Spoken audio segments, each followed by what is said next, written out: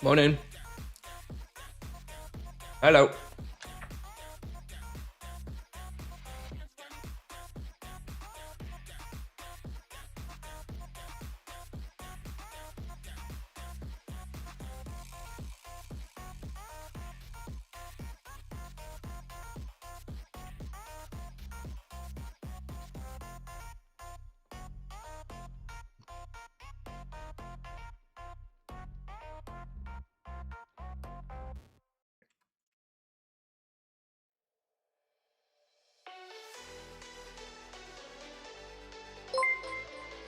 Raffle with the resub. Thank you very much. Thank you. Thank you. Hello, everyone. Good morning. Good morning. Just getting started. Getting ready for the server save. Gonna sell some loot while we're waiting. Not sure. Not sure if there's gonna be a patch today after all. Not sure if there's gonna be a patch today after all. They did have a public holiday yesterday, so maybe that we get to live another day without a nerf until Wednesday, I guess. We'll see. How are you? I'm good. I'm good. Family free week. Yep, they've gone away for a week, so we gaming.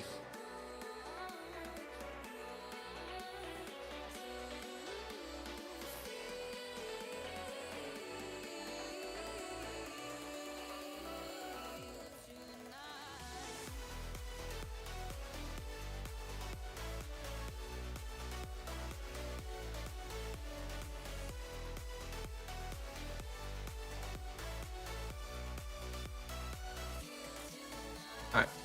I'd sell some loot just before SS, so I have some funds for this week.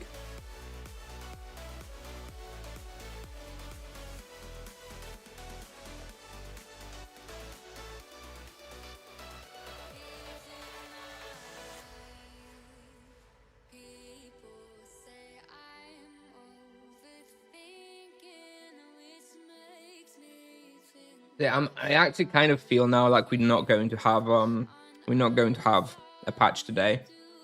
So no nerf. Should be able to play then 5 minutes past. I guess we'll find out though very shortly.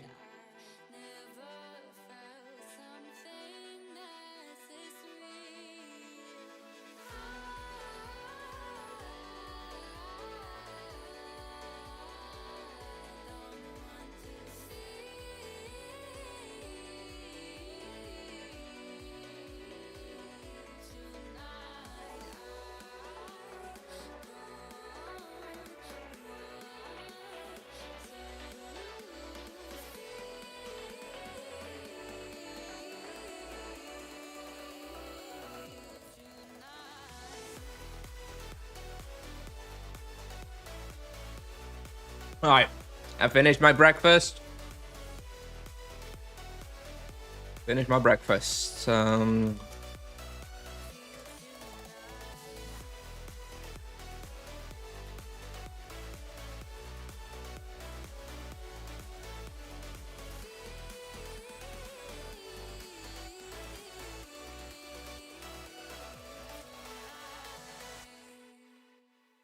Hey, Raffle. Really wanted to try mirror pre-nerf, so I went there this morning and died after 10 minutes. Oh no. Yeah, I think you should have another try today. Like I'd be quite surprised if there is something today. Unannounced, first day back into the office after they had a day off. I think they're gonna push the patch probably till tomorrow. And hell, maybe they'll just maybe they'll just push it all together.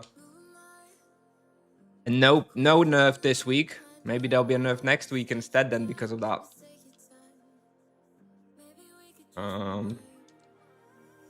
Let's switch off of my capacity wheel. Look at this. Four capacity gems.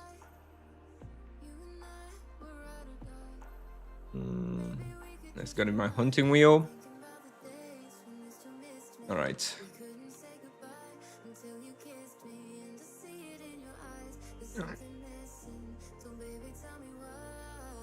We need, oh, look at that 1,000 terror rods.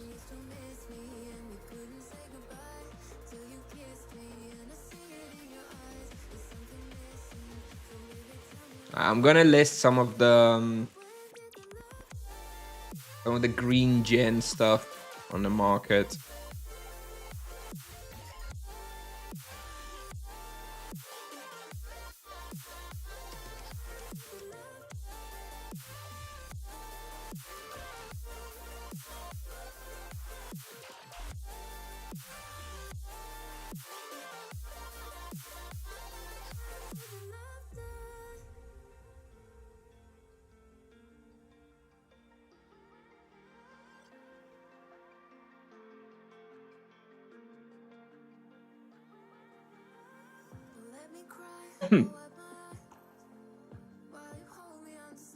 No?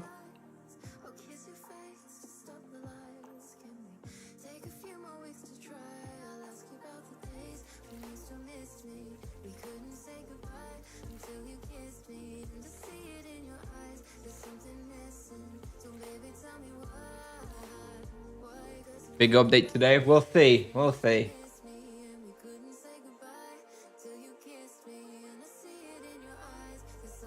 It's 2 weeks we were talking about today's nerfs. Yes, but I didn't know there was going to be a public holiday in Germany on Monday. Look, that I always said today because this is when the patch was going to be, okay? The weekly Tuesday patch. If there's no weekly Tuesday patch, there's obviously no nerf, okay? The nerf is going to be when there's this next weekly patch, which normally would be today. Otherwise, maybe it'll be tomorrow. That's what I'm guessing, okay? But if there's no patch, there can't be a nerf. But yeah, today should be a teaser. What would you nerf to balance the monk right now? Less sustain.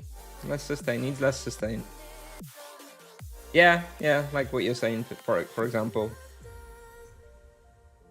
Probably tomorrow nerf, right? Yeah, probably tomorrow. We'll see when the patch is. The patch may still be today. I don't know. I'd be surprised at this point because it's so unannounced, but maybe. Power shield, warrior helmet.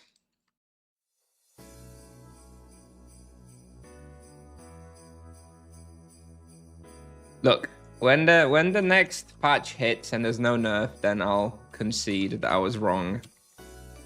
But until there's a patch, I still remain convinced that we're going to have a nerf next time there's a patch. Okay, Esric. All this stuff. Oh, out of cap already. Okay, fine.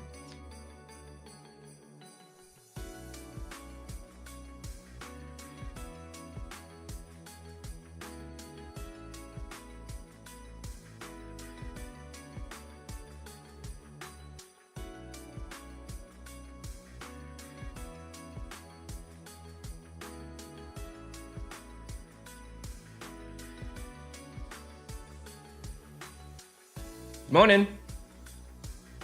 Where can you go at 250? You could try Were Tigers and Warzone 5, Winter Court and Summer Court. Some of Warzone 5 is probably the easiest one, so I would recommend you probably go there. Titan Axe to market too. Okay, I'll have a look in a second. I'm not like trying to sell everything immediately. I'm just trying to list some of the key items I have, just to have a little bit of money this week.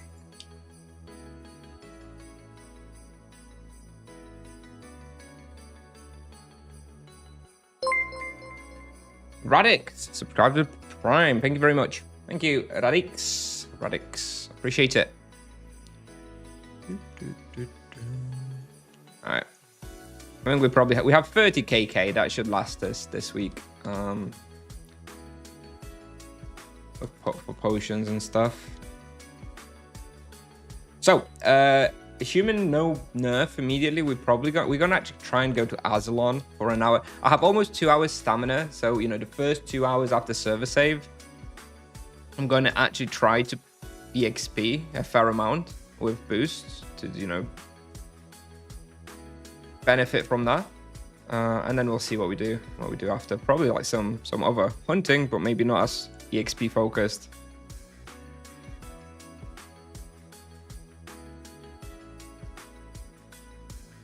Probably be getting through some of the bestiary stuff here.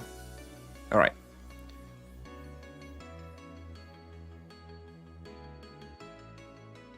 Let me see what time is it. 9:57, 9:58 now. Okay, so I'm gonna have to try and book a spawn, right? Real quick. Let me get Discord up. Ooh, Vanetu with the sub. Thank you very much, Vanetu. Keep calm and blame Kusnier. Typical. Typical. Thank you very much. 3 months now. Very nice. Oh. No, I would like to revise my current predictions for this week. I'm expecting teaser today, nerf tomorrow, and another teaser on Thursday. I think that's the new prediction based on the fact that there was a public holiday in Germany yesterday. All right.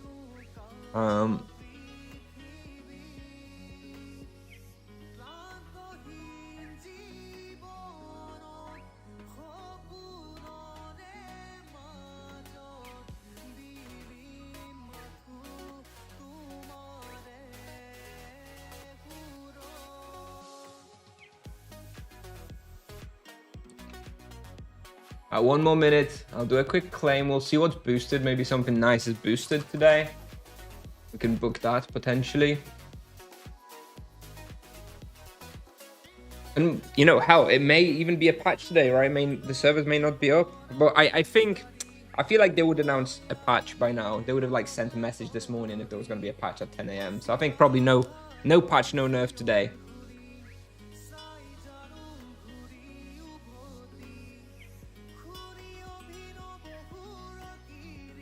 All right, 15 seconds until I need to do my booking. You never know if yeah, I guess you never know. But I think he'll be all right.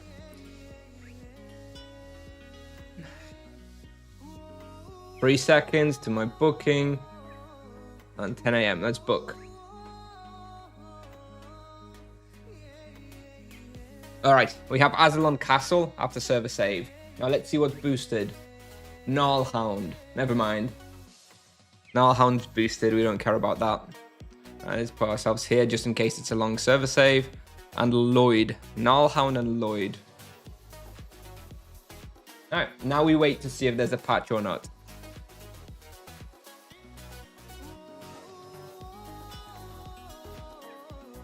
I could fix my cursor symmetry. I have been experiencing lag when using the side buttons, or those are software issue I'm not using.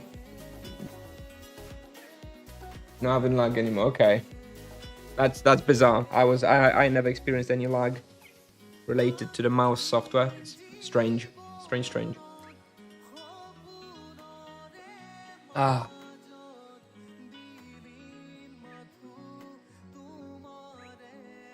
Yeah, have you seen the ticker?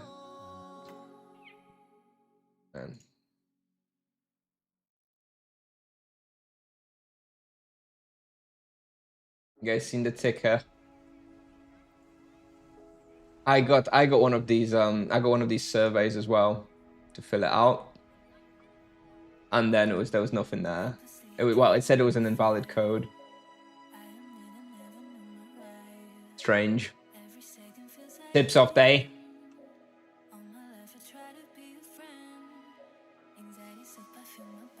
Damn it, Tipsoft. All right. Get a code.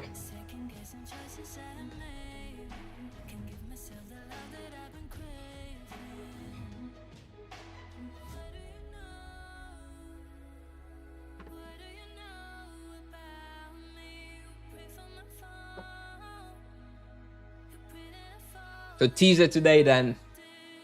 I really think it has to be teaser today. They can't keep getting away with it. That has to be a teaser. Unfortunately, usually the first one's pretty boring, right? The first one's usually like a lore dump, right? They tell you what the update is about, the storyline and stuff, and don't really give you any real content stuff, right? They may say like what level range they expect the respawn to be, although that's not super reliable always. The fact that the website is still working at 10:02 means it's not going to be a patch today. because the website would be down if there was going to be a patch. So, okay, so no nerf today, in my opinion. Pretty much confirmed this games server is going to be up in 2-3 minutes. Looks like there's not going to be a patch today because it was a public holiday in Germany yesterday, so Tipsoft wasn't working, which means that the patch this week is likely pushed by a day. So instead of having a patch today with a possible nerf, looks like we might have that tomorrow instead. Or maybe we won't have a patch at all this week. It's up to Tipsoft, right? We're going to have to see. How long would it take to get charm points for like 2 level 2 charms? Well, it depends which level 2 charms you want. For the Monk, Low Blow, and Savage Blow are the best one, but that's 4,000 charm points. Whereas if you go for like Freeze Zap, that's only 1,600 charm points. It takes a long time though. It takes a long time to get charms. Did you get a good deal on the Soul Souls? I said before they wouldn't be an item prioritized buying. I got them for 4,500 Tibia coins. Or like 150, no, yeah, 4.5 KTC. So I guess like 155 KK or something, which I thought was finally an acceptable deal. And it was on my server as well, so no transfer fee associated.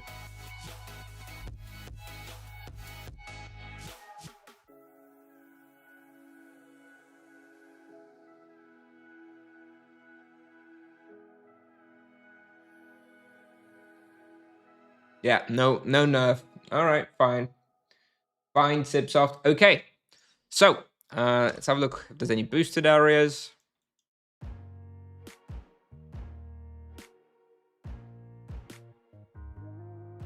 No boosted areas, so we can go hunt. Yeah, we're probably gonna start off with Azzilon, just because I have enough stamina. I have 2 hours stamina, so I want to actually go and EXP somewhere reasonable for 2 hours. First, we're going to do an hour at Azzilon, which I've just booked, and then we're going to do an hour somewhere else. I don't think I have it in me to do 2 hours of Azzilon again. Yesterday was sufficient for me.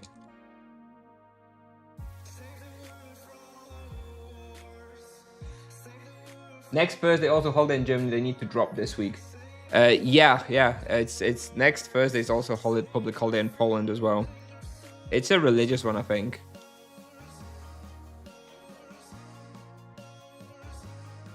I think they're definitely going to drop the teasers this week. I mean, that's really insane if they don't. Okay. Actually, interestingly, we do actually finally we have those 2 at tier 2 now, so we can actually stick those on them, right? That should make this a little bit nicer. Although today we don't actually have a prey. So we're gonna go prayless and charmless, other than the minor charms. All right, let me refill my waters, and then we're gonna get started. Let's pop the boost as well already.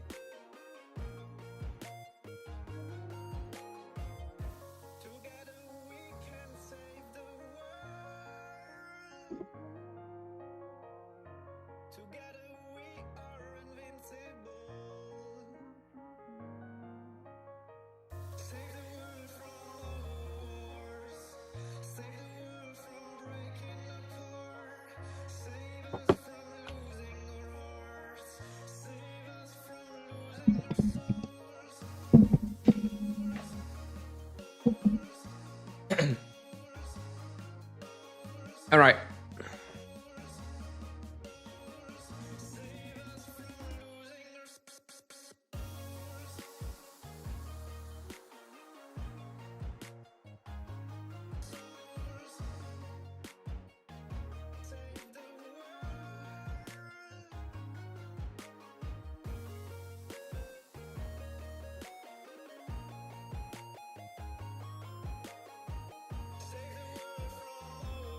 Okay, we have everything.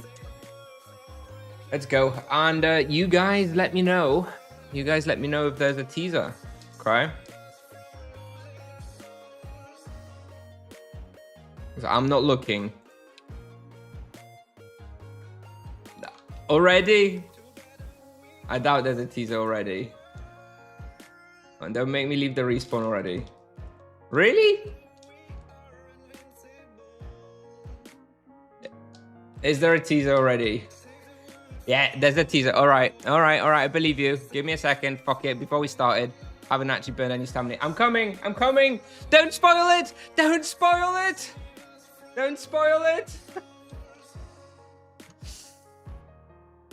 All right. Ah. Everybody stay calm. All right. Where are we? All right, here we go. All right, let's read it together, yeah? Somewhere in Vengoff, a remote settlement, scarcely more than a cluster of worn houses, a weary-looking inn, and a threadbare marketplace clinging to life. Sun blah blah blah blah. Okay, I don't care about the story. One soul seems more adrift than the rest, lost and now the center of unwanted attention. Group of villagers surrounds a beggar. The voices rise around, go blah blah blah. Okay, you ought to keep that filthy mouth shut. How many times have he told you? You went too far last time. The rat's no longer enough for you. Okay. You step in, swift and decisive. Before the nearest assailant can bring his hammer down upon the defenseless outcast, he is already disarmed. Flash of energy, a lightning hook. Flash of energy, a lightning hook. Lashes out. Interesting. Now maybe some teaser with what equipment we're gonna get.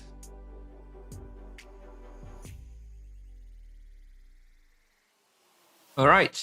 So all right. Okay. All right. So. Can I share the screenshots with you? No. Oh, look what they have. They have a Bog.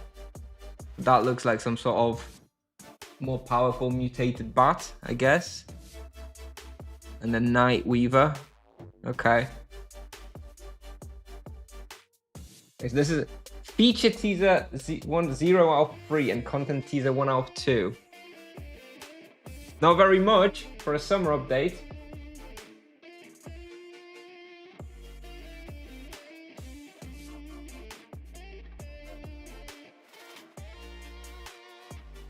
Not very much, is it? Upcoming next, claiming power is now easier than ever. Claiming power is now easier than ever.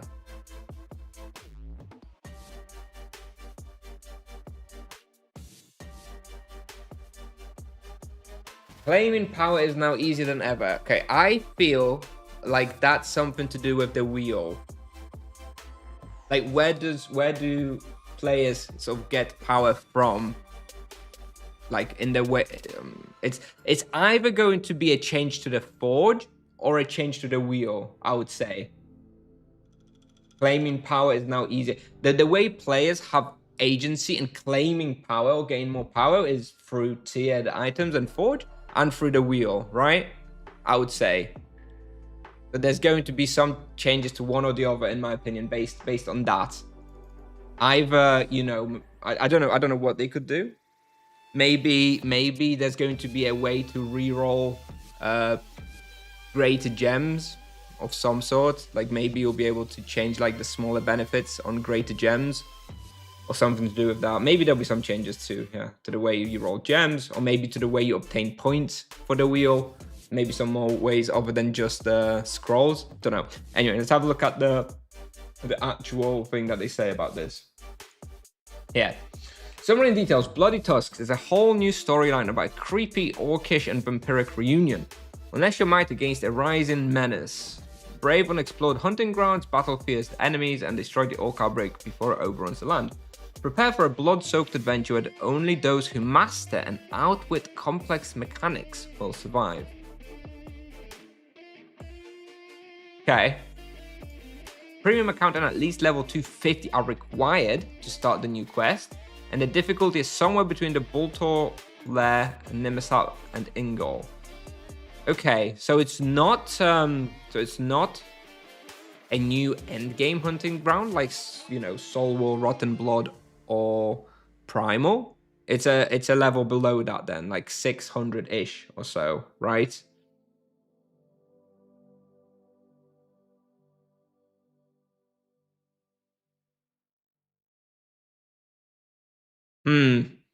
Is this going to be the main part of the update? Because this means we're getting some more level 350 kind of items. That means the soul gear and stuff is probably not replaced still, if this is the key content that we gain. All right. Well, this is content teaser 1 out of 2, right? So we may get another bit. But if this is the first teaser, this makes me feel like this is the main part of the update, right? This is going to be the main hunting ground, and this new island or whatever, and they may have another secondary one with like an extra, extra edition somewhere. But yeah, I want to see the future teasers, and this claiming power is now easier than ever. This is interesting. Yeah, we're gonna have to see. I guess Thursday we're gonna find out, right? Thursday we're gonna find out. All right. Well, this is okay.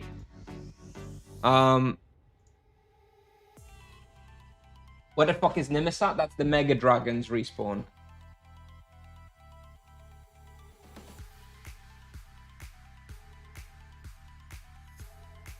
Okay, well that was okay.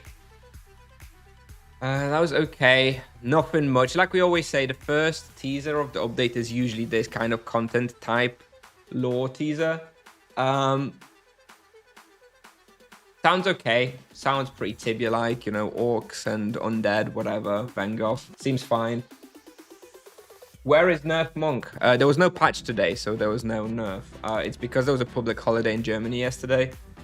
So that means they pushed the patch. Normally, there would be a Tuesday patch when there would be a nerf that I expected, but turns out they just didn't do a patch today because of the public holiday. Maybe there'll be a patch tomorrow. I think there's going to be a Monk nerf with the next patch.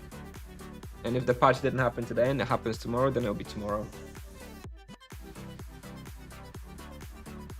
Or maybe there won't be. We'll see. Anyway, let's go and try this again. New teaser refresh poggers. I don't believe you. I'll try, but no, of course not. Banned.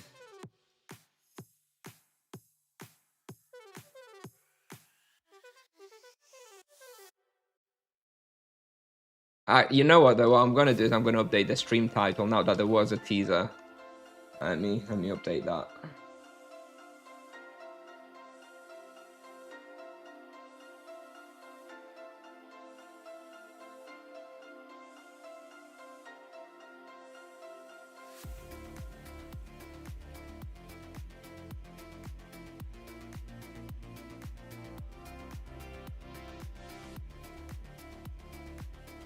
All right.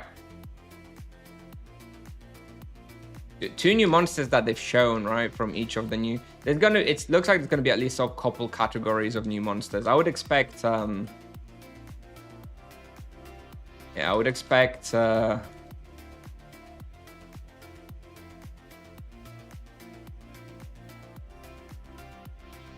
couple of groupings, right? It looks like we've got some undead shit and some orc stuff. We'll probably get like 6 to 8 new monsters, I guess. Bestiary Hunters rejoice.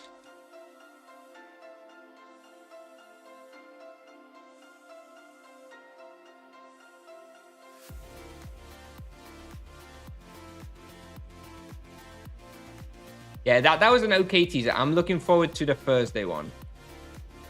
That's when it's going to be good, I think.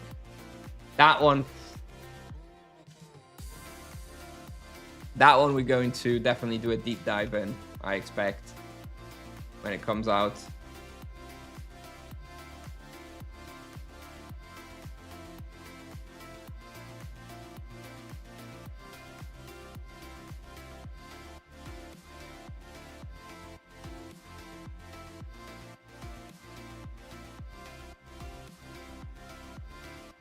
Yeah, 3 different monsters per couple of hunting grounds, I would expect. Maybe 3 hunting grounds.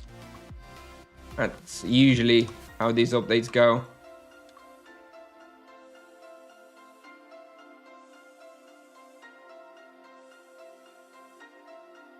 Still no nerfs, I know. No patch today.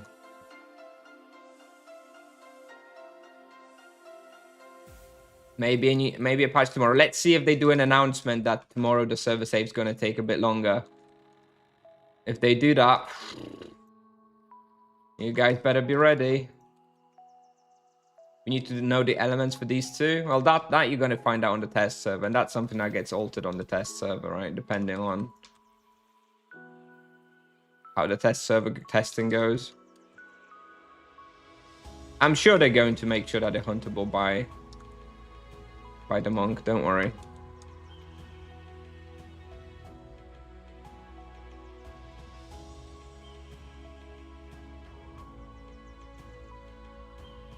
No, I don't think so. I don't think they're going to always make sure the monks can hunt these new grounds. And if they don't, if they accidentally forget, then people will let them know during the test server, and they'll change it anyway.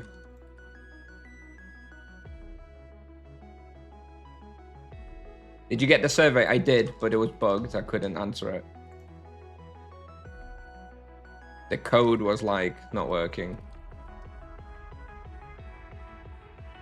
Useless shit for some level 500, so like vast majority of the player base then. Now,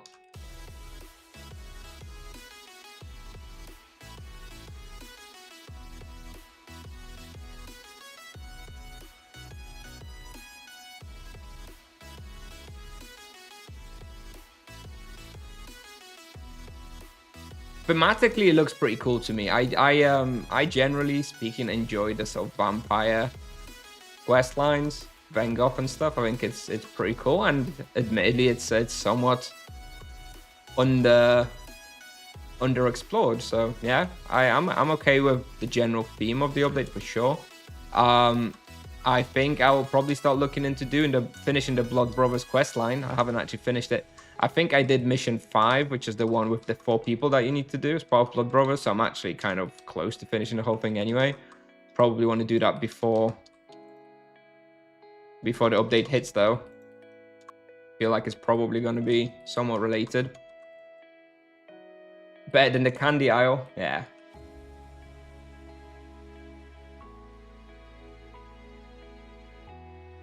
The candy aisle really did not fit too much with the general Tibia theme, but that's okay. It's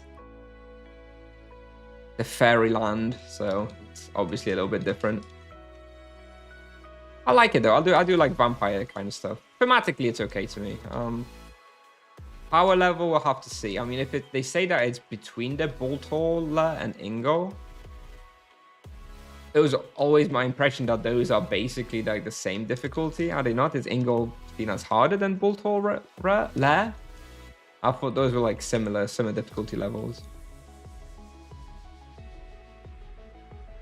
But either way, then I guess it's going to be somewhere like 600, 700, 800 level hunting ground for every vocation other than monk, and the monk probably, you know, level 500 or so.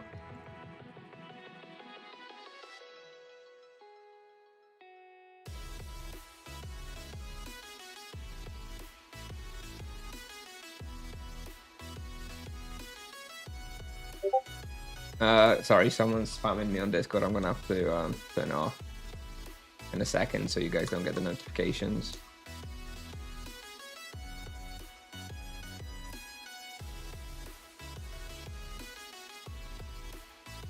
No nerfs. Well, no patch, so no nerfs. The nerfs will come with the next patch, whenever that is. It was a public holiday in Germany yesterday, which is why no patch today. I forgot. I wasn't aware of it.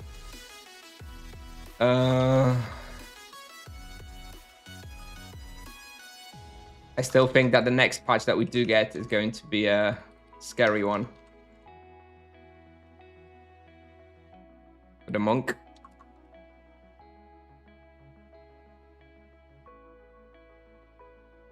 Where zero supplies? Not in Azzilon, friend. Not in Azzilon. Not yet, anyway. Maybe in 500 levels or so. And with full charms.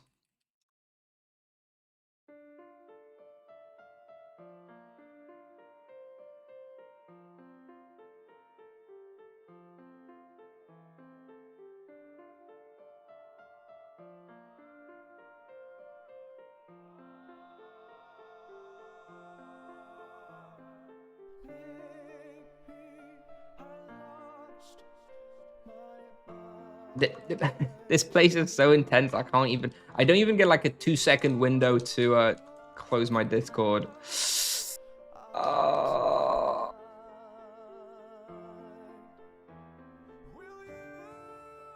never get to stop here.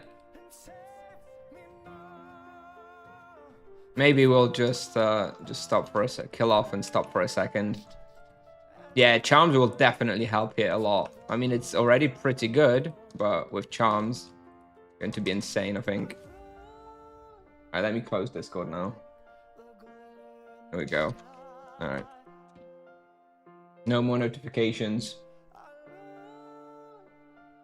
Rapid respawn isn't over.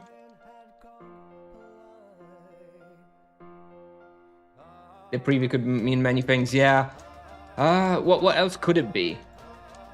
Claiming power. How else do you claim power in Tibia?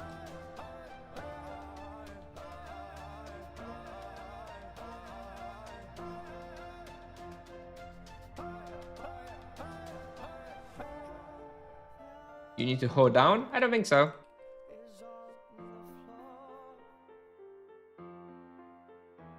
I've wanted it a few times and it seems okay without the hold down. I think once I have charms, I'm gonna have to hold down, but I actually don't want it to be like super full respawn at all times because it's a little bit too chaotic. It's actually optimal for me if we sort of don't have full respawn and instead have like 80% of the respawn. It's a lot easier then.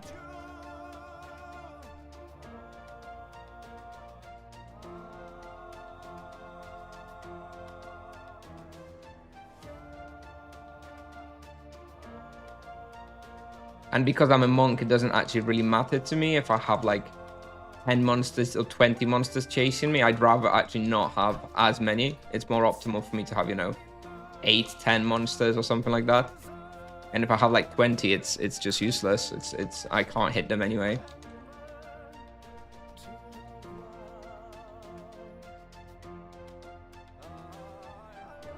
New potion for high levels. I wouldn't really say you claim power by using potions. It would be weird phrasing. Like, you have to remember, Tipsoft are generally pretty careful with the phrasing and the words that they use. So how do you claim power in Tibia at the moment? I would say Forge is a way to claim power, right? The other thing that comes to my mind is the scrolls for extra points in the wheel, right? Or opening powerful gems. Those are the ways that I can think of how players claim power sort of by themselves in a way, right? So I would expect something to do with that, if I had to guess. Maybe oh shit, hang on. Maybe a new way, you know, to forge and transfer tiered items, right?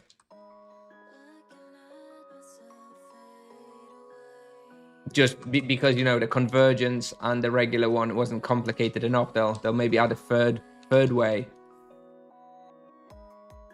But if I had to guess, actually, I think it's more likely that it's going to be sort of a wheel update of sorts. Quality of life to the wheel somehow to maybe make it easier to get exactly the perks that you want. Like, I feel like maybe they'll let you re-roll the individual mods on like a greater gem, right? So you open up a greater gem and bam, you get the big bonus exactly that you wanted, right? You got your grand boost, but you got minus resistances, whatever, in the like lesser or the middle one, and that sucks. So maybe they'll let you re-roll those, right, for a cost, so that you can actually just roll your perfect gem kind of thing, you know? Maybe something like that.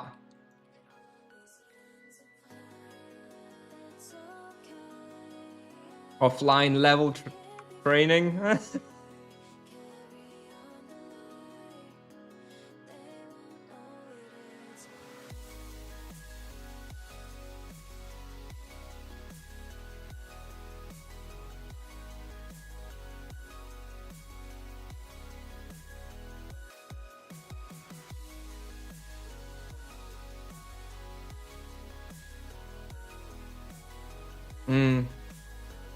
Yeah, a lot of things it could be. until we find out, I would not be opening any greater gems over the next couple of days for sure. Better wait and see what this claiming power is about. But that's what it seems like to me. More details on the boss cherry tab, like beast cherry, would be cool. Yeah, that would be cool. I don't think it's going to be the next teaser, but yeah, that could be a part of the update as well. Grand Tio is the same as Grand San on RP. That is the same slot that it fills. Like, it's the highest healing that you have. It's not exactly the same. I don't think. It doesn't have the exact same mana cost or power or anything. So it's not the exact same spell. It's got different scaling, I think.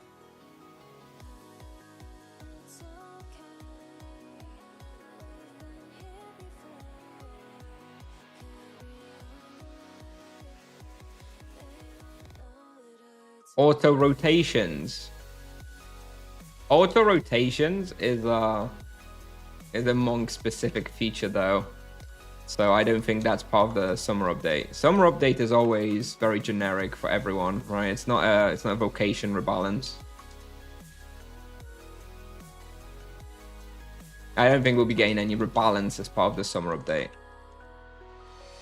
If we're gonna get rebalance, it's gonna be autumn or spring. Account wide depot.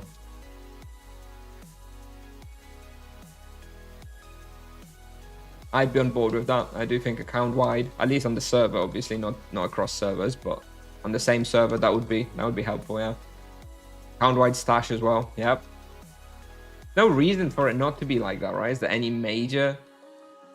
No major reason to it, unless you're like some sort of RPG player, I guess, and you want to separate it all.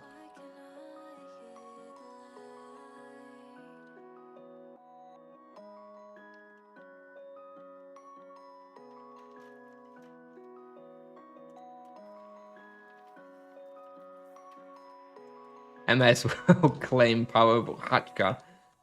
Again, I really don't think it's there's any rebalancing like that in the summer update. Whatever changes they have in mind for the sorcerer, I don't think those are happening as part of the summer update. Those will happen either in the autumn or in the spring, not as part of the summer or winter updates.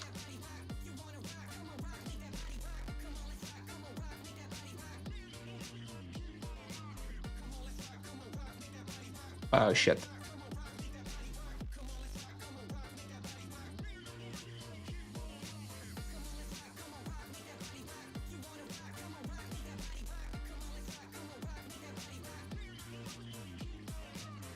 I guess they need to rework the bazaar to not have items with items. Yeah, true.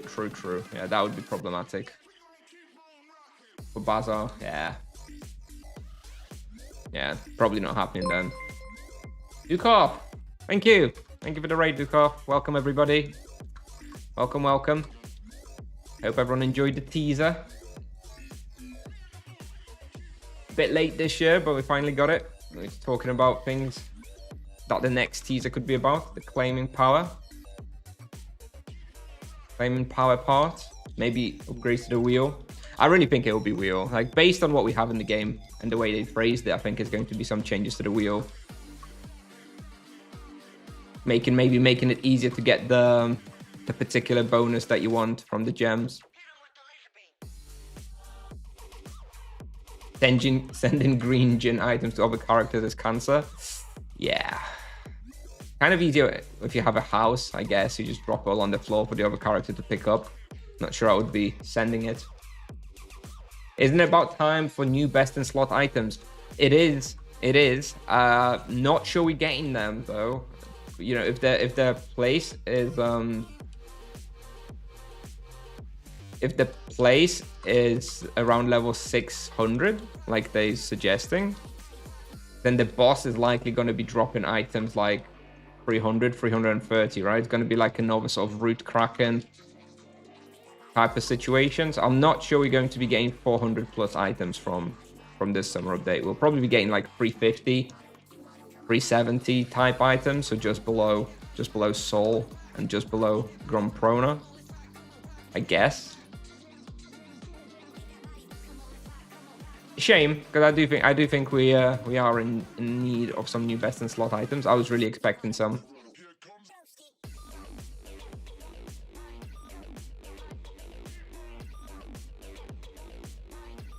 Well, I guess we have to wait another year. They don't normally add best in slot in winter updates, right? So if they don't add it this update, gonna have to wait until next summer update, another year. If there's no best in slot items this year, there's absolutely 100% best in slot items next year.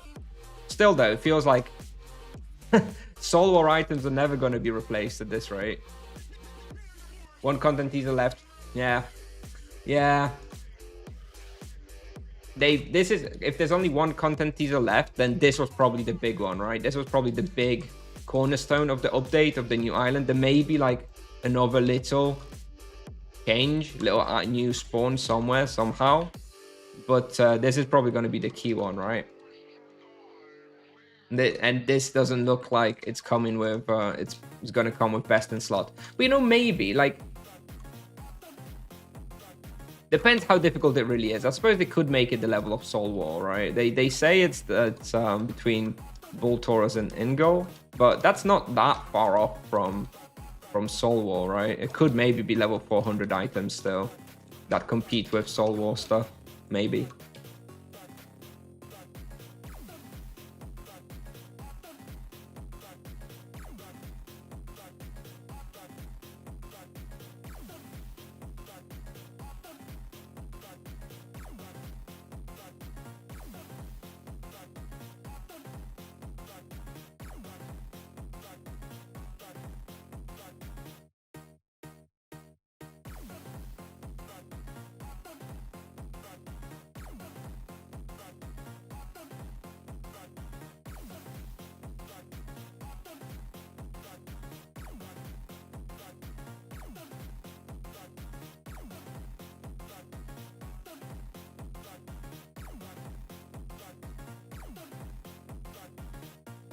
Rain, the other content trailer is Megalomania given a final taint. Wow, that's would that be a content teaser, Mercs? I guess so. I guess that would be content, not feature. But well, I guess we'll see. I mean, that's very that's a very detailed and niche request. I mean, that sounds nice, but I wouldn't expect it. They need to rebalance the amber weapons. Those items are dead. I think the main problem with the amber weapons is that no one really kills the boss very much, right? I don't think the amber weapons are that bad. They're just not very accessible, so nobody's using them because the boss isn't really killed very much. Like the amber weapon for the monk, for example, is fine. Like I would want to have the amber weapon for the monk at some point. Admittedly, it's mostly a boss killing weapon, I would say. But it's a very nice one for a boss rotation. So if I ever had a chance to get the amber monk weapon, I would definitely get it.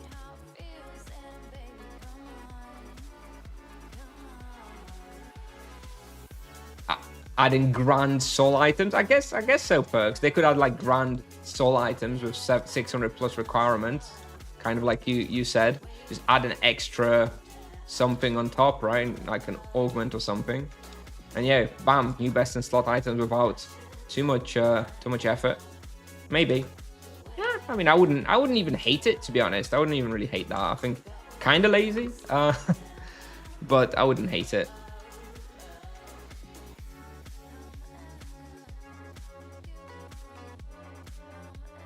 Oh, there's some doors here that I can open. I didn't even know. Here we go. Let's open that. Is there more like that?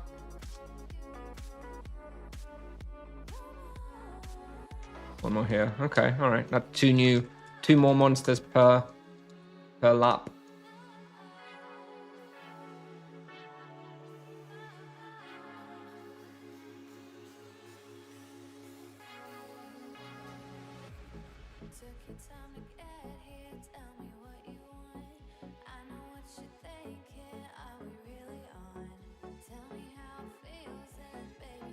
You need to update all Tibia content so they become viable. But all old Tibia content. I think a rebalancing of old respawns is not a summer update type of content. That's something that they would do as part of a spring or autumn type update, right? Like they did the rebalancing, you know, last year or 2 years ago, whatever it was. It's not going to be part of the summer update. But yeah, of course. I mean, the rebalancing that they did to all the unpopular hunting grounds is like one of the best changes they ever did for me. Like I really loved that. And it's really opened up a lot of respawns to be more viable and interesting. And I think that was great. Like that was really, really great. And I would love for them to do rebalancing pass like that, like once a year or so on like 10 spots every year. And that would be great. That would be really great. But I don't think that's a summer update type content though.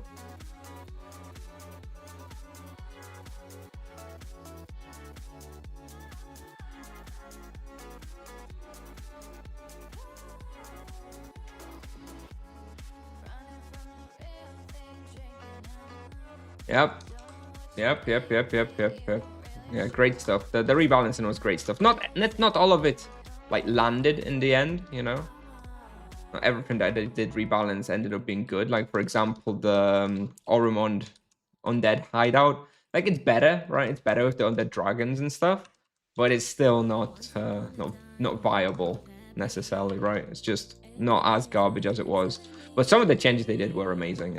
Upper Rush Ammo being probably the top one, and Yalahog Grim Reapers the other, which you know, monks are very happy about.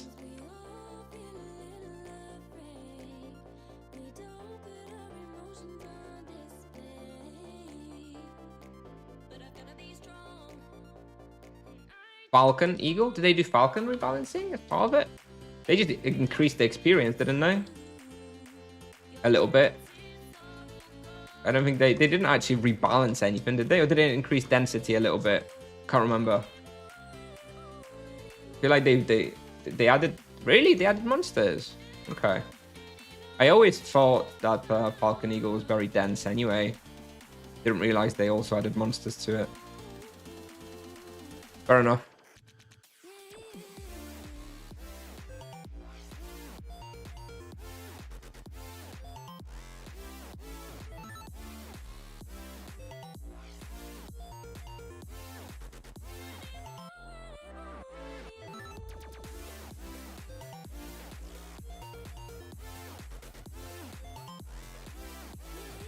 Let's pull these out.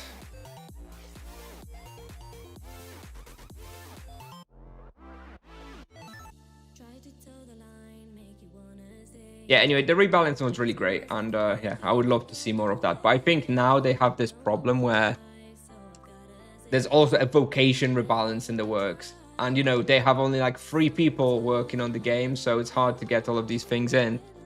So I'm expecting there to be a vocation rebalance before we get another hunting grounds rebalance or refresh.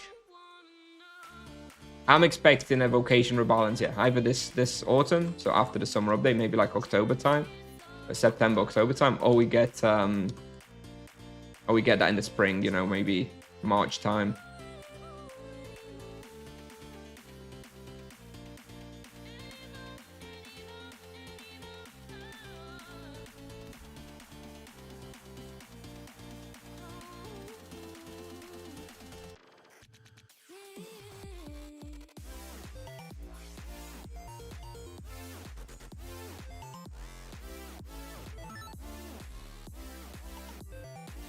By the way, we don't have any charms here. We are still charming, so if anybody's looking at experience and stuff, we are without charms here. We have minor charms on 2 of them, but we don't yet have any major charms. That'll definitely improve the experience here substantially. So there is chance that they don't nerf Monk now. What do you think? Well, that depends what they decide to do with the patches, right? I still think that the next time there's a patch, there's a high likelihood, very high likelihood of a nerf. The question is whether, because it was a bank holiday last week, or public holiday in Germany, does that mean they skipped the patch altogether this week, or if they just pushed it to tomorrow? If they just pushed it to tomorrow, then I expect a nerf tomorrow, and if they skip it altogether, then I expect a nerf next Tuesday instead. Either way, next patch after the double skill was always going to be the potentially dangerous one for Monk. So we'll see. I guess if there was, I guess it's most likely that they're going to push it to tomorrow. I think that's what they do, right? When they don't work on Mondays, they do patches on the Wednesday. So yeah, I keep your eyes open for a new sticker saying that the server save is going to be longer tomorrow, and then hope for the best.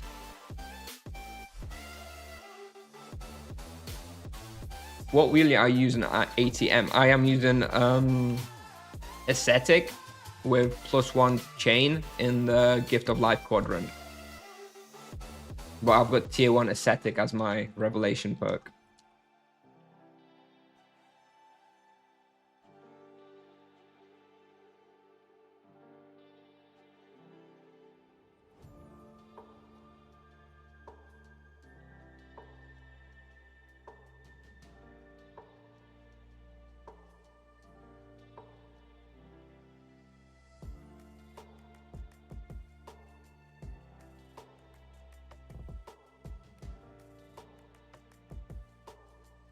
The best thing you can have on the wheel currently is the +1 chain.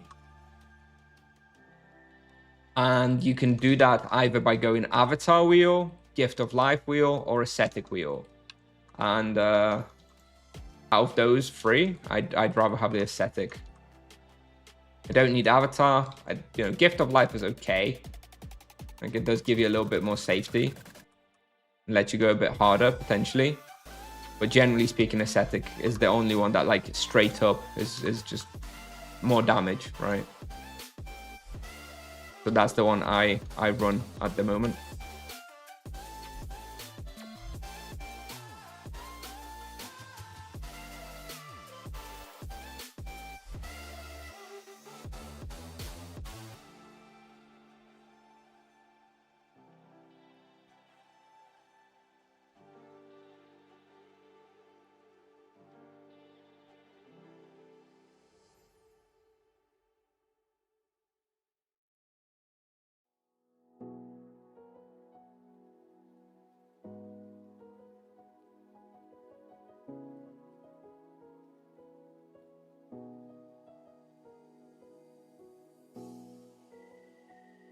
Can you use +1 on chained penance if you go Ascetic? Yeah, with my points you can.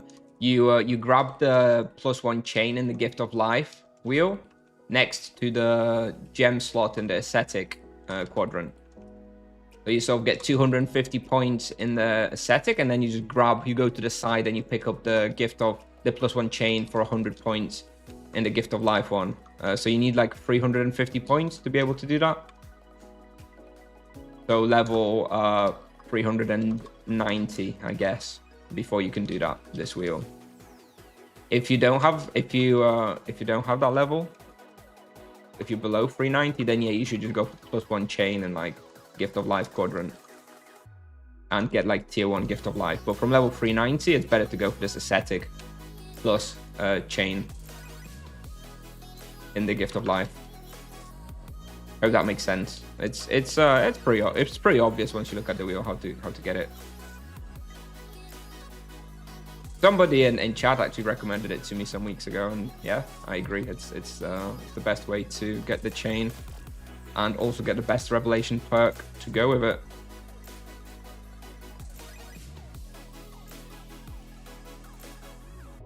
I think monk items just give too much free stats. Well, also the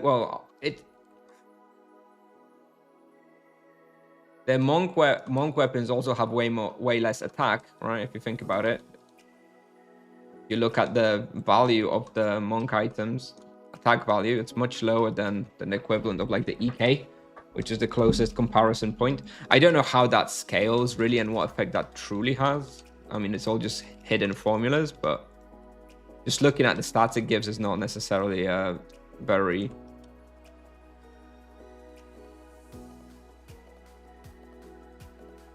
easy comparison, and that's not immediately why something's too strong or too weak. The monk's biggest strength is just the damage avoidance. You know, I've been hunting it now 31 minutes, and I bet if you compared the damage taken of an EK hunting here for 30 minutes versus damage taken of the monk hunting here, I am sure my damage is like a third, literally like 30% of what an EK would have taken here in the same time. That's where the main power comes from. I'm just not taking anywhere near as much damage as like an EK hunting here would. Isn't Spiritual Outburst worth? Yeah, it is. That's especially in a respawn like this that's very dense. Spiritual Outburst wheel would probably also be good. Probably like slightly better. The Ascetic plus Chained Penance wheels and Virtue of Justice are much safer though. That you have a lot more leech, and they're also easier to execute, more chilled, let's say. But the focus harmony plus Virtue of Harmony plus Spiritual Outburst, that has a slightly higher potential, especially in really dense respawns like this. So I should try it again at some point. But I do like the simpleness and the easiness and the comfiness of using Virtue of Justice with a Chained Penance wheel. It's very, very comfortable. And, you know, if it means I give up 1 or 2% experience or whatever, it's, you know, it's not the end of the world for me. And it's also safer. Like, it's you really do notice the extra leech that you get from running this type of wheel. And the consistent leech as well, because in Virtue of Justice, like, all your spells just deal more damage, and your leech every time you deal damage and you cast a spell is a lot more consistent, right? It's every time you cast a spell, you get a set amount of leech.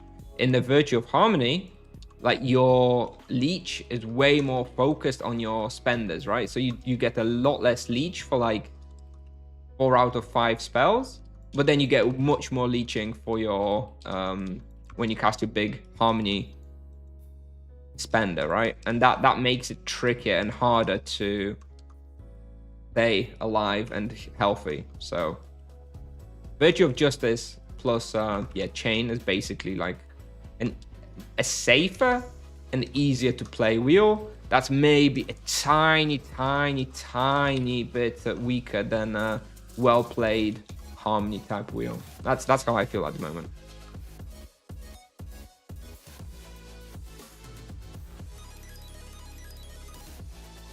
Blood Brothers will not be necessary. Okay, fair enough.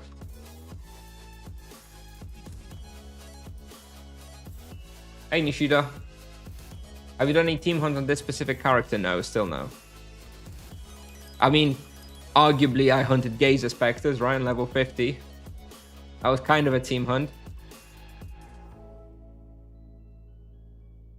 But I don't really think that's what anybody has in mind. So no, I haven't really team hunted here. Have you seen how many EKs are on Bazaar lately? No, I haven't. Is that because they're all selling out and want to play Monk? Do you think? Not surprised, to be honest. Monk is like a better EK, I guess, at the moment. Oh, magic level. Advanced to magic level 47. Very nice.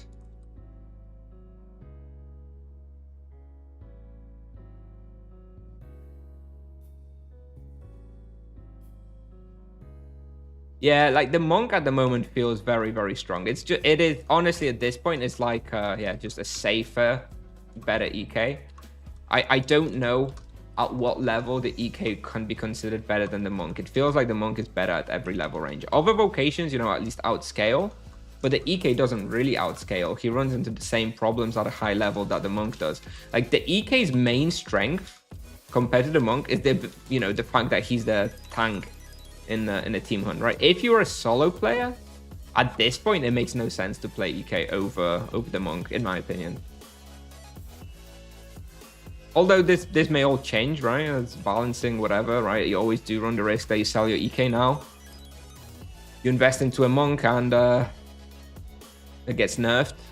EK gets buffed, whatever, right? It's kind of risky. But yeah, today, assuming no balance changes, the monk is basically just a better EK, I think, for solo hunting. Access to better elements? doesn't really affect the monk very much. I have yet to find like a respawn I can't hunt because of the elements. Of course, there are some better and worse hunting grounds because of it, but it's not very significant. And how about Paladin versus Monk? Well, the Paladin is much weaker to start with, but is better at a higher level. So at least if you play Paladin, you know, you do have this long-term view that you are going to be much better than the Monk, you know, by the time you hit like level 8, 900, 1000, whatever.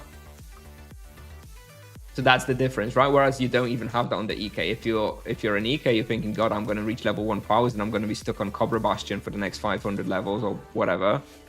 And, you know, the Monk is still going to be doing better than the EK there.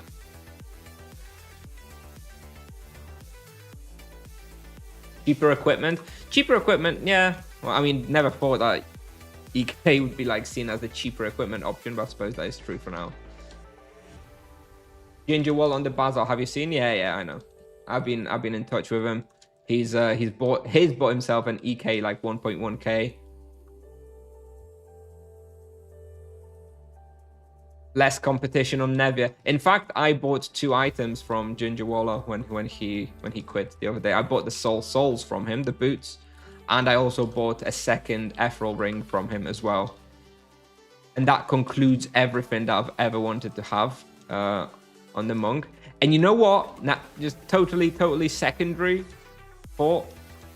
Based on the teaser that we saw today, I'm maybe kind of relieved that it's not new best in slot, because I'm totally out of freaking money after buying all the best gear for the Monk. So if there was new proper best in slot that I would have to have desperately, that would be a problem for me. So I guess I'm kind of relieved that there's probably not going to be another 15k TC type item coming this update. My helmet could use some tiers. I'm not really planning to tier. So don't have to spend any money there.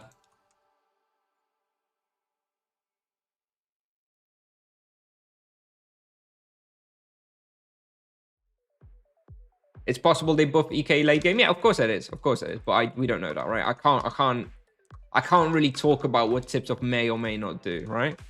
I think the EK does need some changes for late game, but so does Monk. Right, so how, you know, maybe Tipsoft comes back in a few months and they buff EK late game, but they buff Monk's late game even more. So, so still, their Monk is better at all stages of the game, right? For solo.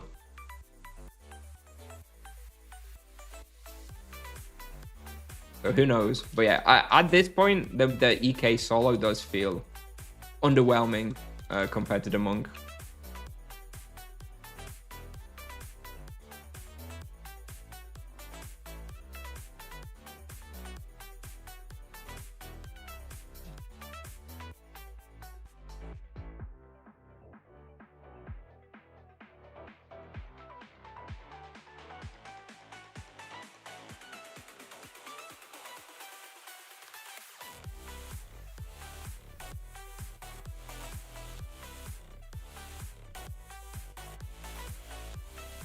Oh, we're doing 6.5 KK raw, by the way, without any charms or praise. I kind of wasn't really paying attention to the experience, and yeah, it was pretty good. This is how much we were doing with the prey yesterday, which is interesting. That the prey seemingly did not help all that much yesterday. Surprised. You need to ask, when playing MS, do you also put your offensive spell hotkeys on the keyboard? I don't play much MS.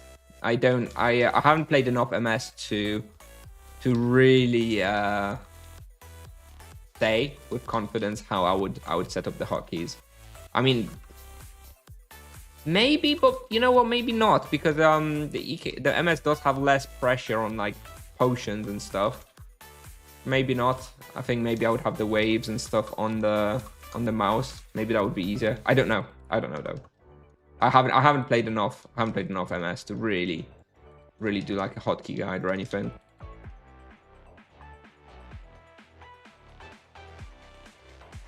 I think Punchbag, there's probably going to be, it sounds like there's at least 2 new hunting grounds. I think Tipsoft tends to now release a team hunting ground and a solo hunting ground. So I expect one of those will be aimed at teams and one of them will be aimed at solo hunting, right? That would be my expectation.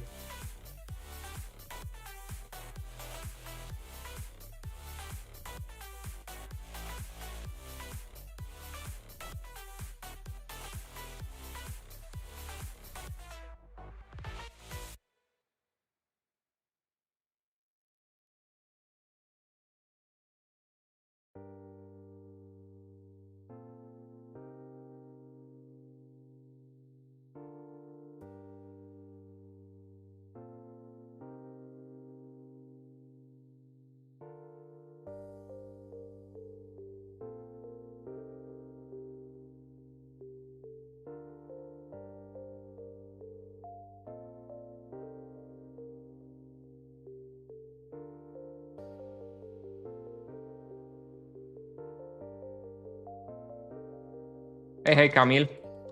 Hello.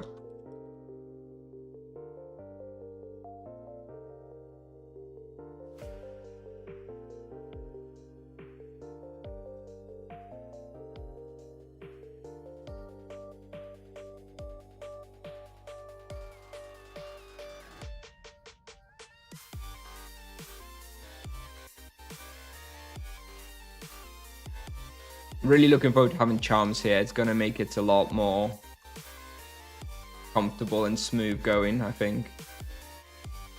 It's going to take some time yet, though. At least when we unlock the first two major charms, that would be good.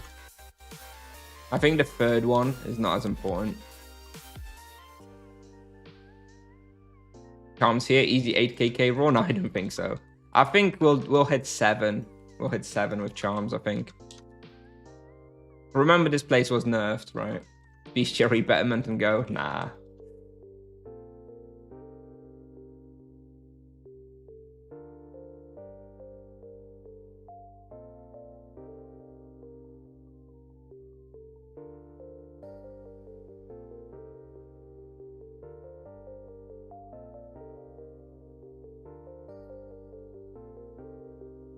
I wouldn't pay too much attention to what Tipsoft mentions with regards to the difficulty, right? And anyway, just because something's difficult doesn't mean it's not for solo content, right? You've got like the Quarras, the new Quarras and stuff. Like that's really, really difficult content. It's still solo though.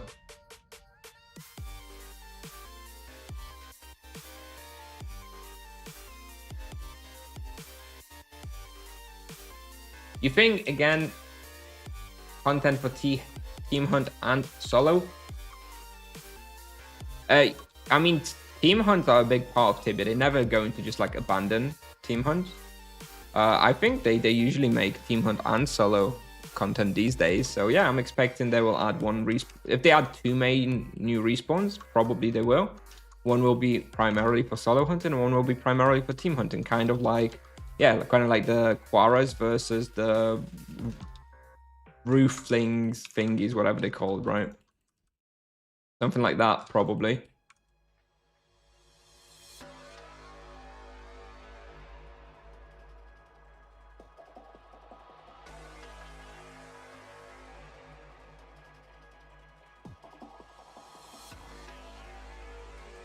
Meanwhile, duo content is like forgotten.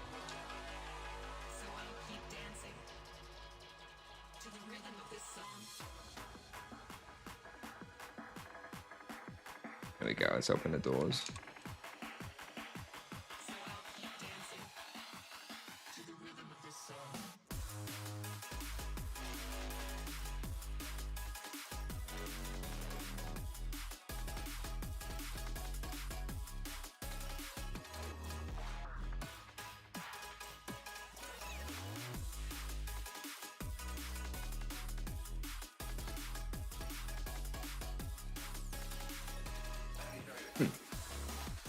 We are going to try to complete the bestiary on these guys like this week for sure. Maybe even tomorrow already.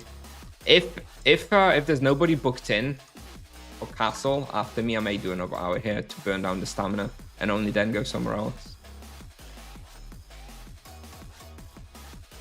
And then we'll probably come back for 2 hours tomorrow as well. I really want to complete this bestiary here and see what we can do with charms. Oh.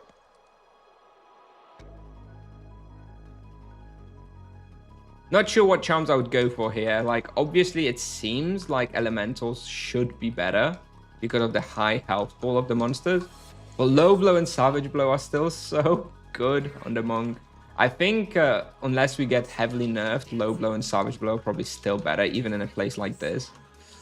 But if we get nerfed on like the chained penance or something like that, then probably elementals will be a bit better. 6 hours to unlock Brood Rider. Total. Yeah, something like that. I need another 900 of them, by the looks of things. So I could probably do that in under 3 hours. If we stay another hour today, then maybe we could even like unlock it tomorrow. If we stayed for like 2 hours, came for like 2 hours tomorrow. Yeah, maybe we can do that.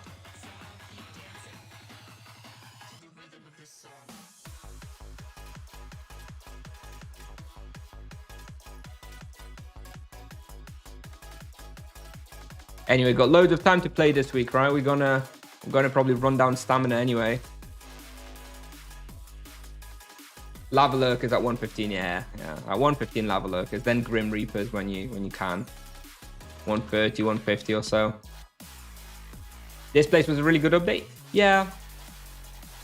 It's still good, but they did nerf it obviously, so maybe it's not quite as good anymore. But then at least it's more accessible, right? I think it was very popular here. I want to try Azzilon Walls at some point as well for a test. It's my understanding that it's worse. But I don't know how much worse it actually is. So we'll want to test that at some point. Maybe today, maybe tomorrow. Maybe if Azzilon Castle is taken, we can try walls.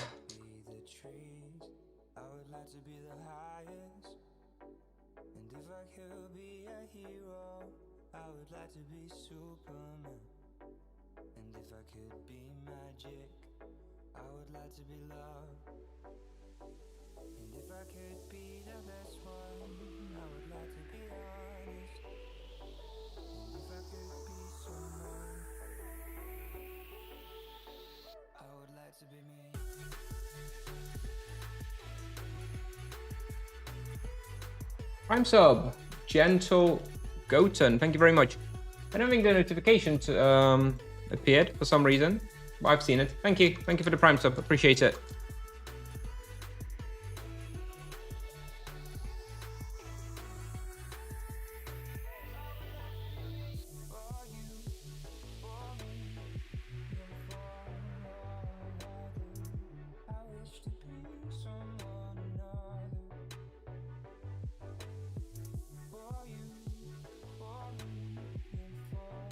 What level of drone did you do yesterday? Oh yeah, so if you missed the stream yesterday, towards the end of the stream, we did a drone arena, and I died at level 93. So we got to wave 92 on a level 468 yesterday, which put me at rank 8 on my server, surrounded by a bunch of level 1500s.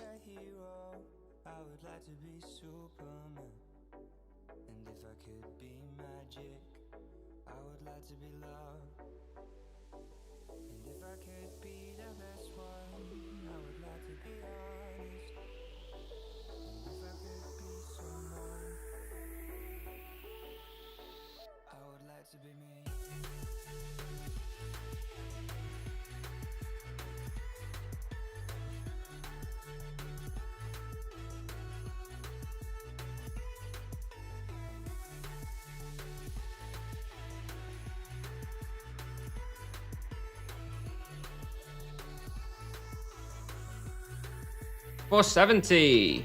Nice.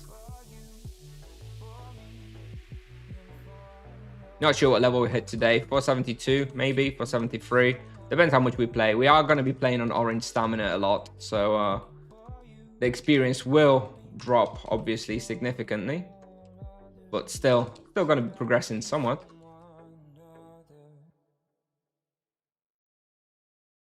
Orange stamina is still 100% XP rate. Still going to be gaining, 6kk per hour in most places that we go to.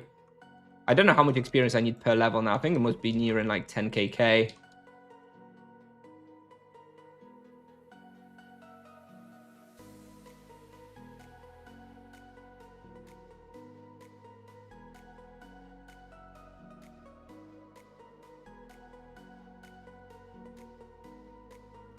Once I get to wave 85 on my 900 druid, they're pretty much one-hitting me.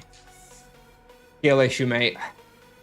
Definitely a skill issue. Get more HP gems, bro.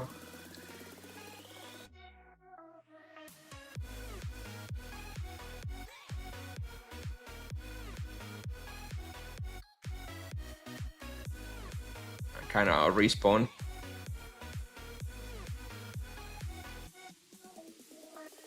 Here we go. Nice. Let's pick all those up.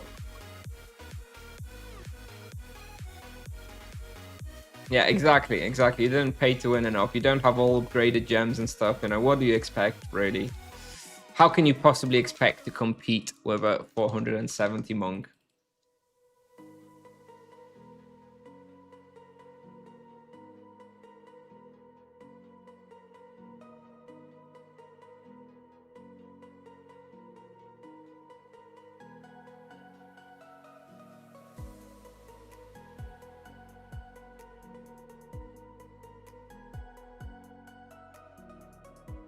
Okay, let's see what did we get ourselves in trouble? Nah, of course not. Didn't even need to focus Serenity as.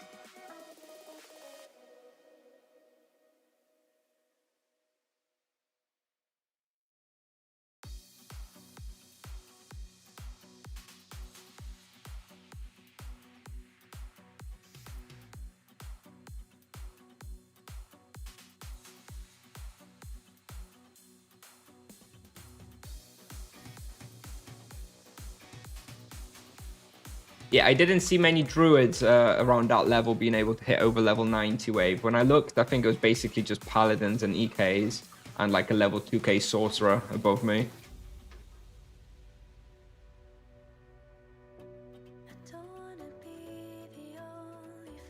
I wonder if I'll end up in the top 10. If I can get 2 potions guaranteed every 2 weeks, then yeah, suddenly I'm a big drone fan, even though I never really used to do it. If I can guarantee myself a potion every 2 weeks, then I am going to do it, obviously. But I was never able to guarantee myself a drone potion before. I was always too low level, but apparently the monk has helped me with that.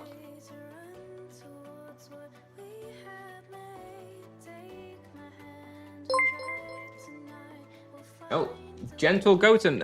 That prime sub from like 5 minutes ago is finally processed, and here it is. Thank you. Thanks again. Siema, Maveru.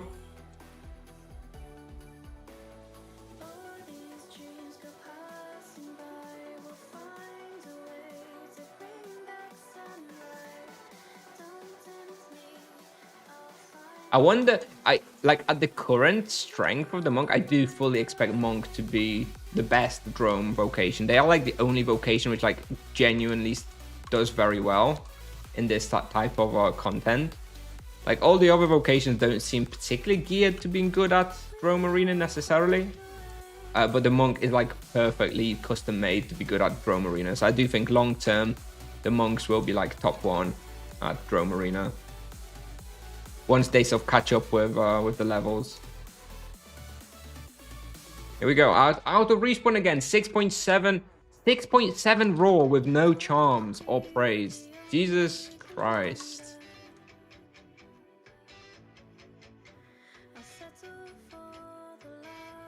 We're definitely hitting over 7 once we get charms. I've asked you before, but I'll do it again. We are creating private league for PoE. There is 20 people already. Want to join? Huh. Huh.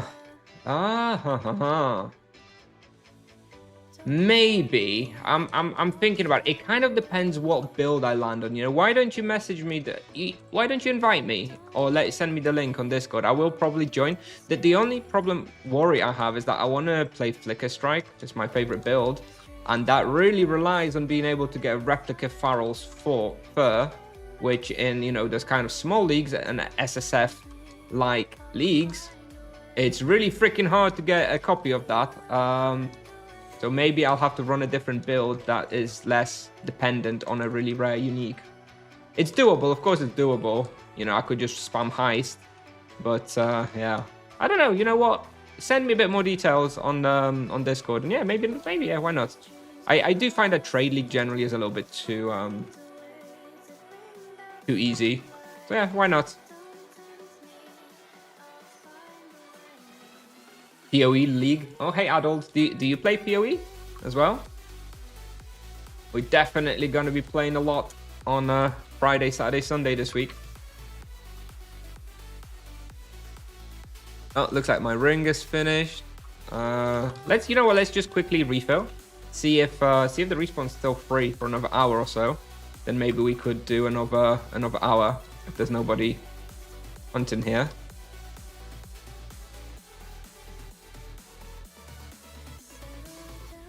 Alright. Go.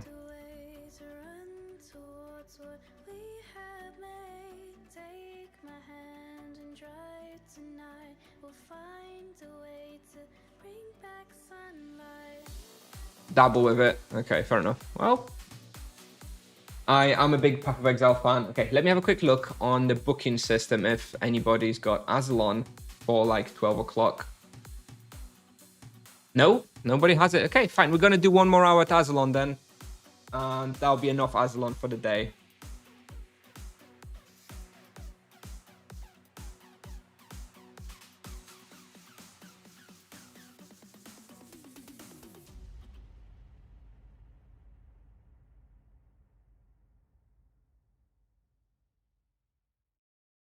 I'm just booking it. 1 second.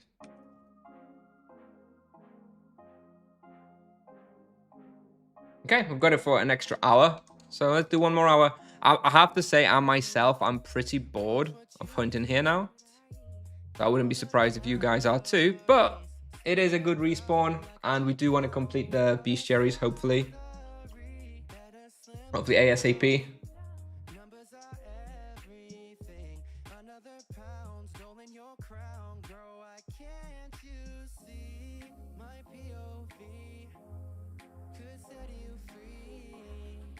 I think, Mavaru, if you're still here, I would, if I did go this private league route, I would probably make 2 characters, right? I would make like a Flicker Strike guy that I would, be my end game goal.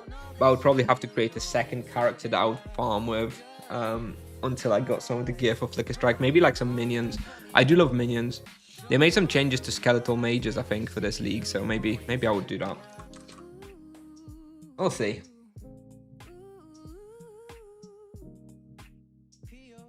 Let me pick up some more Transcendence potions.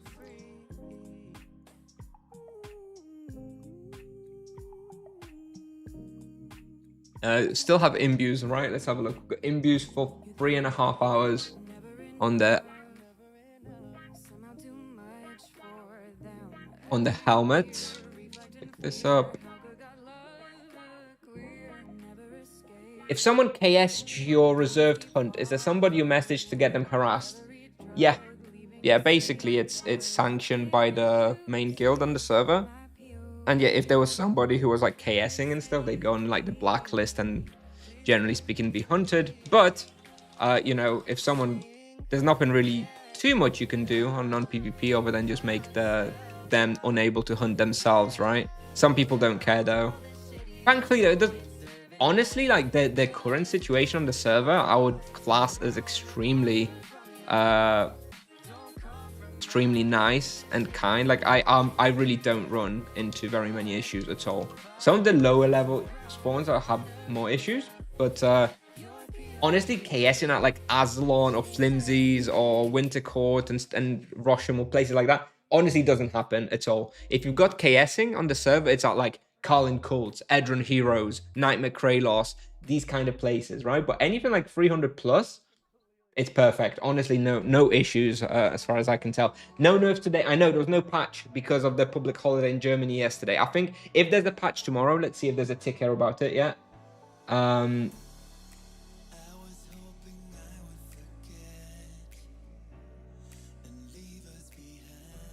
Looks like there is... Oh my god. No ticker about it. So if there's a patch tomorrow, that's when I'm expecting the nerf. Anyway, let's have a look. I'm just having a quick read on the teaser again, real quick, because Niadas or Liamas or whoever replied. They got a couple replies.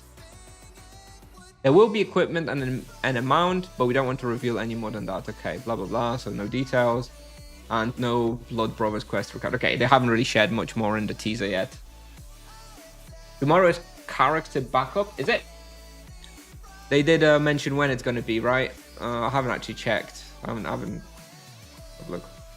The character backup for summer update will be taken on the 11th, so tomorrow. Yeah, so tomorrow there'll be the backup, and that will probably be coupled with a patch, right? Afterwards. Or will it be just the backup?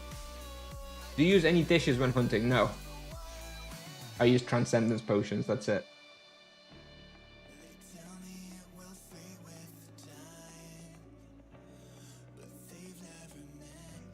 If there's a character backup, are they likely to combine a character backup with a patch? I feel like that shouldn't be a problem, right? So yeah, tomorrow we'll probably have a backup and a patch. All right, I think I have everything. Let me just grab another quick drink, and yeah, we'll go for another hour at Azzilon, and then after that we're gonna do something more chilled for sure, because I'm starting to get quite exhausted from this constant Azzilon, to be honest.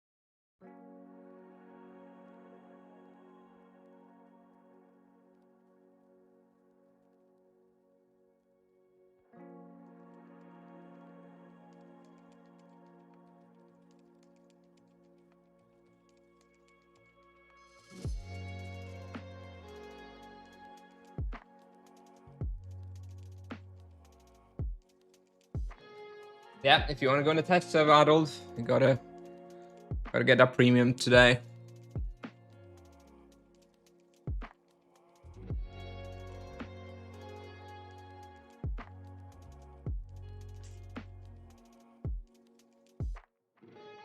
All right. We have 1 more minute of the existing boost, so we're gonna have to kill something to run that down, and then we'll purchase another. All right. Look, oh, by the way, looking at the analyzer, looks like we did 689k profit. See how much we do in this hour. This is actually a profitable respawn as well. Not insanely profitable, obviously. I mean, I can do like 1.2, 1.5 KK profit currently in most places.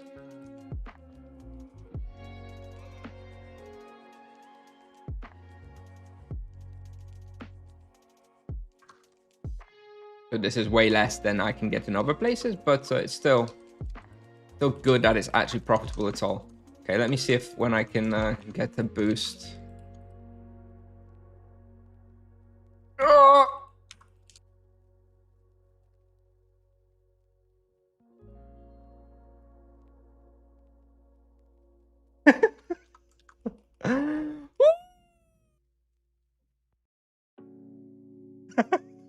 I'm not doing that again. I'm not doing that again.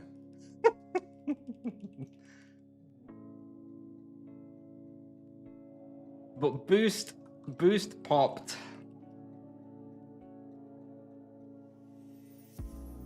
Woo.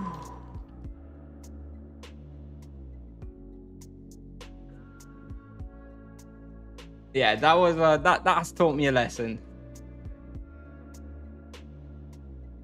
Not worth to pop boost during a massive pool when hunting solo. Woo. Oh, that just woke me up. Oh. First time, by the way, that I survived because of focus serenity. So you have to really try and make sure that you can use focus serenity in situations like that. You get yourself trapped, you do a big spender, and then you do focus serenity and you do a big spender again. Literally kept me alive there.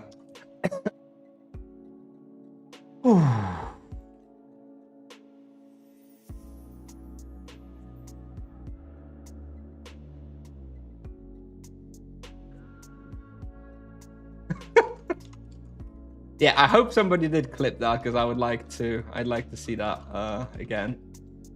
If somebody could clip that, that would be much appreciated. What base fist and magic level do you have here? 109 fist now after the double skill, and just hit 47 magic level in the previous hunt.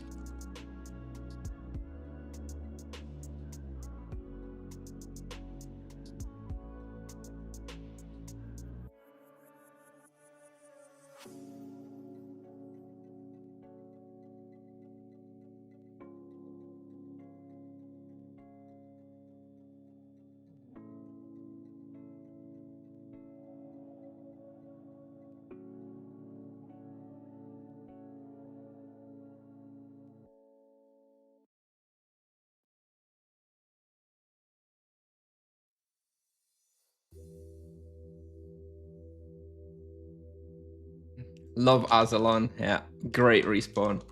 I mean, I do like it. The main issue I have with this respawn is just how intense it is. Like, I want to be able to like look away from my screen for a second, or like if in need, answer a quick Discord message. Just impossible in here with just how intense it is all the time. And you do one bad step, but you saw that, right? I wanted to buy a boost, and how long does a boost take? Like less than a second, and I'm like surrounded, 8-boxed, almost dying, right? It's really not a particularly relaxing place to hunt. I think maybe I'll get a bit easier with charms, because I do think charms will probably make this place even better. But yeah. Oh yeah, let's go monk gameplay. Yeah. Of course. Monk main here. Oh yeah, my hand's I'll definitely still shaking a little bit. The energy ring swap plus the focus serenity there probably saved me. Woo.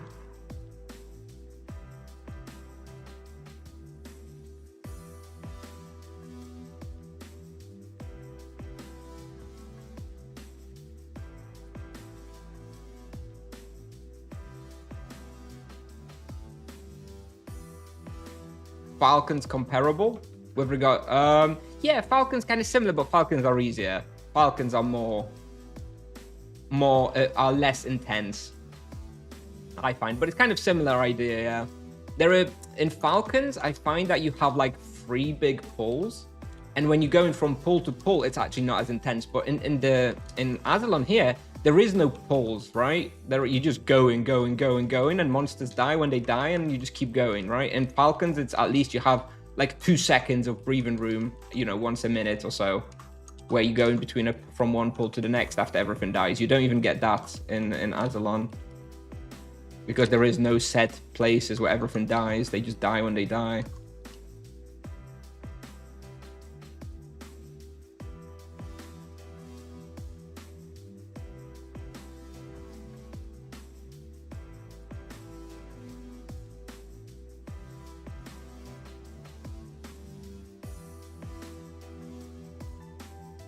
You started Tibia again after 10 years, and I follow all your monk YouTube vids. Awesome.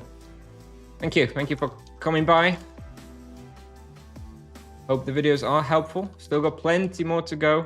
I hope they don't all become obsolete when the monk gets nerfed. If the monk gets nerfed. I hope if the monk gets nerfed, there'll be not so much, so that the videos can still be useful.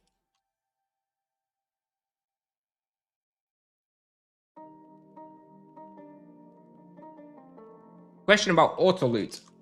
It's matter how far monster dying from you is going to pick up from the whole map. It picks up everything within 1 SQM around you, right? So it loots under you and the 8 squares around you, so 9 squares total when you press the hotkey. No maintenance today. It's because there was a public holiday in Germany yesterday, hence the patch, and the possible nerf was pushed because of that. If there's gonna be a patch tomorrow, which I guess there might be now because it was pushed from today because of the public holiday in Germany, then that's when I would be potentially expecting a nerf. On the other hand, it's a test server backup tomorrow. I don't know how that impacts it. I don't know if they do, or maybe they don't want to do 2 things at once. I don't know. I don't know what the DevOps at Tipsoft is like. I don't know if they can do both a patch and test server backup. Maybe if someone is, you know, if someone's super bored and has nothing to do, maybe you could check historically whenever there's been a test server backup, whether there was a patch on the same day. That would be interesting, because that could tell us if there's likely to be a nerf tomorrow. I think it's conceivable that they don't want to do both at once for whatever reason that the systems maybe don't allow. If that is the case, then hell, maybe we just avoid a patch / nerf all week, right? I still think that the next time there's going to be a patch, the usual patch, it's going to be a nerf. Now the question is when that patch is going to land. Like I was expecting today, but then the public holiday now means that there is no patch today. And there may be, maybe even the test server maintenance tomorrow, the test server backup tomorrow may even mean that there's no patch tomorrow. Who knows? Maybe a buff tomorrow. Yeah, okay. Yeah, maybe. maybe we need a buff. Maybe. I'd be okay with that. I think all non-monk vocations wouldn't be okay with it though.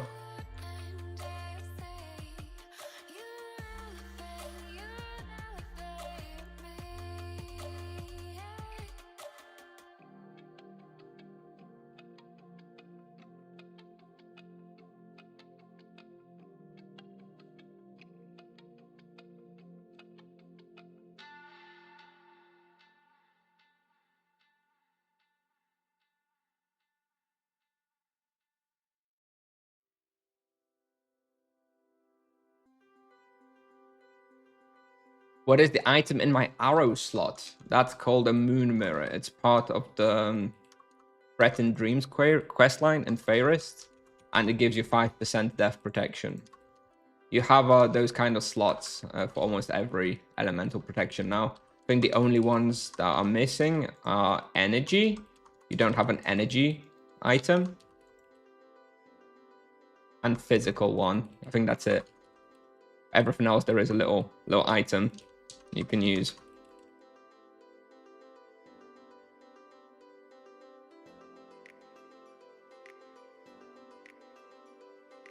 Hey, Svitsu.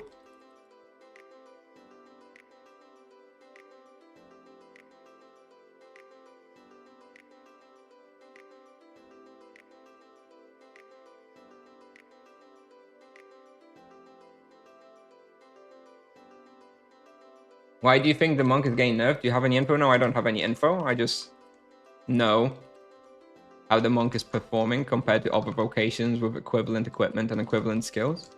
And also there hasn't been any balancing in a little while.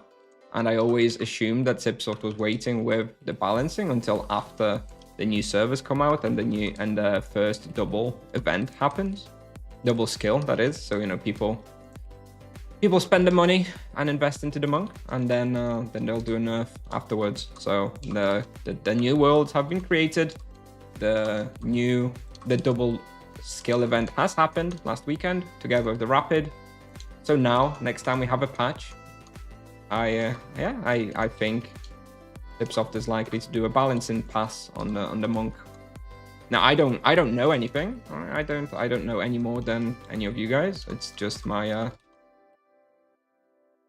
my expectation based on my experience with the vocation and how Cipsoft operates for many years. But of course, I could be wrong. Maybe somehow they think the monk is fine. In which case, I'm happy, and I get to enjoy it in this state for longer. That's fine. That's fine too. But I'd be surprised.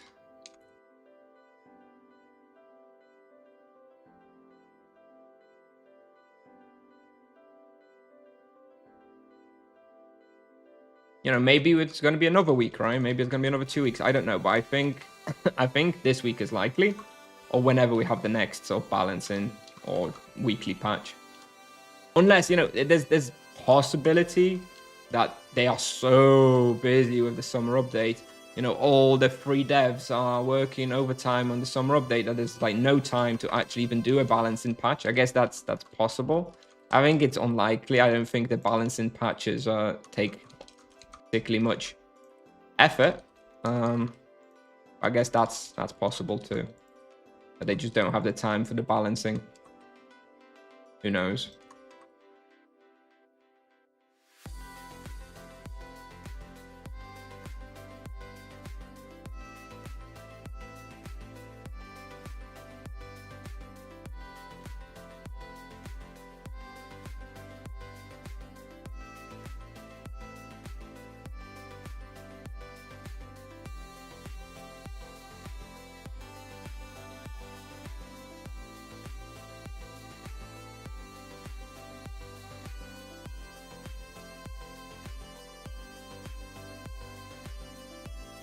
Do I think I would have more viewers if I streamed in Polish? I do not stream to optimize my viewer count. I guess that's the first thing to say.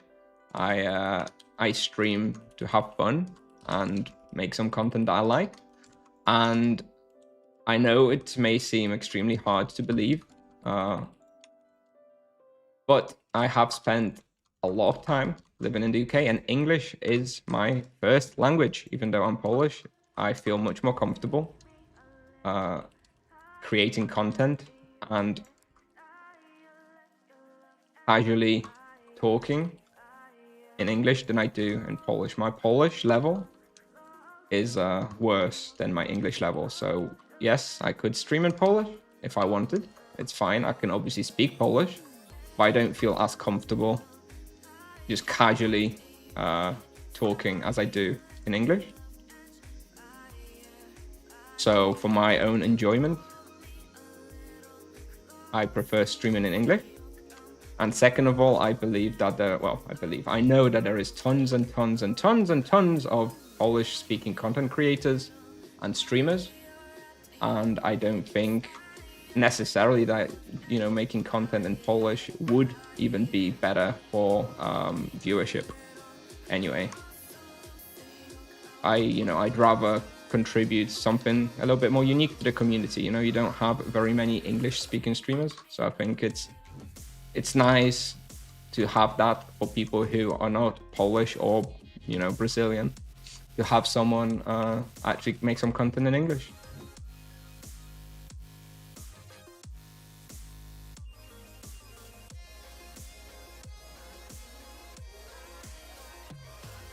But anyway, consideration whether I would have more viewers in Polish or English is actually irrelevant to me. It's not. That's not an argument for me. I'm not a full-time content creator. I don't make content to make money from it or increase my viewership or engagement or whatever. It's a nice bonus that there's some ads revenue and stuff from it, but it's definitely not something I optimize for. And I think that once you start optimizing for engagement and viewership, then your content suffers, right? I think we see that pretty much everywhere from YouTubers and stuff. So I think not having that be like my sole source of income and stuff, means that I'm able to do content I like that ends up being better in the long run, I would say. But anyway, ultimately, the main reason why I stream in English is just because it's way easier for me and I have more fun doing it. That is like the true #1 reason why I do it. Like, my wife is English.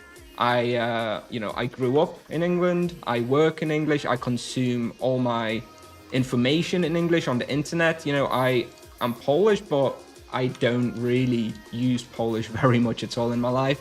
And it would just be a lot harder for me to, talk for hours and hours and hours on stream in Polish. That's all. That is ultimately the main reason. The fact that, I get to make some content in a different language to all the other content creators is secondary, but I think that's still nice overall for the community.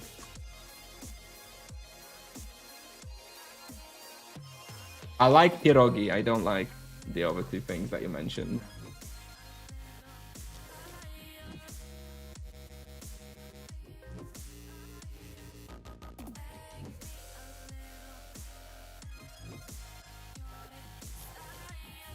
I'm the opposite of Bobek. Bro only answers in English when he's mad. Okay. I have to say, I don't watch much Bobek.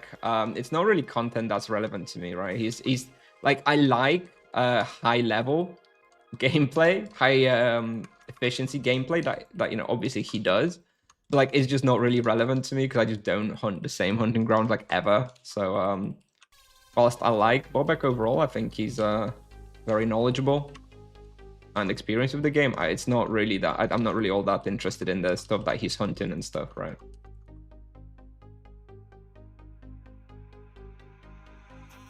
How much TC did I spend on this character already? I don't know. I don't know. I think I probably paid around 25 to 30k TC for the equipment, and then probably around 2,000 Tibia coins per month. So about another 5,000 Tibia coins for XP boosts and stuff.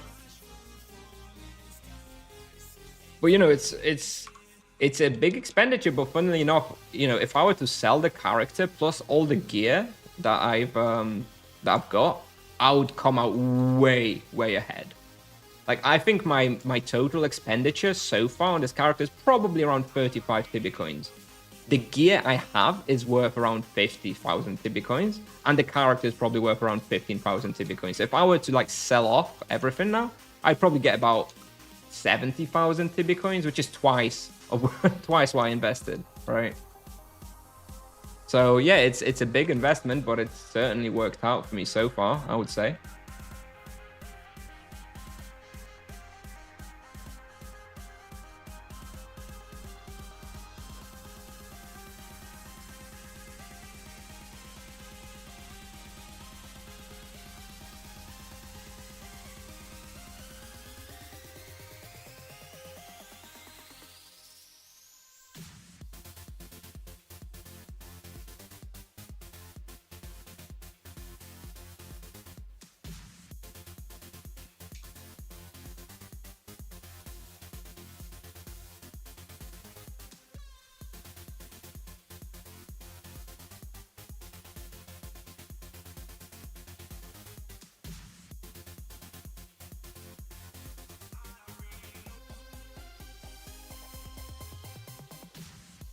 For level 700 RP, if you haven't tried Grenade, I think Grenade... From when I played RP, I was only up to level 550. I loved Grenade. I really enjoyed Grenade. I really felt it was very powerful. And I think it's probably the best revelation perk that the Paladin has. So yes, I would suggest you go in the grenade wheel.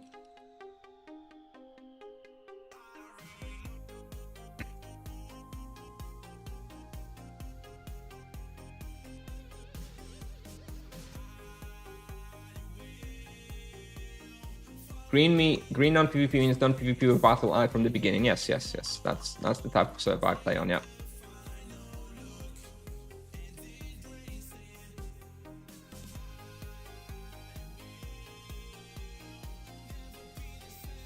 Less botted character, technically less botted character and less gold, and also the power level is a little bit lower on average because obviously the characters have got fewer years to play. Although ultimately these days doesn't make really all that much difference, to be honest.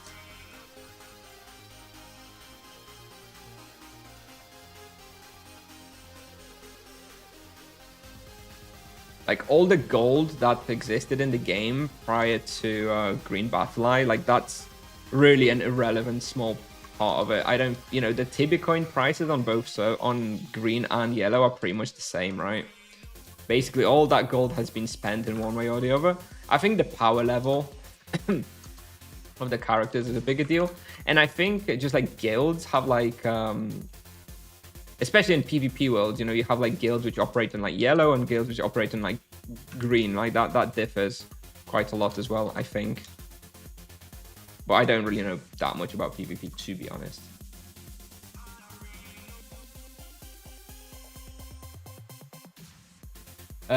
Spider-Man, what level do you think Paladin equalizes in power with the Monk? I'm expecting around level 700 or so. I mean, it's going to be variable and it's going to be spot dependent. But I think, yeah, I expect around 700. 800, maybe 800. The Paladin will match the Monk in majority of the places that they hunt.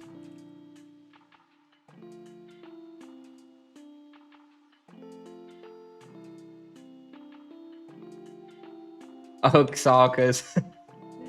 You are very bothered about that drone result yesterday, aren't you?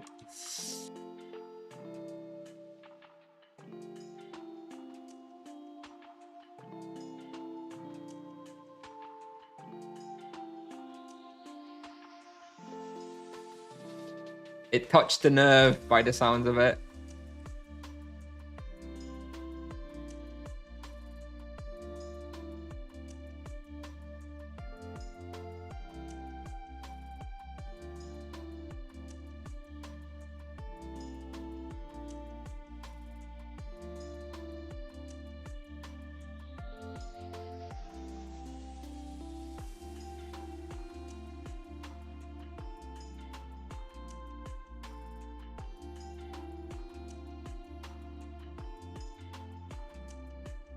Ah, fair enough. All right, fair enough. You're an EK, right? If I recall correctly, I seem to remember you hunting Lower or Shamel quite a bit some years back. I feel like I saw you there often.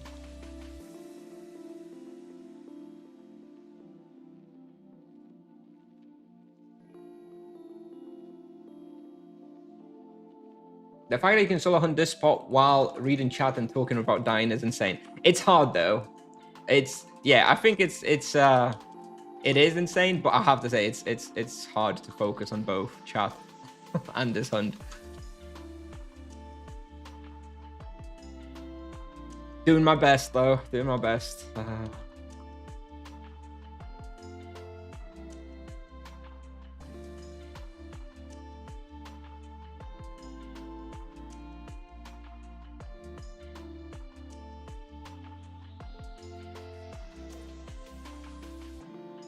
How much do you hit with melee, more or less? Oh, I don't know. Honestly, I don't look at it. I think a lot. Because the leech is pretty crazy, so that means I probably hit a lot with melees. That gives a lot of leech. But I don't really look at the numbers that much, so it's kind of hard to say. I mean, you can I guess you could like extrapolate it, right? Let's have a look. So we've been hunting for an hour, around an hour and 30. Although we did have a little break. And let's look at the input analyzer. We have an input analyzer, and it looks like I have dealt... No, not input analyzer, the impact analyzer. Where is it? Over there. Looks like I have dealt about 1 million, 1.1 million damage. So it looks like we are dealing around 100, more or less, about 100,000 physical damage every 10 minutes, right? If you kind of, vague rounding. In 10 minutes, we deal 300 hits. 300 hits for 100,000 damage implies we are hitting around 350 per turn on average. Except we're probably not, fully efficient with the melee attack. We're probably not hitting every melee attack going.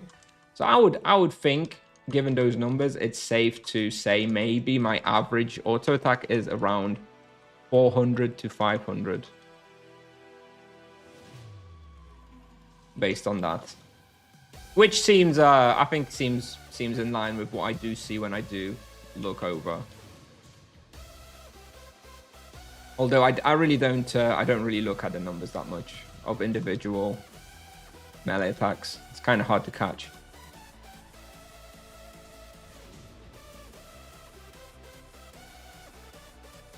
You're barely ever below half HP. Did somebody do that clip? Or will I have to look after the stream for that clip and clip it myself? It would be really good if somebody did clip it. Yeah, I did almost die. But that was because I did try to boost up while kiting, and I was 8-boxed and barely escaped. But that was my fault. That was my fault by doing a boost mid-pack. But anyway, regardless of how hard it is, it's very intense, Fister. Like, regardless, yeah, I'm not like at risk of dying as long as I don't make any mistakes. The difficulty from this respawn comes that a serious mistake means you almost certainly die straight away. So that it's not hard in the sense that I'm not gonna get comboed and die, but it is hard in the sense that I have to be really quite focused at what I'm doing and not mess up. That's a different level of difficulty, but it's still difficult, especially as I'm reading the chat and stuff as well, which is,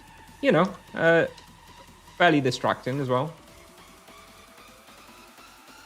And can affect my focus.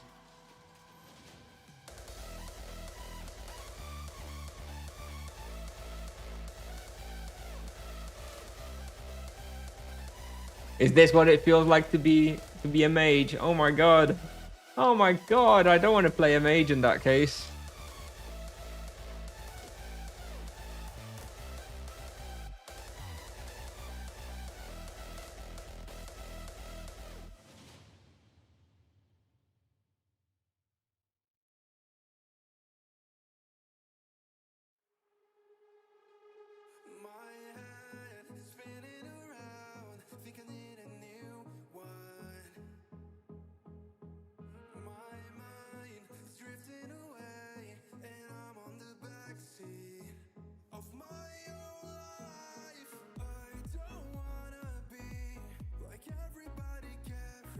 Look at that. We've got 6.9 KK raw with no charms.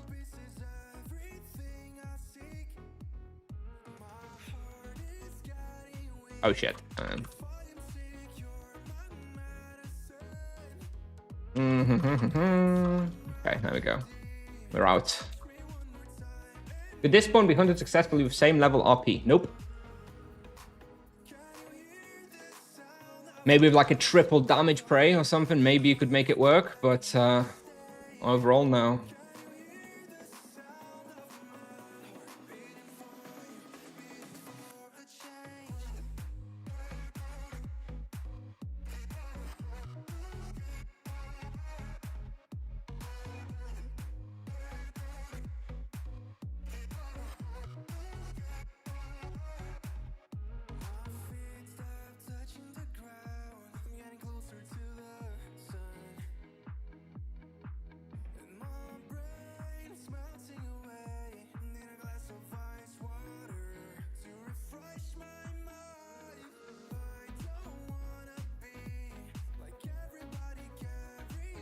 Oh.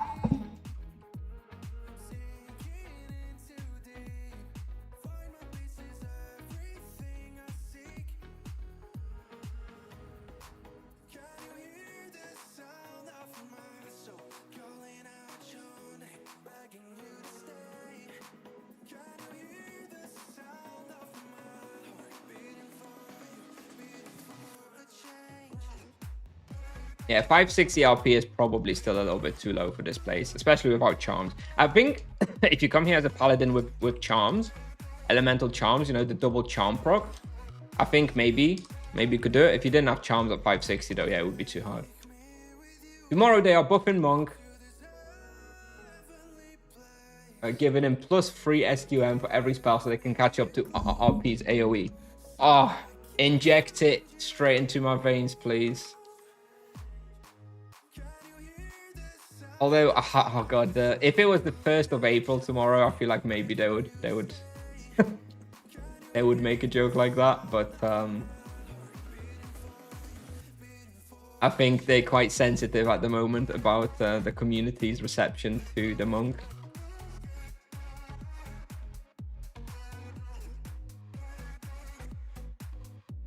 The community outrage, if there was any.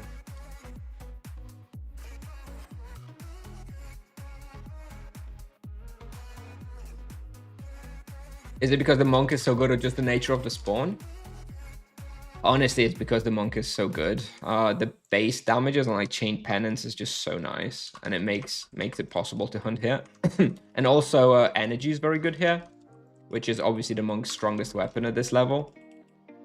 If I had to come here with, if the energy weapon was sanguine and we had an earth weapon for level 400 instead, then I couldn't hunt here at this level because I would have to come with like the moon spade, right, or the inferniarch. I feel like maybe it'd be possible, but it would be a lot worse than with the Sorkamas. The Sorkamas does a lot of work here.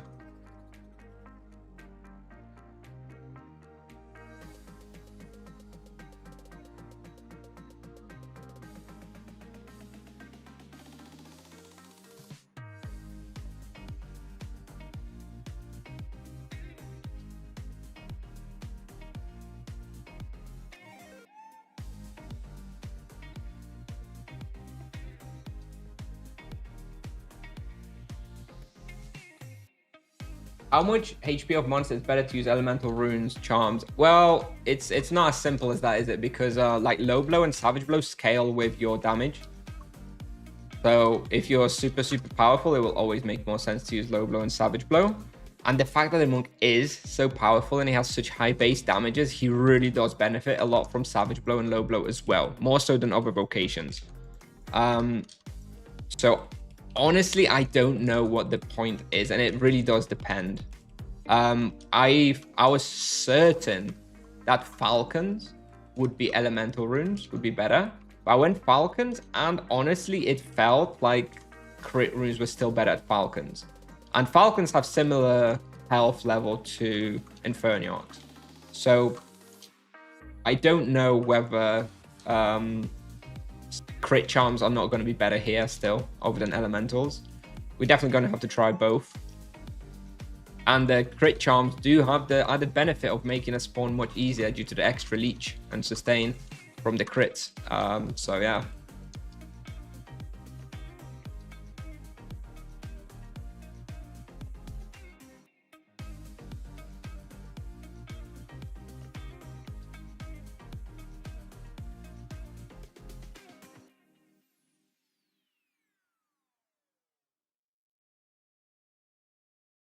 The monk does very well with the crit charms.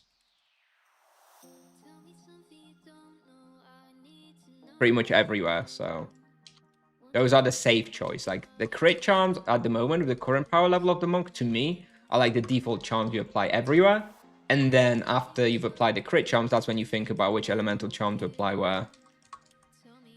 Like for example, at Winter Court, you know, I will apply low blow and savage blow first, maybe on like the rear guard vanguard, and then maybe I'll apply the rest, right?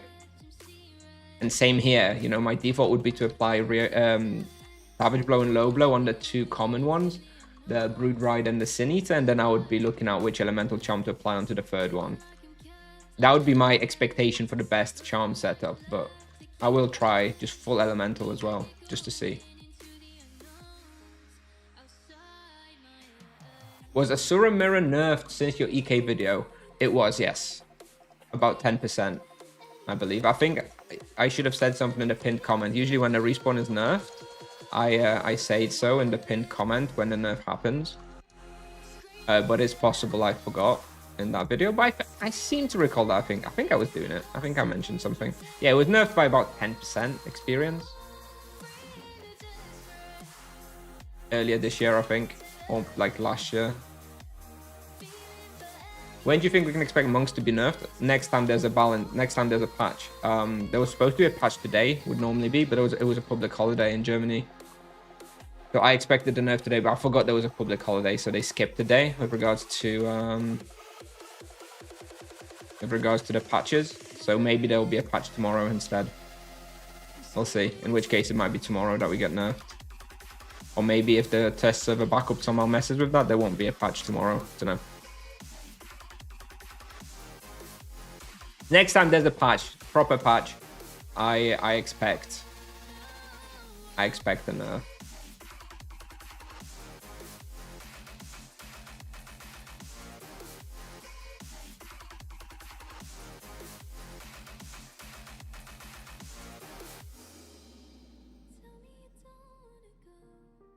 It's 6.9 again there, I think, for a second. Boy.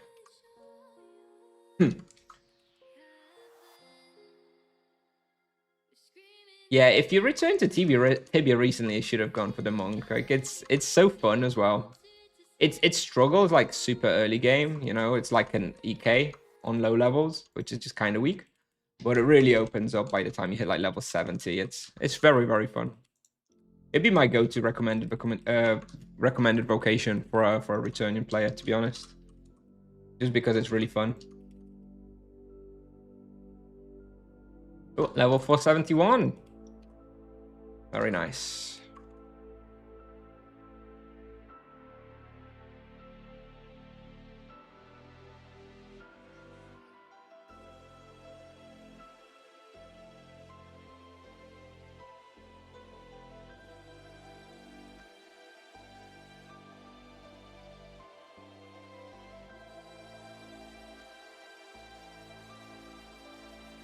Did I miss that on the serum? Okay. All right, I'll go. Thanks for the reminder. I'll try to remember to go on the EK Asura Mirror video then and update a pinned comment about the nerf.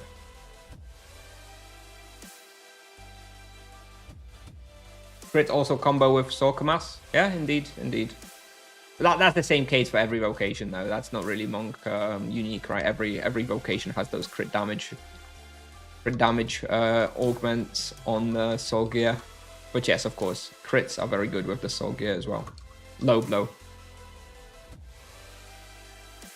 What are you going to hunt at 500? I don't really think that much is opening up at 500. I know when I hunted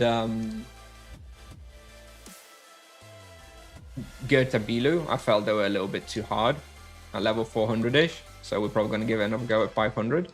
I don't know what else though. I don't think anything really massively opens up at 500 that we don't already hunt anyway. I mean, it's just the legs, right? So we get some, we switch out some earth protection for some energy protection. So, you know, normally I would say, oh, 500 sanguine legs, you know, falcons, right? We get energy protection. Yeah, great, let's go falcons. We can go falcons already. Bashmu, can go Bashmu already. I mean, what else? Overworld. Oh, we could have gone to Overworld 250 levels ago. What else? Those energy damage, you know? It's energy library. Well, you kind of need to wait for 600 to have the Sanguine Claw. So I don't know that the Sanguine legs really open up very much. They're just going to make us stronger, right? They're just going to make us stronger for sure. We're going to increase our experience and stuff a bit, but I don't think they really like open up a bunch of respawns or anything. In-goal? Ooh, what element would I use at in-goal? Energy, right? Maybe. Yeah, maybe the Sanguine Claws open up Ingol as a testing opportunity, maybe.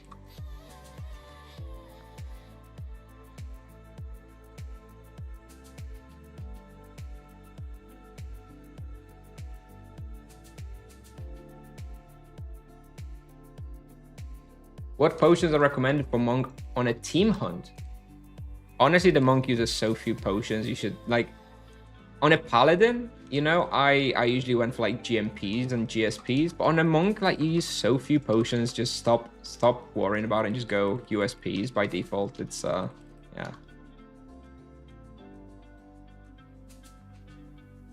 It's just comfier and easier. Yeah, ma.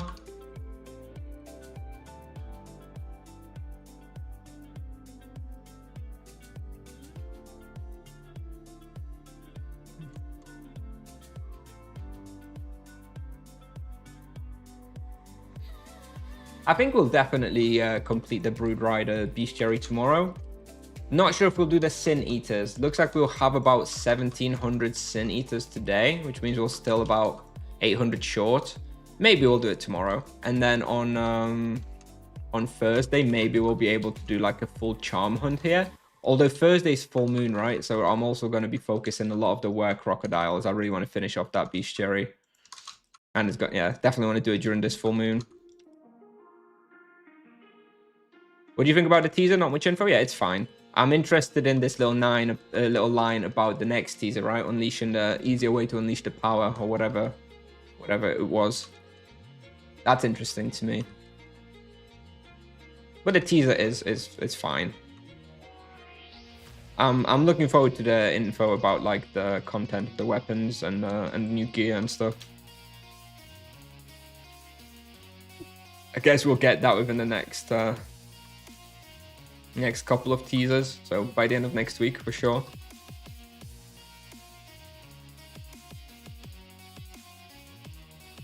Ah, an Inferno just puffed. I didn't realize they puffed here. That's a shame. I mean, sometimes you can lose one or two. Yeah, the teaser is fine. Like, it's looks like that's the main content for this update, then the new island, which kind of makes it seem so far like there's not going to be replacements for best in slot. Even the soul gear, which is kind of funny. That is still going strong, the soul gear, after all these years. Is Monk strongest class right now? Depends what level range you're thinking of, but in the level range in which the Monks currently exist, yeah, the Monk is probably the strongest vocation. These are no nerfs. Do you have another hat to eat? Hello, Tiger. Hello, Tiger. Nice to see you too. There was no patch, okay?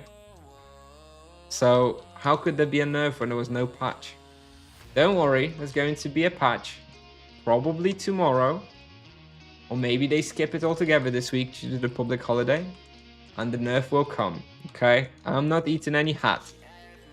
I was saying 10th of June because that was my understanding for the next patch date after the double skill.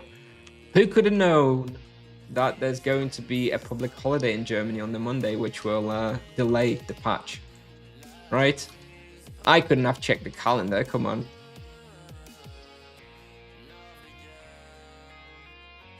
If there's going to be a news ticker saying that there's going to be a prolonged SS tomorrow, then yeah, you know what's happening. You know what time it is. Nerf hammer time. I'm still convinced.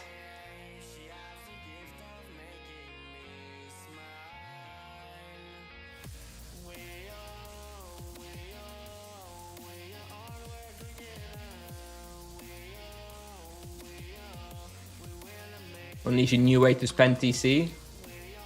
Or another gold thing, probably. It's more likely. They don't really need ways to spend TC. There's loads of ways to spend TC. They need gold things to keep the TC price low enough.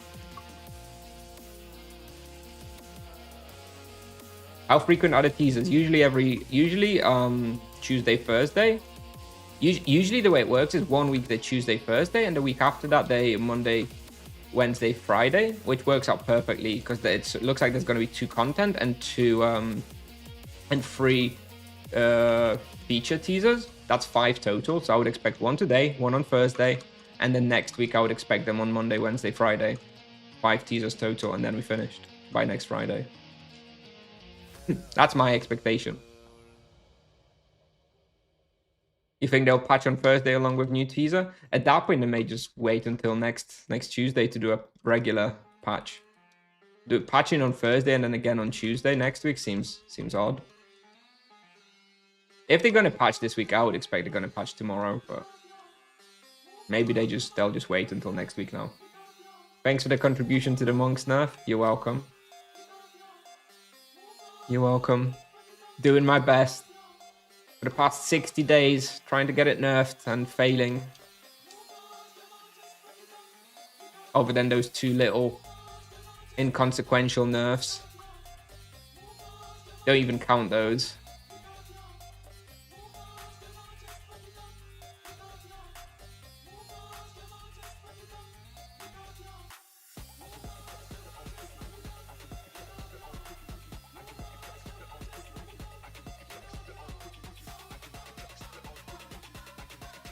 Yeah, the no supply hunts, like the no supply hunt is what I think they will actually nerf mostly. I don't expect very significant nerfs to like the damage or experience gain capability of the monk, but I do think they will increase the need to use supplies. How they do it remains to be seen. They'll probably remove or nerf the passive healing virtue on the virtues.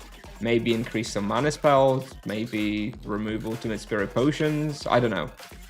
Well, that really wouldn't help with the no supply hunts if you're not using supplies anyway, but don't know. We'll see.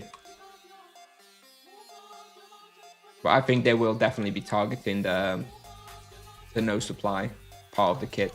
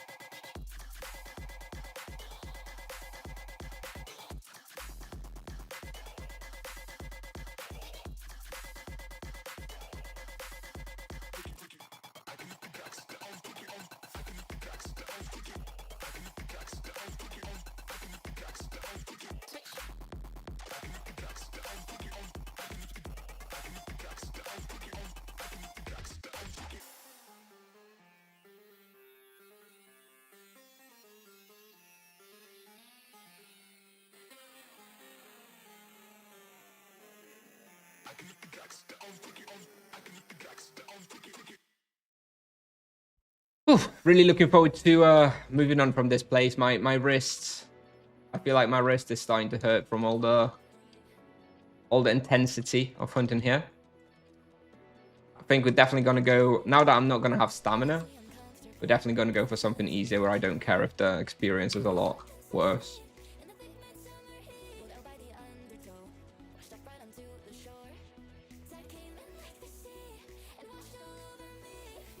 Just something to relax a bit and have a coffee. I normally have my coffee around midday, so I'm 11 minutes overdue.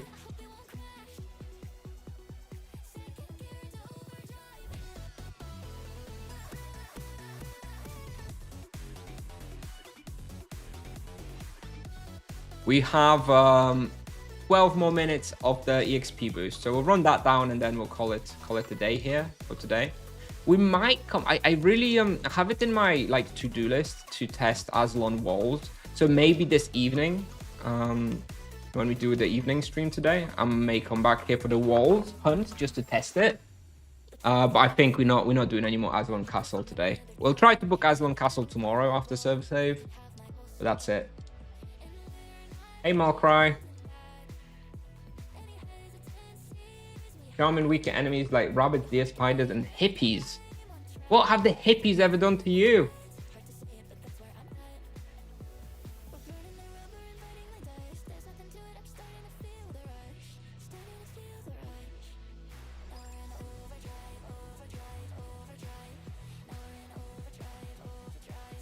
Anyway, it sounds like you maybe missed your chance with the rapid respawn just gone. Like the perfect opportunity for doing this kind of stuff, no? Unless you were doing it then as well. I didn't do all that much this rapid, to be honest. I just got enough points to unlock tier 2 overpower, which was the next charm I really wanted. And now I kind of have all the charms I wanted, so I don't feel very much drive to be like really overly focused in bestiary. Although I still don't like really hunting somewhere if I have the bestiary done. If there's other places that I can complete bestiary at. I'm a bit of a completionist when it comes to stuff like that. But like I haven't hunted Nagas in ages, even though it's an amazing respawn, just because I have all the bestiaries done there. Aha. Okay, thank you for the background, Malcry. I feel like for a majority Polish/Brazilian viewer base, this reference may have been a little bit too niche. I'm afraid I have never seen that commercial. I have a question about monk weapons. Better to buy Eldritch Moonspade or Lion Claws? I would absolutely prefer to have the Moonspade if I had a choice. Although I expect it's a little bit more expensive at the moment. But it's better, I think.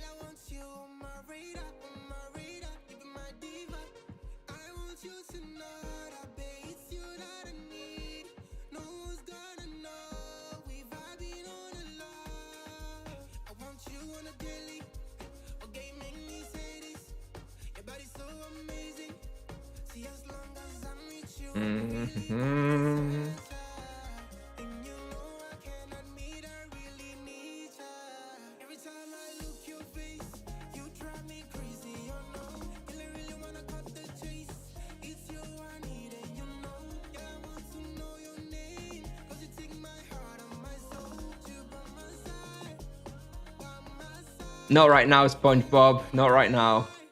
Not in Azzilon.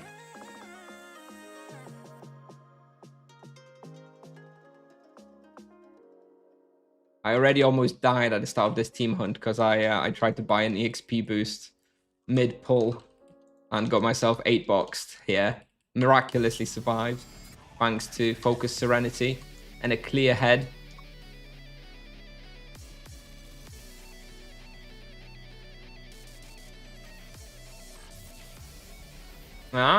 Free magic level and 4 fists. Fair enough. I got 4 fists as well, I believe, from 105 to 109. Almost 110, which will be a nice round number. We'll probably get that in a couple of days because I'm planning to skill a little bit this week as well.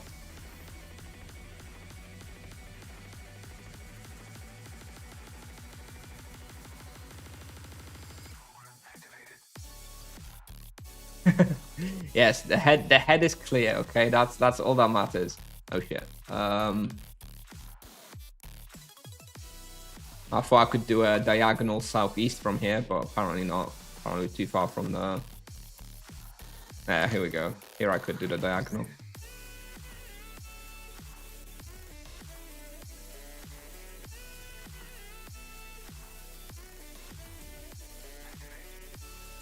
$45 magic level. That's pretty decent now. You probably don't need to train the magic level anymore.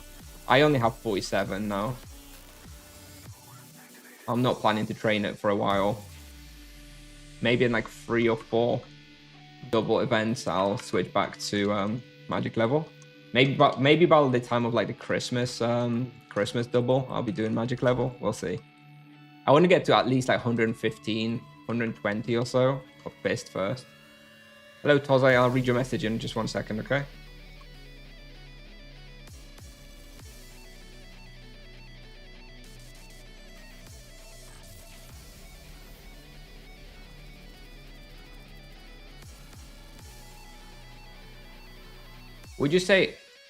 What would you say are the best benefits of a monk compared to an EK, especially when it comes to playstyle damage or whatever you think? The main benefit and the difference between the monk and the EK, like damage-wise, I think monk and the EK are actually kind of comparable. The EK has a lot of damage, The problem is that the EK cannot kite and move, and this means that he deals his damage in an inefficient way. And most importantly, he takes a ton more damage than the monk. Okay, hang on a second here. So the main benefit of the monk is that I can I really avoid a big part of the damage, which is why it's so easy and why I can hunt places much earlier. Not because I do tons more damage than the EK, although I do a little bit more damage than the EK, but mostly because I can just not take the damage. Like there is no way an EK could out heal the damage he would take here at this level. And the monk, it doesn't matter because you just don't take anywhere near as much damage. Like I was saying this earlier, I bet if you looked at how much damage a level 600 EK would take hunting here solo in an hour versus how much damage a monk takes in an hour, it's honestly probably like 30% of what the EK takes. Like I just avoid the damage and just get none of it. And that's what allows me to hunt here like that. And that's just due to the, you know, kite and playstyle with the waves and the chains. And the EK just doesn't have that. The EK is more chill though. I'll definitely give you that. The EK is very relaxing compared to the monk's playstyle. People don't talk a lot about mantra, but it feels like an important part of your survivability. Probably, but you know, if you look at the damage analyzer, I'm only taking 14% damage from fire. So obviously that's mitigated by mantra somewhat, but I don't, you know, it's not. How much fire damage? So this is actually a good comparison point. Could somebody look up like an analyzer from like an EK or a paladin who hunt here a lot solo, and what is the fire damage percentage compared to physical and well, paladin would be the best comparison point because it's also like kiting. If somebody has hunted here on a paladin and has an analyzer, if you could tell me what's your death versus fire split, that would maybe tell us how OP mantra is possibly.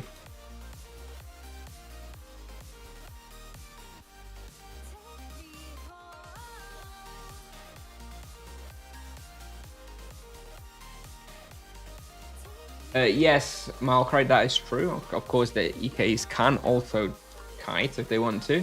But the problem is the EK's kit is not very well suited to also making substantial experience and damage while kiting like this. Of course they can, but they will not be hitting anywhere near as many creatures as hard as the monk can while doing this kiting playstyle, right?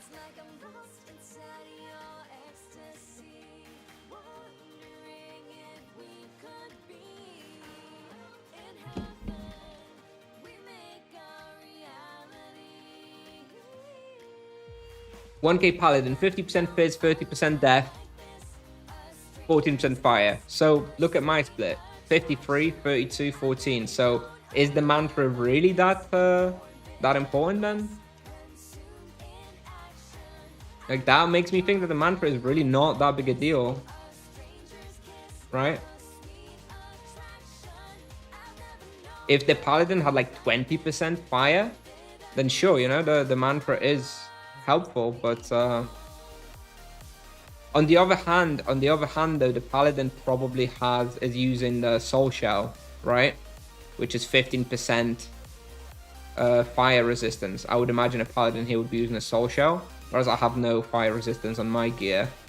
So maybe the mantra is, so that if that is the case, if you confirm, I'm sure he's using a Soul Shell because I would be, that would imply that my helm. True, and also I have the ring, the amulet as well. Jesus, turns out I have a lot of fire resistance. Turns out I have the fire in the helmet and in the amulet. So Soul Shell and Alcon, Headguard, ring. So honestly, it's probably similar fire protection to what I have. So regardless, still the point still stands then that the mantra is not necessarily that powerful then.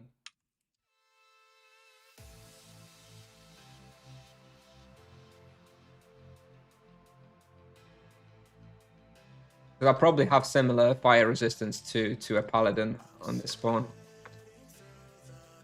Oh, my wrists really are starting to hurt. I definitely do need a little break. Mantra falls off later in Tibia. Yeah, I mean, the Mantra is less and less effective the stronger the fire hits, right? Mantra is very good for loads of weak fire hits, but maybe here it's not loads of... okay, hang on a minute.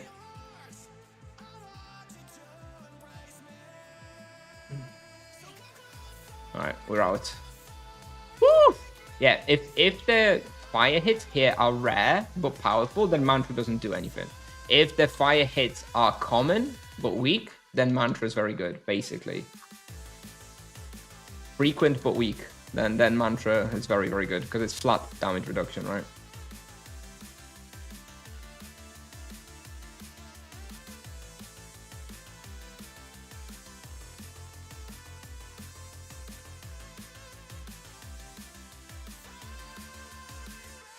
Oh, looks like my boost has run out.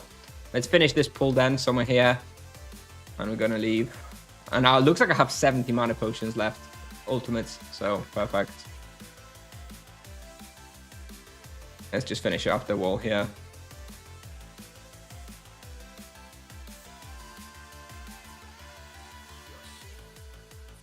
Yes, if you have Mantra, and you walk in Fire Field, you take 0 damage. It's pretty funny. Look there, I can walk over that, take no damage.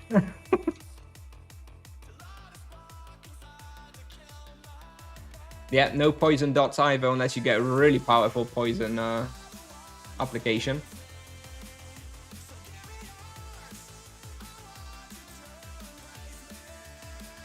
This is a good song, actually.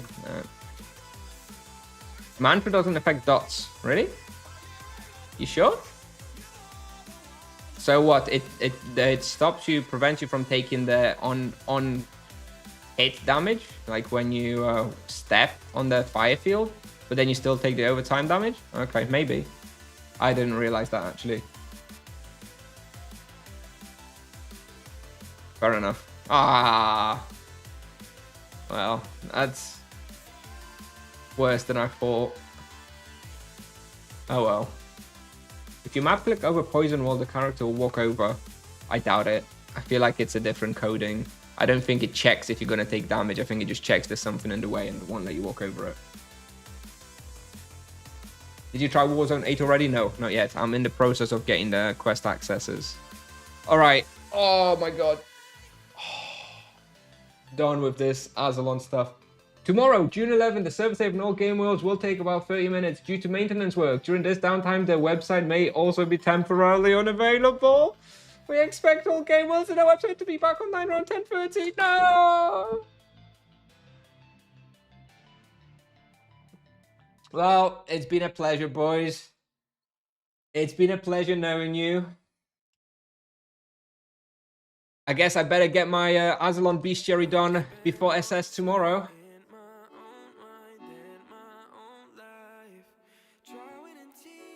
Can you scroll down the skill tab so we can check the resistant values? Absolutely, although I don't have my gear. Let me put my gear on again then for a minute. There you go, you can check my resistance stuff here, if you can see it. You think a nerf's coming? The only thing that may make it not be a nerf tomorrow, in my opinion, is if the test server character backup somehow prevents them from doing a patch. I don't know the internals of Tipsoft, but given how effed up everything is on their end, I wouldn't be surprised if taking a database backup for the test server means that somehow they can't push out a patch. And if they can't push out a patch, then obviously there won't be a nerf. But if they can do both the database backup for the test server and do a patch at the same time, then yes. Then yes, I would anticipate a nerf tomorrow.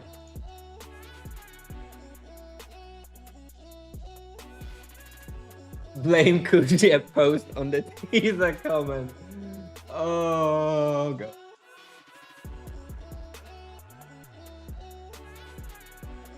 No, there's not been any confirmations about upcoming nerfs, Malcry. It's just it's a personal prediction. How do I have 1.86 mitigation? Probably from the wheel, I guess. Let's see, do we have any mitigation on the wheel? We have mitigation there.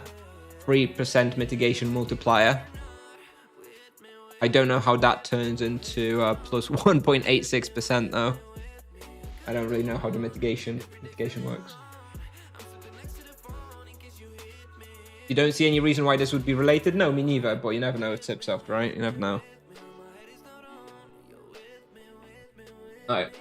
You know what I'm gonna do real quick? Can I make a clip myself? Hang on a second. Let me go into my own stream. I want to get the clip of me almost dying.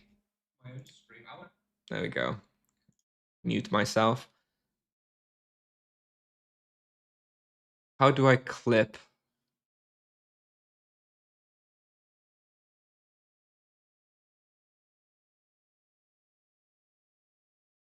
Zero stamina stream today? No, I don't think so.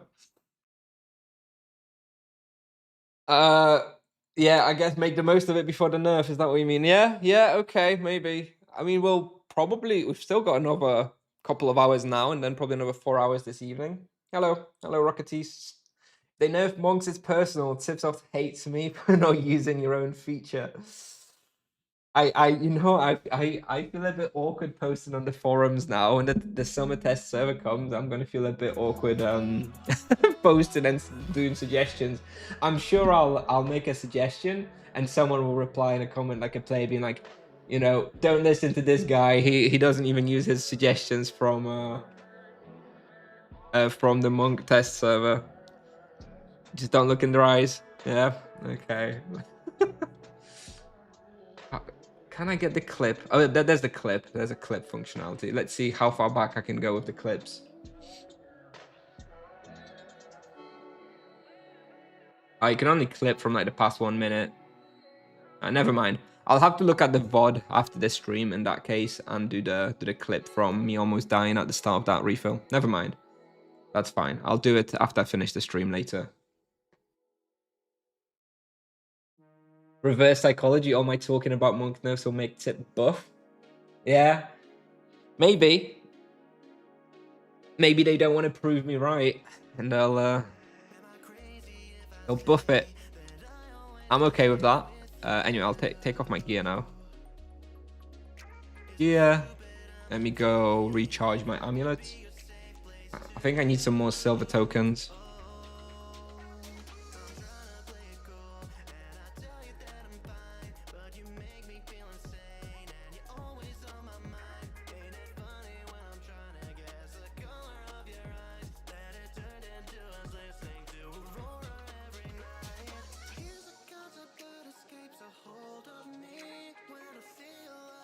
How much are these?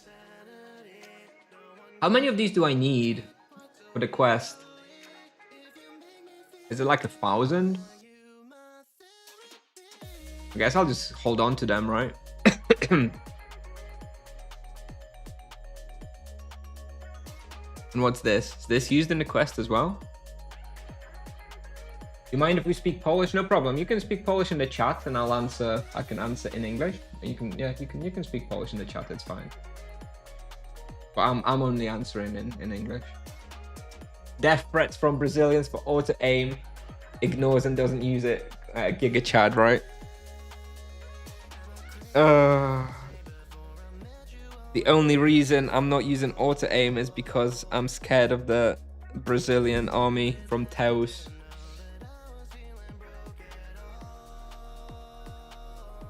Just gonna start off with coffee. Be right back. For the quest 100, no. 56k for the achievement. I don't know. I haven't looked into it. Maybe. How many do you optimally want to like hunt the bottom floor? Because I'm gonna want to hunt the catacombs when I'm higher level.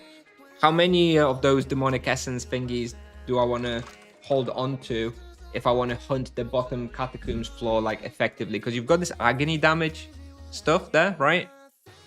Go wheel, please. Go on. I have to talk to my toddler this way all the time. He's like, give banana, please. You know. There we go. Here's the wheel for you, Bianek.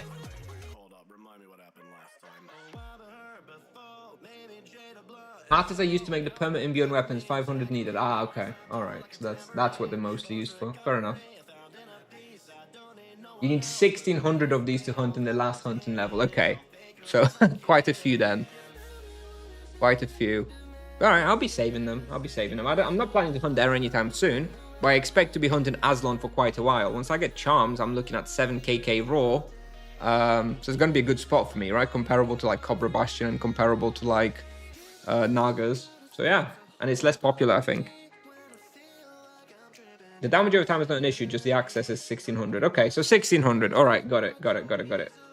Your mitigation is very high. 1.76 is crazy with just 62 shielding. I don't know. I don't know where that comes from. I don't know where mitigation comes from. Like I said, I have this little perk here, which is 3% mitigation multiplier. But as we all know, the mitigation multiplier is total garbage. So I don't think that really does much. I'm not doing the achievement for 51,000. No. Kusnier, what do you think about equipment at 200 plus? Better mantra or better physical equipment? Actually, when I evaluate equipment around level 200, I do not evaluate it with regards to like mantra.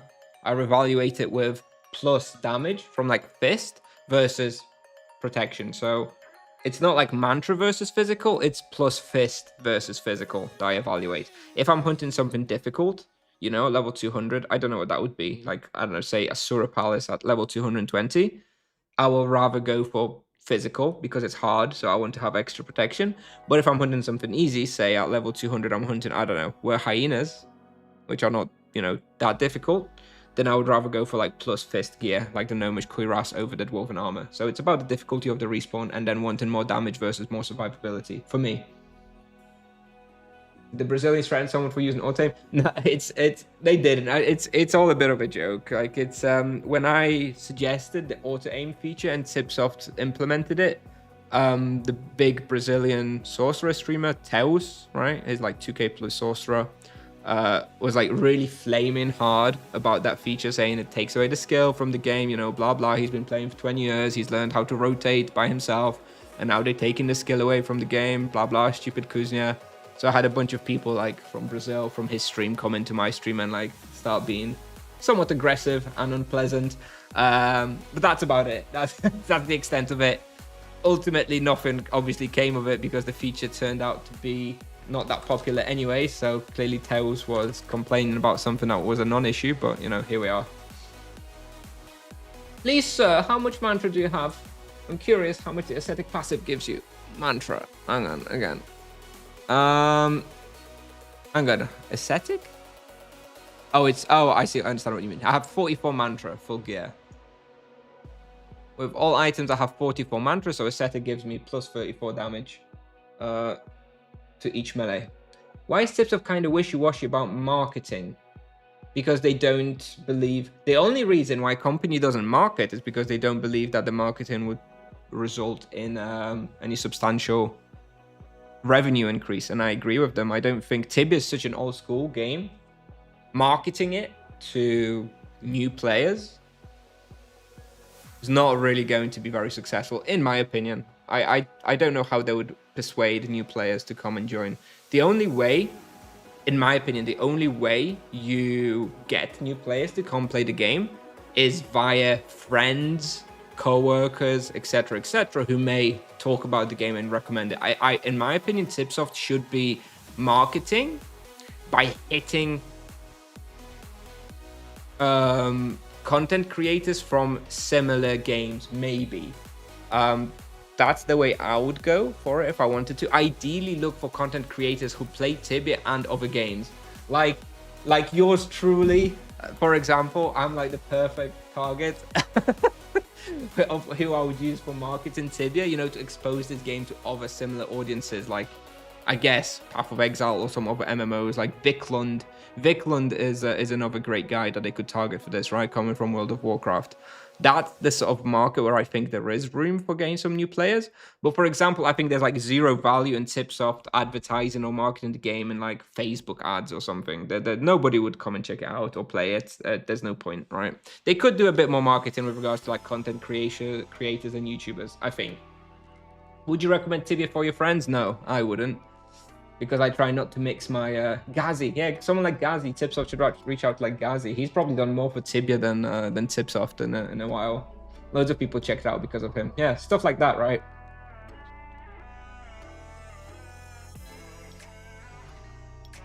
Yeah, don't worry, Alekine. I know. There's always a few people like that. It's okay. Long term is going to doom to fail. I mean, without marketing, any kind of marketing like the way it is now. Well, you would have thought that 10, 15 years ago as well, Ryan. Tibia's still going.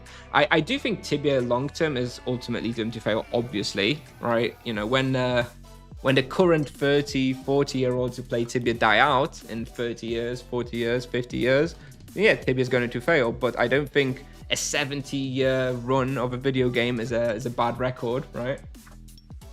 I think they'll be happy if they last another 30 years. So I don't think marketing is going to affect that either way very significantly. 200 Monk first charm, what I should get? Low blow T1, savage blow T1, or zap T2?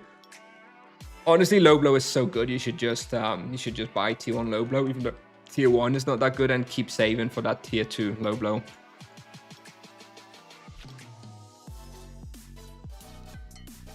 They should 100% do something about Twitch. I have you as the main source of Tibia content, but I won't ever start scrolling the Tibia genre on Twitch again. It's all OT servers. Yeah, I agree. I think the OT servers on the Tibia side. I'm really surprised that Tipsoft is so hands off when it comes to open Tibia servers. Anyway, they steal so much of the potential player base. If I was Tipsoft, I would be very seriously considering legal actions against some of the biggest OT servers to deter them. But you know.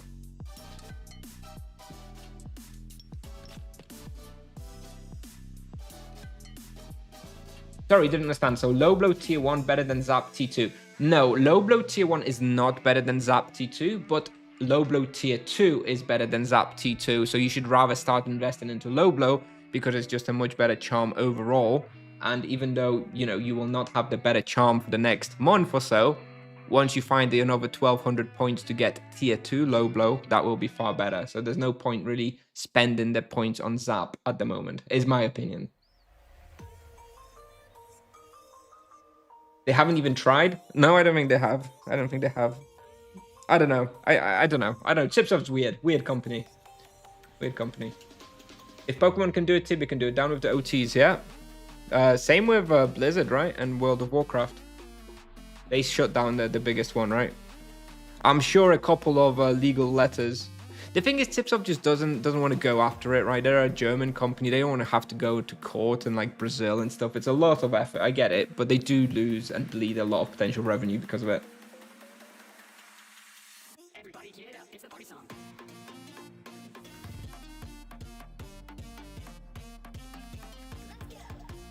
Yeah, you could always reset charms if you want to. I think resetting charms is pretty expensive overall. Okay, where's my coffee? Hang on, one sec.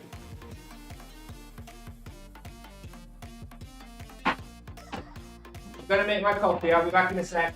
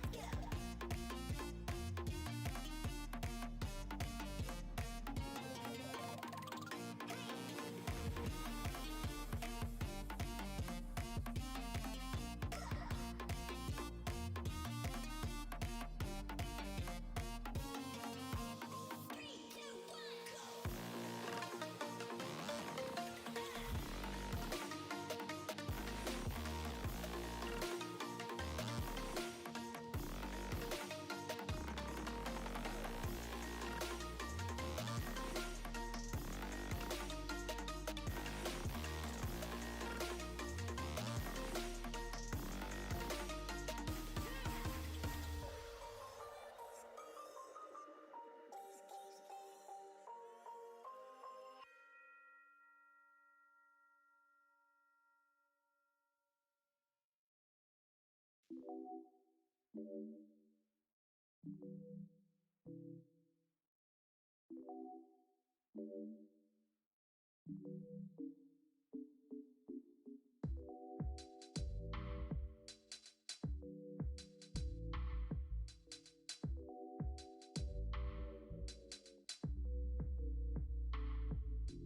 right, I'm back. Sorry about that. Sorry about that.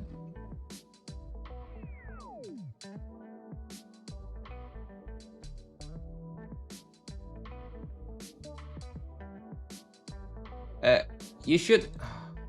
I can reset one-time charm point, so now I should buy Zapti. You should save the charm point reset for later, for when it's more expensive. I would honestly, at this point, just get the. I would just recommend get the T1 low blow. It's still fine. Just use that as you save up for tier 2 low blow. Unless they could start collaborating with streamers at least, to be honest, at zero cost, guys like you are kind of bastion. Yeah, I mean, I personally, I believe it. Like, obviously, I have a vested interest, but I do truly believe Tipsoft should invest more in the community engagement. Games these days live and die by content creators and streamers. Like, that is just the current reality of video games. And Tipsoft is very lucky to have so many dedicated community creators in Tibia, because without them, without streamers like, you know, Avalanche and Stroiner, you know, Maxigashi and Swabek on the Polish end, at least the streamers I sort of know of, you know, the game would be dead, right? Obviously, there's equivalent streamers in like Brazil and stuff, and you take all these streamers away, I guarantee you Tibia dies. And yet Tipsoft does not do anything to keep those streamers more engaged and involved in the game. Like, Tipsoft should be reaching out to all the top streamers and like doing like interviews with them and stuff like that. And I don't know. I don't know why they don't do that and don't see it. It's such low cost, such low investment. But that's how games live and die these days. I'm really surprised they don't do it. All right, let's have a quick think about what we're going to do next. We're not doing any more of these. I do want to go to Walls this evening, just to try. Let me see what time Azzilon Walls is available.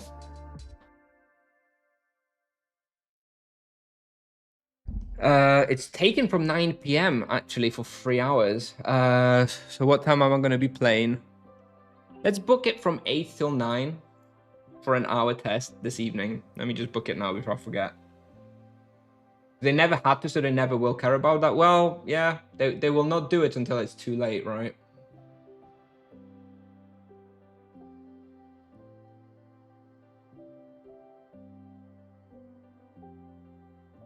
All right, we're gonna have Azzilon Castle from 8 p.m.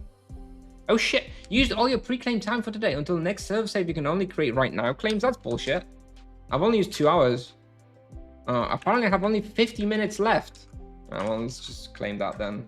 Let's claim for 50 minutes. Bullshit. Have you read the interview on Tibia Root? Nope.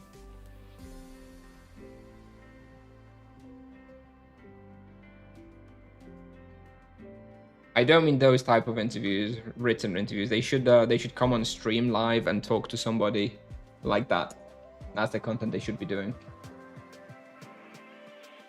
Regarding charm points, do you prefer 4 elementals or 1 elemental in low blow? What would you choose?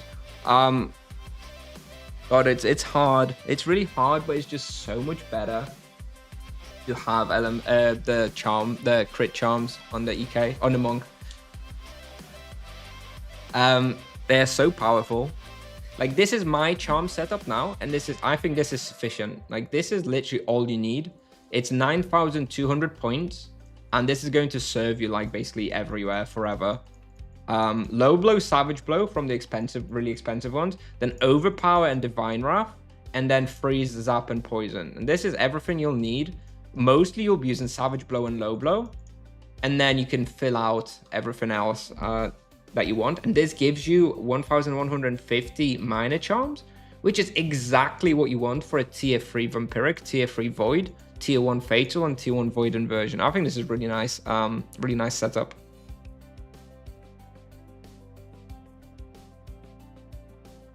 And be asked whatever. Like, you could if Liamas was open for like a one-on-one interview, there are tons of things they could be asked about. It could be just outlook for the next few years, could be the upcoming update, could be retrospective on some updates, loads of stuff they could be asked. I mean, other game developers do it, and it's a great success. And yeah, well, I think it would be really awesome, and I think people would like to see it as well. Anyway, yeah, streams to show up. Yeah, exactly. Like the Path of Exile stuff. To me, Path of Exile is like the golden example of how community engagement should happen in the modern age between a developer and like its streamers and stuff. All right, okay, let's let's see what we're doing. So we have we have feral sphinxes and manticores that I want to do this week, or at least progress. It's a lot faster to do it in the green belt. There's a lot more manticores there, but it's kind of intense. And after 2 hours of Azzilon, I don't think I want it. We also have were crocodiles and feral were crocodiles, which I want to do this week. But those I'm going to be doing from Thursday onwards when it's full moon, which means the next one up is Nibblemores and Candy Horrors. This is a very relaxed respawn, so maybe just to relax my wrists after Azzilon, maybe we go there for like 15-20 minutes to progress a little bit at least. Let's have a look if it's free. Yeah, it's free. Let's just book it and just go there for now. Not the most exciting respawn, but we have to progress a little bit of bestiary, so let's just go. All right, and it's energy there, right? Shouldn't need any supplies. Should be a supply-free hunt. All right. Also, the good thing about going to a hunt like Chocolate Mines is that it's pretty easy, so I can fairly comfortably focus on reading chat and answering as well.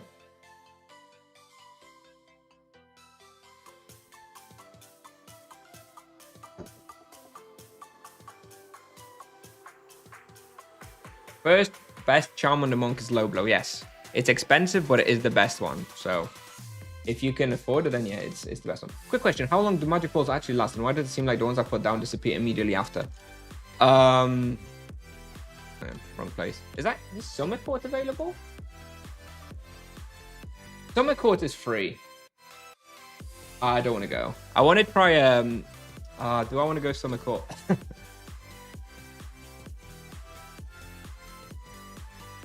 I wanted to do a supply-free test at Summer Court. It is free now. Kind of tempting to do half an hour. Okay, let's do it.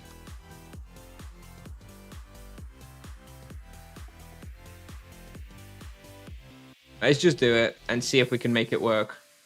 Divine Wrath and this stays. Okay, so let me have a... Where are the big monk nerves? Well, there was no patch because of the bank holiday, public holiday yesterday, so I guess they're going to be tomorrow. 130 freeze on this guy. I think we're still going for low blow, savage blow. And we don't have insane sirens unlocked, so nothing on those. And do I change these? Void Colin Vampiric Embrace? No, I think I'll leave them because I want to go there again. It's too expensive, not worth it. All right, let's just try. I'm not sure if it's going to be possible, but we can try. And we're going to go to Chocolate Mines afterwards, okay? I have freeze 2. Should I reset for low blow tier 2? No, if you want it eventually anyway. Once you already have it, it's fine. But I would be saving towards low blow afterwards. Patch devs get the day off, but not CMs. You have a prey on third slot? Ooh, that I do.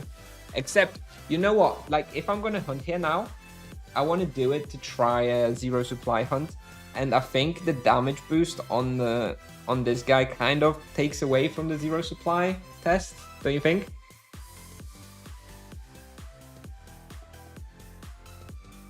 So I think I'm probably not going to apply this.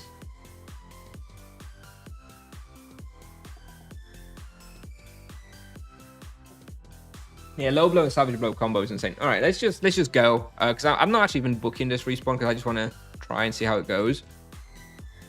Chances are somebody turns up and kicks me out, which is fine. Let's see if we can do it. All right, let's see if we can do it.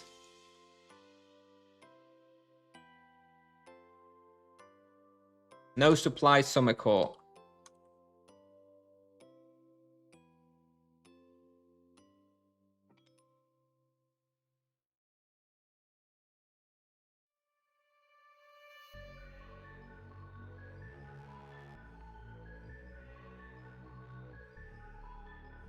We probably only if no one comes, we'll probably stay here for half an hour if we can make it. That'll be enough.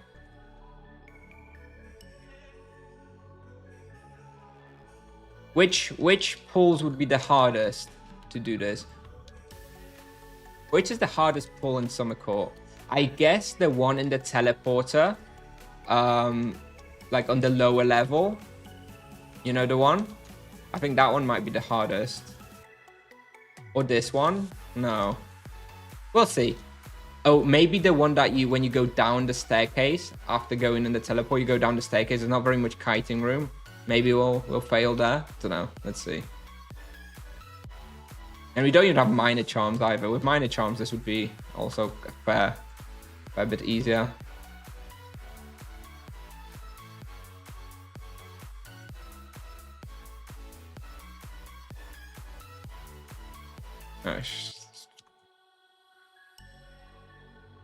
What level for Upper Rosh? No supplies challenge? Very high. I don't know when it would be possible. I don't know. 1,000 plus maybe. I don't know. I think it. I don't know. They deal too much damage in Upper Rosh, I think, for it to be a viable thing.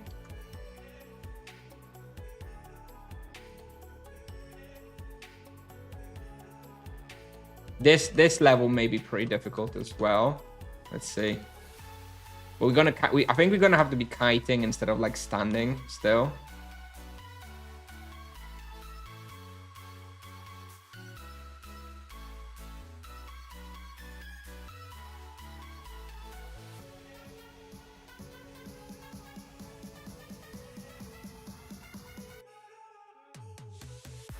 Yeah.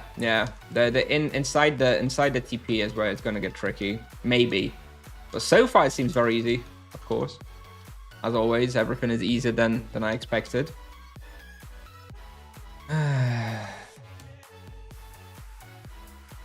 I know, chatter. I should add like a little viewer reward that whenever I say this, it gets redeemed or something. It'd be pretty funny. But you know, nerf tomorrow. Not gonna be saying it anymore, right? Right?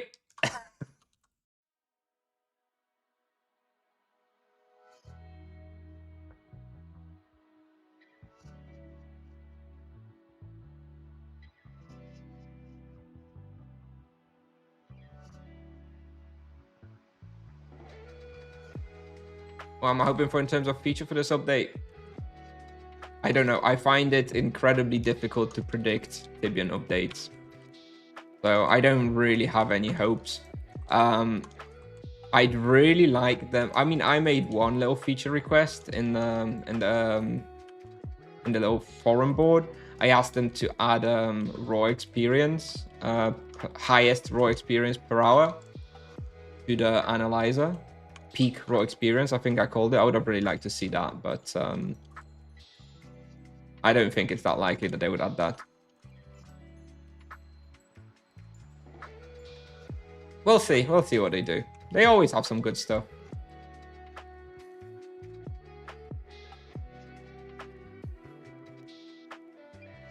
Now make sure you use that Cobra BO today. Tomorrow is looking sus.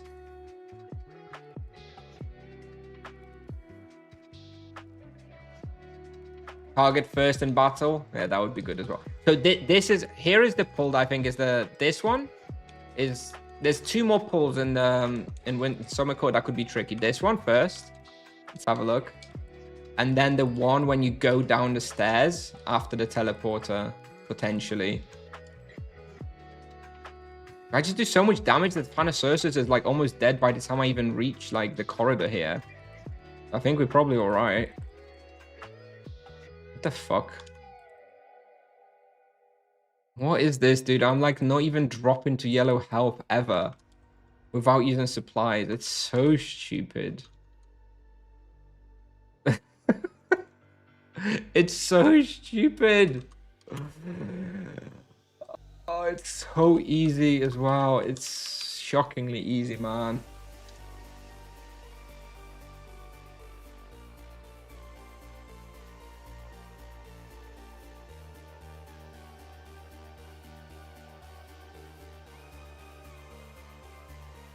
Futura Grand Heal the Knight for percentage of the max health. Yeah, I mean that sounds like a rebalance type of change though. Doesn't strike me as a summer update type of change, so I wouldn't expect to put a summer update. Maybe if they do a rebalance in the autumn, you may get a change like that. And then now the other one that could be maybe tricky is the next pull when I go down here down the staircase. That's the only one left that could be somewhat tricky, but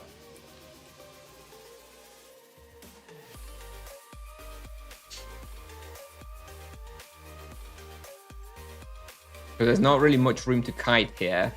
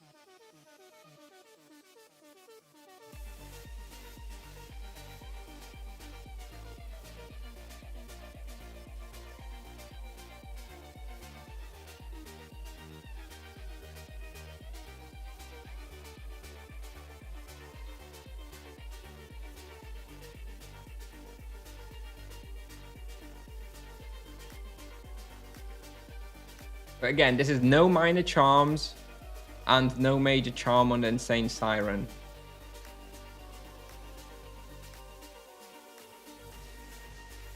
What is my raw fist fight in 109? So, you know, it's pretty high as far as monks are concerned, but it's not high compared to, you know, the EKs that hunt here.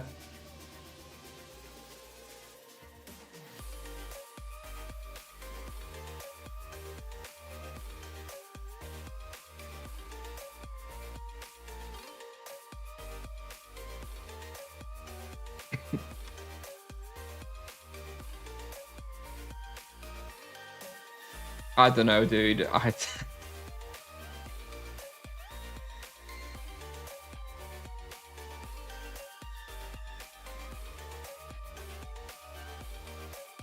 Like, it's one thing that it's a no supply hunt, but why is it so easy?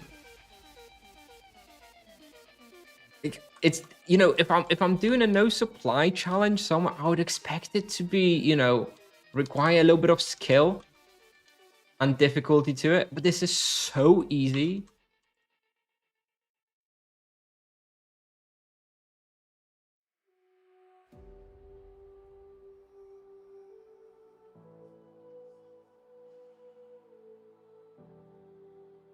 Just wait till tomorrow. Yeah, sounds like a threat.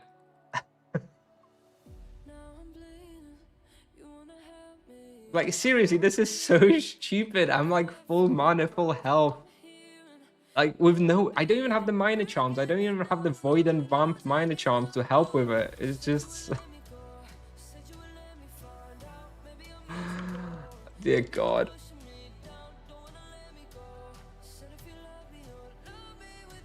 Everything is just blowing up, man. It's so ridiculous.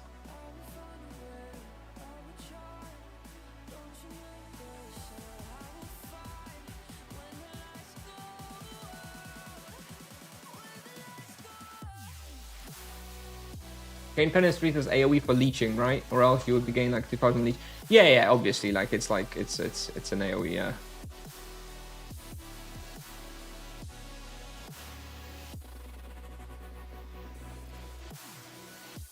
One idea that gave me praise and concern was the game mana region. The more strong mana potions used in Raptors, the higher percent of mana restored is increased. That sounds very strong, Malcry, and also sounds like strange implementation. Like, I don't hate the idea overall, but I think it's an unusual implementation for how Tipsoft tends to implement stuff. I would like, yeah, I think I would really love, but for the EK to have an easier way of mana management. The fact that the EK has to drink like 3,000 mana potions per hour is really stupid. And I would love to see that changed somehow. But again, that kind of strikes me as a vocation rebalance type change and not a summer update type change, you know?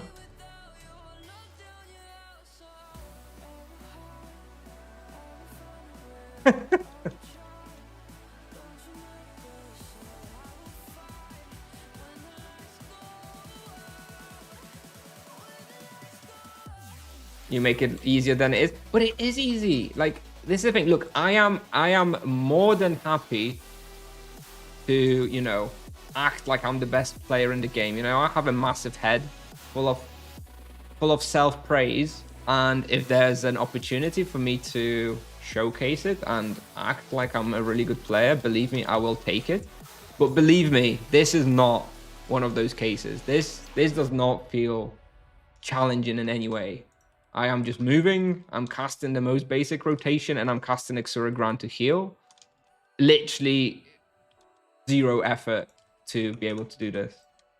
Yeah, the equipment is nice, but you know, I could have a fire imbuement in my armor. I could have my minor charms. I could have a lot more power at this level in this place.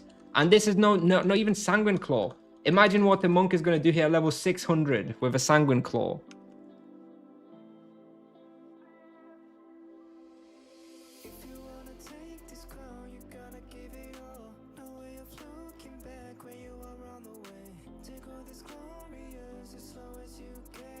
I don't know, man. It's bizarre. It's bizarre that the monks can do this so easily. The ease is the problem. Like, it's just... It doesn't take any actual skill to do this, in my opinion.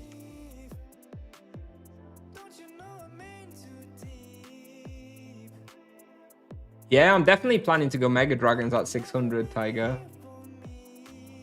Yeah, it's definitely true.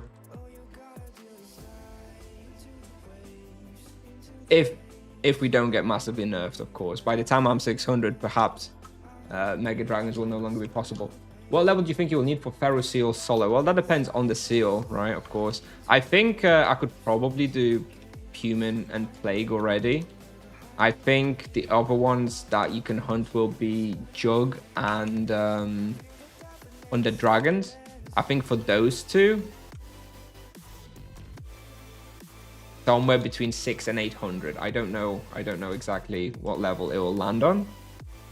But yeah, those will be huntable as well, in my opinion, for the monk, just a bit higher level.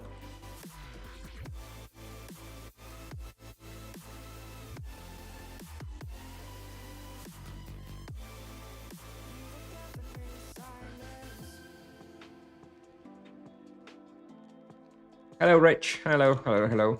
We're doing a zero supply Summer Court, as you can see. Just before tomorrow's patch, you know, making the most of it.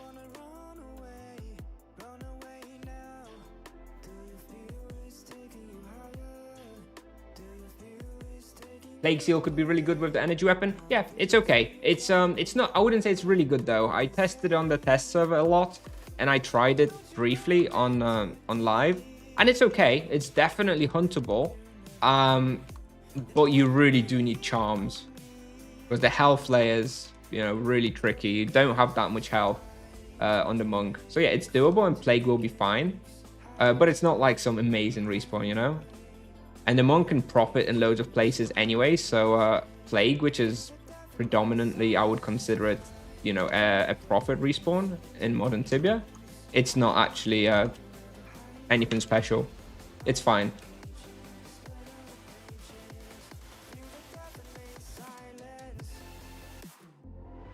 Nerf or not, Monk is still worth it to me eventually to serve as a green gen seller. Fair enough.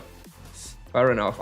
Anyway, I wouldn't worry about the nerfs. Like, there will be nerfs, but I really wouldn't worry about long-term viability of the Monk. I think they will make sure it's playable forever.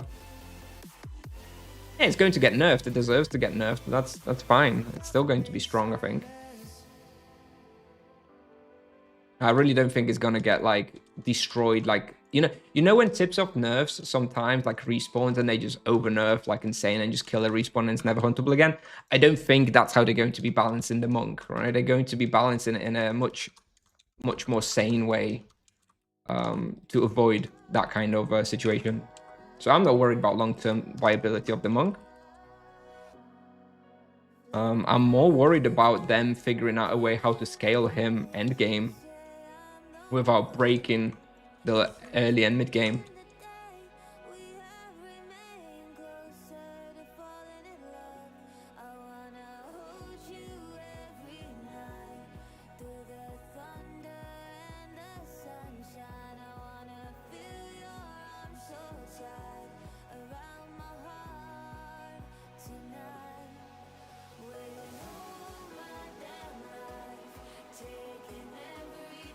$5.7 KK raw at Summer Court while not using any supplies.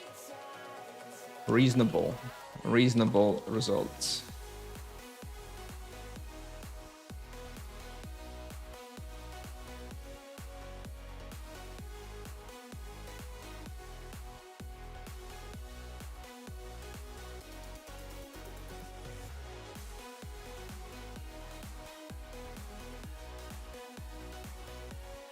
I think they won't be heavy nerf, maybe just so tweaks like 5-10%. Yeah, that's what I'd expect. I expect sustained nerf plus a minor damage nerf.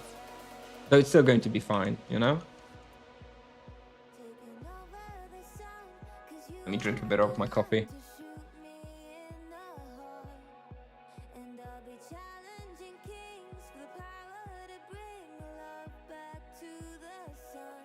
Zero supply hunt one-handed. Let's go.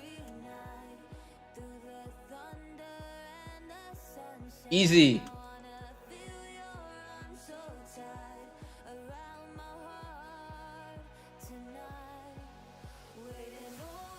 No.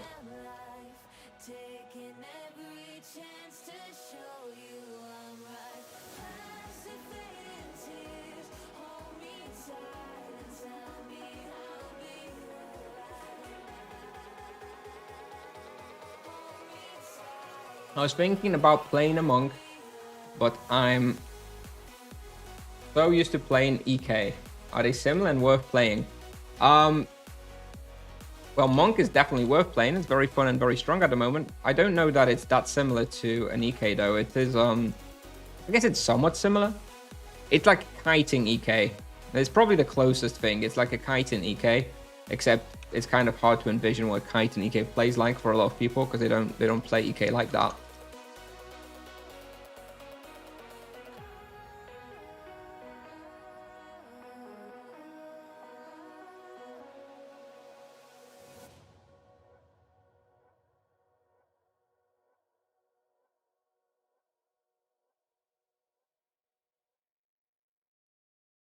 Yeah, I mean, something like that, out of you don't even need to check with me. Like, that's, it's just a channel, right? If I was unhappy with it, I could just delete it afterwards.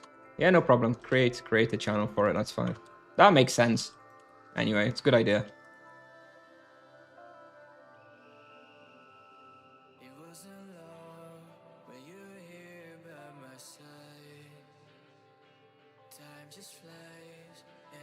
I think creating temporary channels on Discord to like talk about particular topics is very useful feature of Discord. I'm very happy to do that. The Monk channel was supposed to be temporary, but I feel like that's staying on our Discord for a long time now.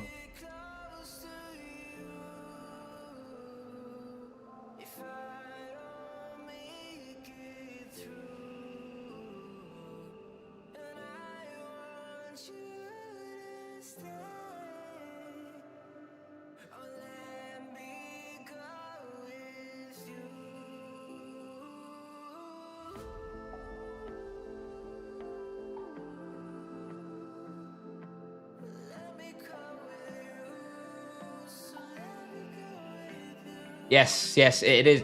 It's the fact that Monk can do this is very much due to its kit and not necessarily even the values, right? Just because he can avoid all the damage, that's why he can do it. Like, but then again, like, you know, monks, the mages and paladins in theory can also avoid all the damage, right? It's just the EKs that have to really be face to face with the monsters and take all the damage.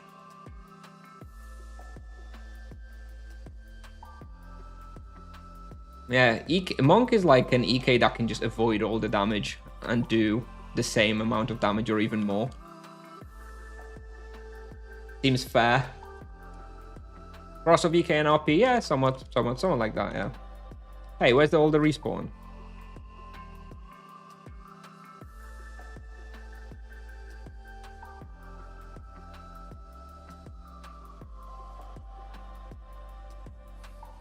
I really hope they add a feature that shows what damage your spells do. Like a damage range minimum to maximum.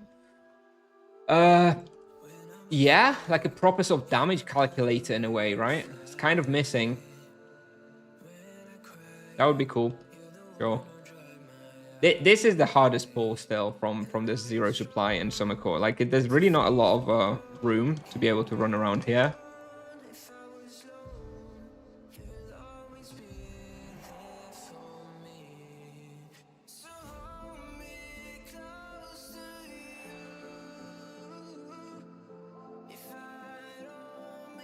Still not hard, but that's probably the one where I have to like focus not to overdo it. We're gonna stay here for 30 minutes, I guess. 9 more minutes. I think I think the challenge has been proved to be possible without very much trouble, to be honest. So yeah, good stuff. And let's move on and actually do the bestiary progress that I was hoping to do at Chocolate Mines. I want a training dummy where you can check your damage. Yeah? That would be helpful for like some testing, especially when there's like new spells coming out and stuff. But if they just added the like damage calculator values for everything for like the ranges, you wouldn't actually even really need a dummy. You could just plug it all into a spreadsheet trivially. You was wrong, no nerfs. Yeah, well, okay, let me rephrase what my original theory was. My theory was that the first patch after the double skill is going to have a nerf. Now, normally we have patches on Tuesday, which is why I always said the 10th of June, i.e. a Tuesday. But it turned out that there was a public holiday in Germany yesterday, which means that they skipped a day. And so there was no patch altogether today on Tuesday. Now, I don't think that means that we don't get a nerf. I think it's just that the date when the next patch is going to be, which looks to be tomorrow, is going to be the actual predicted nerf date. So I wouldn't be going hee hee hee just yet if I were you. I don't think you're out of the out of the danger zone, friend.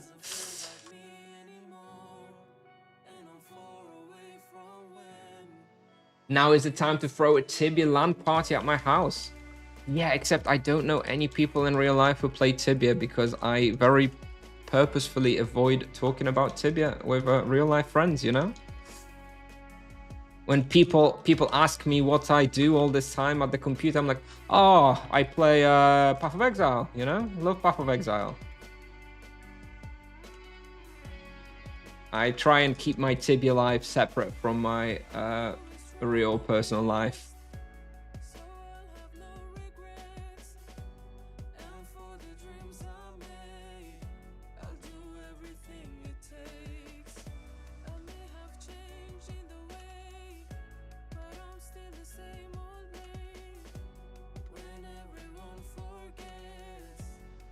Zero supplies. Yes, we're doing a zero supply challenge at Summer Court.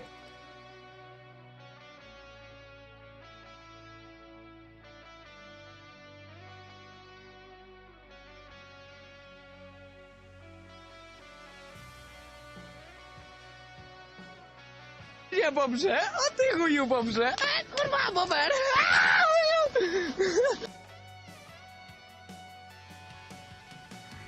Well, the thing is, Arva's different because I met Arva through Tibia, right? Obviously, somebody who I met through Tibia and then became real life friends, then, you know, they they know I played Tibia, but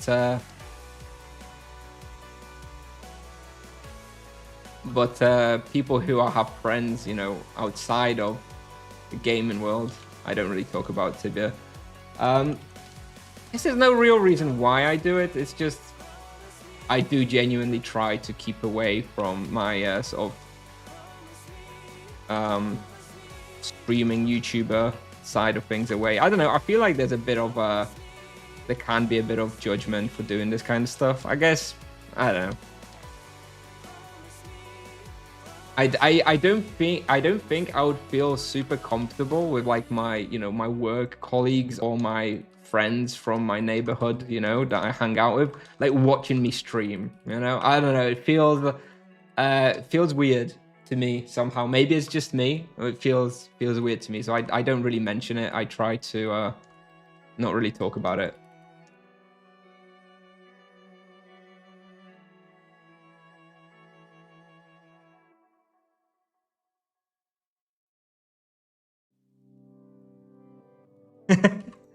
Yes, Xarkas,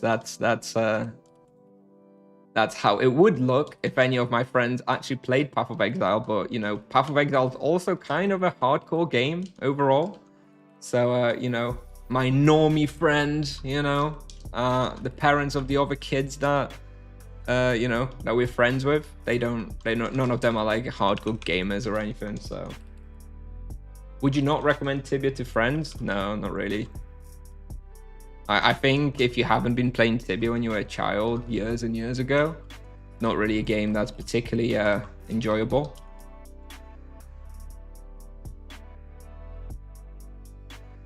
There is someone in chat from your neighborhood. Maybe there are. Maybe there is. Yeah, and they just not letting me know that they watch me. It's theoretically possible. I've still never met somebody in real life who was like, oh, hey, it's Kusnier, you know. I've never like been recognized on the street or anything. I think see, I'm not as famous as some of you guys think. I think that will happen at some point. Like, I think I'm sort of got enough viewers now. I think at some point in my life, probably in like the next 2 years or so, somebody will stop me on the street and be like, oh, Kusnier, or whatever. I feel like that. I feel like I'm reaching the level where that may happen at some point. But that hasn't ever happened to me just yet. You're watching me through the window. Yeah, maybe.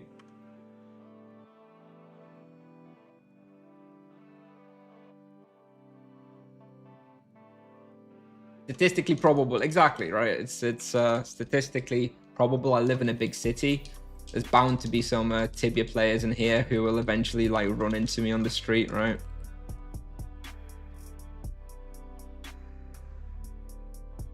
So you mostly play Tibia out of nostalgia habit. Yeah, basically. I think, yeah, I think that's pretty accurate. I wouldn't be starting Tibia in 2025 for sure. All right, 28 minutes. We'll slow down on the experience a bit because I'm kind of relaxed now. When we first started doing this challenge 25 minutes ago, you know, I was like still focusing, thinking it's going to be hard and stuff, but turns out it's not really.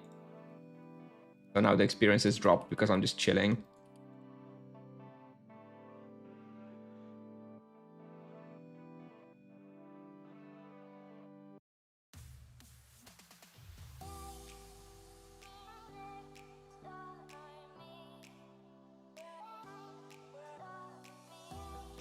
They nod. You know, I really don't think so. Like the people I know, like from my neighborhood who we hung out with, I really don't think any of them have ever played Tibia. They're not very gamer-like, you know. They like talk about FIFA and stuff, you know. It's that kind of normie players, you know. Pathetic.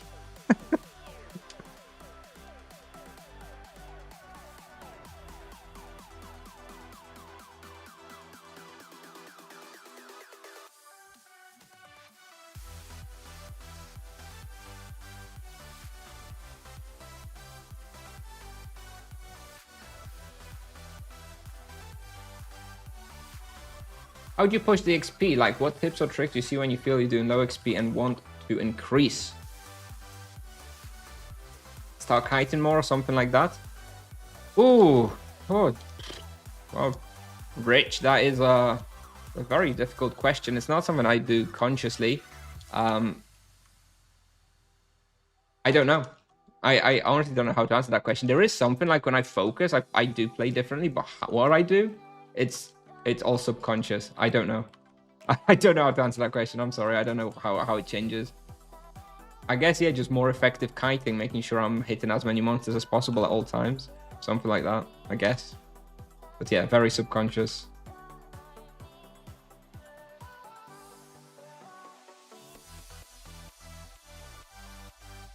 All right, here we go. 30 minutes at Summer Court. 0 supplies.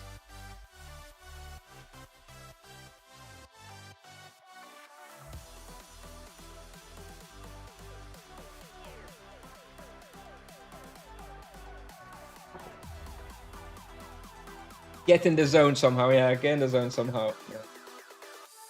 Oh, dude, this. Oh. This is so strange that this is possible. Anyway, let's go to where we actually wanted to go, which was the chocolate mines. I accidentally popped into the wrong teleporter, and yeah, we've done this now. I think this was fun. I think this is good. I honestly had look at this. Actually, hang on, because I think I have this here. I had my plan for look at this 0 supply hunt ideas. And I had Summer Winter Court for 600 plus with the Sanguine Claw. Turns out I was heavily overestimating the difficulty of this. I still have Overworld, Cathedral, and Deathlings for 600 plus. Deathlings I was very close to already, but I still think maybe I need Sanguine Claw. Maybe I can do Deathlings at like 500, maybe. Let's stick it, try it at 500. Deeper Benut I'm just going to remove. Fury Dungeon. Maybe we can do Fury Dungeon at some point.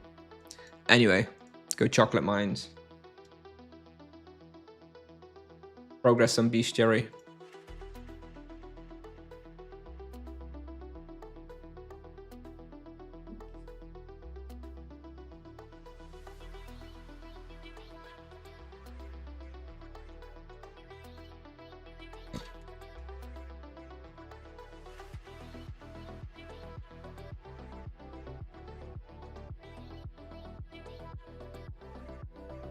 This is the sort of place where I really would like to have some power rings on me. I always forget to carry a few power rings because I don't really want to use the Ethereal ring here because there's really no need. But a power ring would be nice.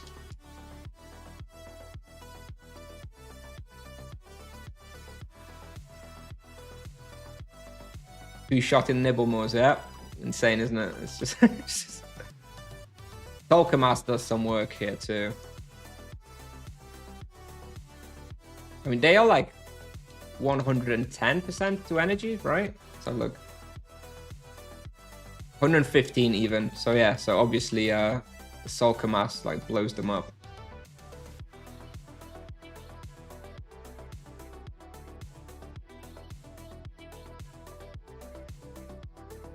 Reset analyzers, you have supplies used. Go on then. Let's reset it. I was gonna use my Transcendence potions at least, but I guess if we're doing no supplies, then let's keep doing proper no supplies. Fine. I guess I'll gimp myself by not using the Transcendence potions.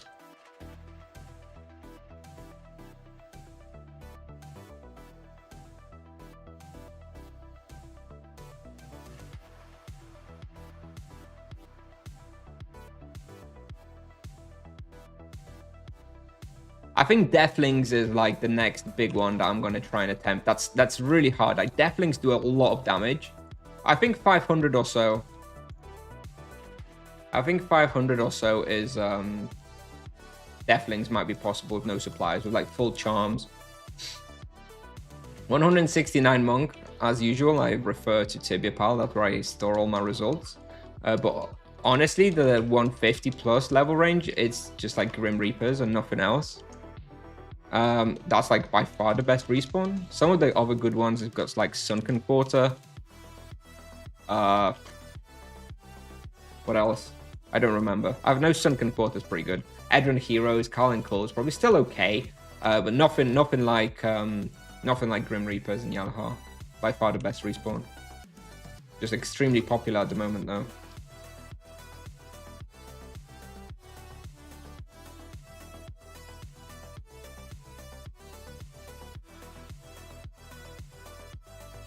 Were hyenas already at 169? I guess it's possible. I waited for were hyenas until level 200, so I had the destruction weapon. Suppose you can go earlier. Yeah, suppose you can go.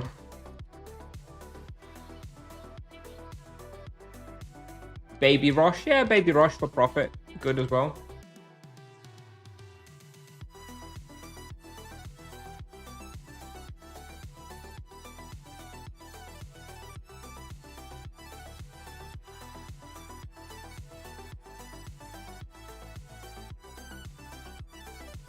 I wonder what level you can do no supply no supply hunt at Baby Rosh on a monk. I think if you go to 200 with a destruction weapon, you can probably do 0 supplies at Baby Rosh. For like mental profit for that level.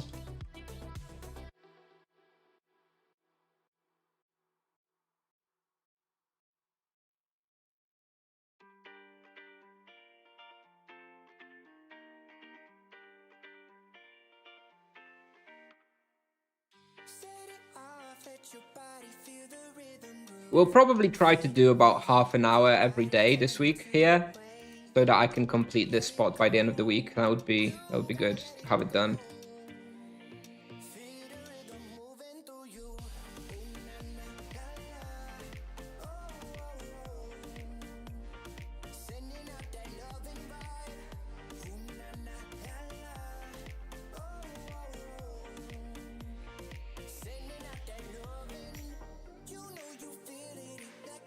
Because now I've unfortunately kind of left this respawn a little bit too late, whereas now it's just really bad results.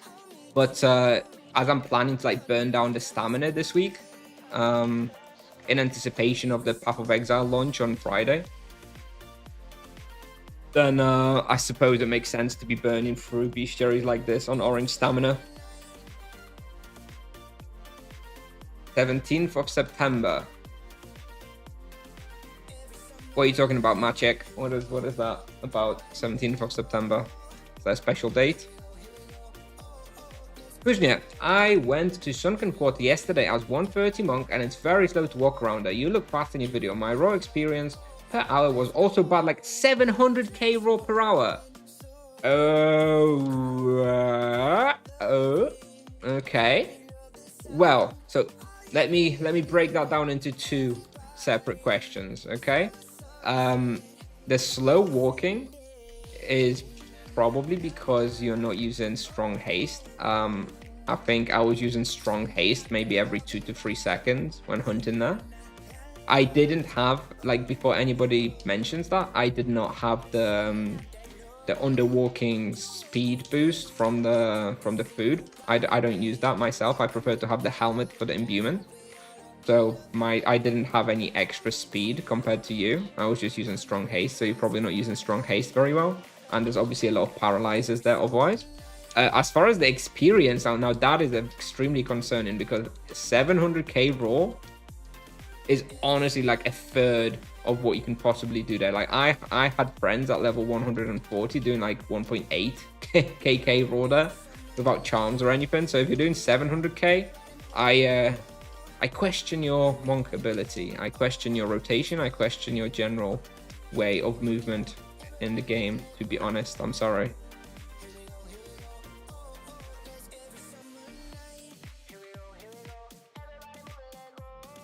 Looks like OT. Yeah, this is one of the newest updates. That is very much OT-like, I suppose, the monster designs. Yeah, at 130, if you want more experience, you should go Lava Lurkers and see what you do at Lava Lurkers, because Lava Lurkers is a very simple respawn. And at lava lurkers, you should be capable, like 130 monk is absolutely capable of doing, 2.2, 2.3 KK raw. So if you go there, Swedish, see what you do, and then you can see how like your skill level affects how much you can do. If you go to lava lurkers and you do like 1.3, 1.4, 1.5, that is you, not the spawn, and you should then focus on improving your gameplay and speed and stuff. 1.9 KK raw at lurkers. Okay, so that's not actually too bad then. I don't know, maybe I don't know what's wrong with Sunken for you then, because 1.9 raw at lava lurkers is not amazing, but that is an okay result. That is much better than 700k raw at Sunken Quarter. Don't know. I don't know what's going wrong for you. I would give it a, maybe I would try it again if I were you a few more times. Maybe you're just not used to the respawn or something. Definitely can get more at Sunken Quarter.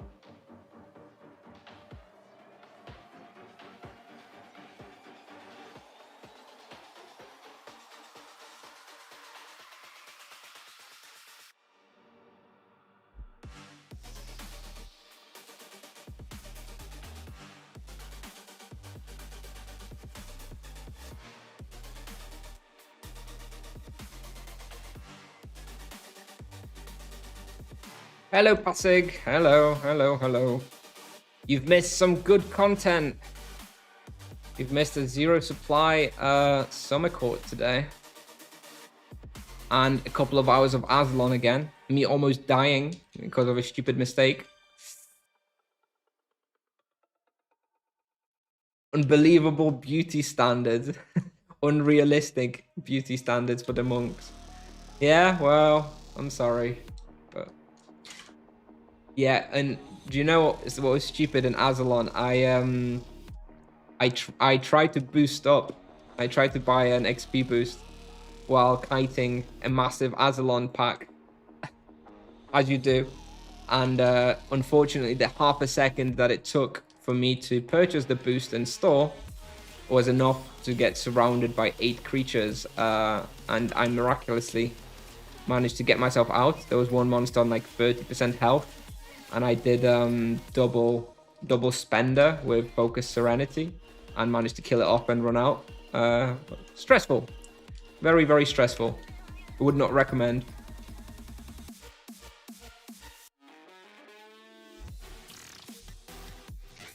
I'm gonna try and get a clip of that later because yeah, that was pretty fun. You did the Veiler thing. Yes, exactly. That's what I was planning to call the clip something like that, doing the Veiler or something. Except I didn't die. Except I didn't die. And the only reason I didn't wasn't because I was greeding for an extra minute of the EXP boost. It was because I actually had a 1 minute boost remaining, so I couldn't purchase another one. So I had to enter the spawn, kill something, and then only then I was able to get another boost, and that's why I was doing it like that. Normally I don't care. Normally I just purchase the boost before starting the hunt, but this time I couldn't because I had that boost already active, and yeah, nearly got myself killed. So that just reaffirmed my belief that it's too greedy. It's too greedy to try to save that 1 minute by purchasing the boost after your first box.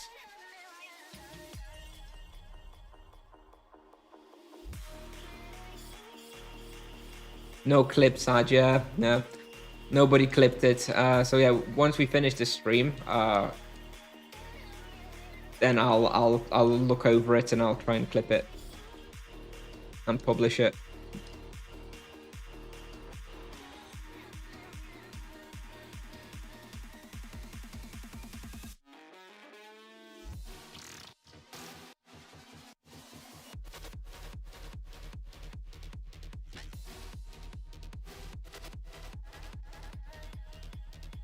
You don't actually lose 2 minutes off boost. You lose 1 minute. Yeah, I know. But you lose 1 minute. You do lose 1 minute. I'm pretty sure I said 2 minutes. I know it's not that you don't lose 2 minutes, but you do lose 1 minute. So yeah, basically, yeah. To save a minute of the boost, you should ideally boost up after your first pack, but like that's the thing. To me, it doesn't matter. Like, what is 1 minute of the boost, right? If you think about it, boost is 30 Tibia coins, right, or 45, or well, let's say 30 Tibia coins because that's I'm presuming most people just pay 30 Tibia coins. So 1 minute of the boost is worth half a Tibia coin. Half a Tibia coin is around 15k. So, you know, you are basically potentially risking your life to save on 15k worth of an EXP boost, right? Fuck that. It's not worth it. Hey Gains, how's everything going? All well. Obviously enjoying my my time of peace and calmness in the house. So yeah, started streaming around 10 a.m. this morning. There was no nerf after all because there was no patch at all, as we kind of discussed yesterday evening a little bit. I don't know if you were there on the stream. I don't remember seeing you. But it was a public holiday in Germany on Monday, which means that the patch was pushed from today to tomorrow. So the potential nerf that I've been talking about, I guess, would be tomorrow if it happens. Yeah, I'll be streaming tomorrow at 10 a.m. as well, of course, waiting for the patch notes, eagerly anticipating them and seeing what happens. And yeah, we've seen the teaser. The teaser looks okay. It's nothing mind-blowing. You know, the first teaser of the year is always like a lore dump of what we're going to be looking at. It looks okay. It looks fine to me. I don't hate vampire Ben Goff stuff, so it's okay. Looking forward to more information. And yeah, just been hunted Azzilon again for 2 hours today. Then did a no supply run at Summer Court just before coming now to do a bit of bestiary at Chocolate Mines. The plan for the rest of the day is probably to stream maybe another 30-40 minutes. Then I'm gonna take a break. I'll probably leave the stream on and the character on the dummy, so you can watch me progress my fist a little bit. Then I'll go off for a few hours, you know, get some food, get some exercise, and just take a little break from streaming. And we'll probably be back this evening, maybe around 7 p.m. or so for a few more hours of a stream as well. Yeah. Depth claws are 55 million on my server. Yeah, don't get those. Drachaku is perfectly fine. The depth claws are nice, but they're not better than they're not worth it over the Drachaku in my opinion. No, not worth it. Just get the Drachaku, it's perfectly fine.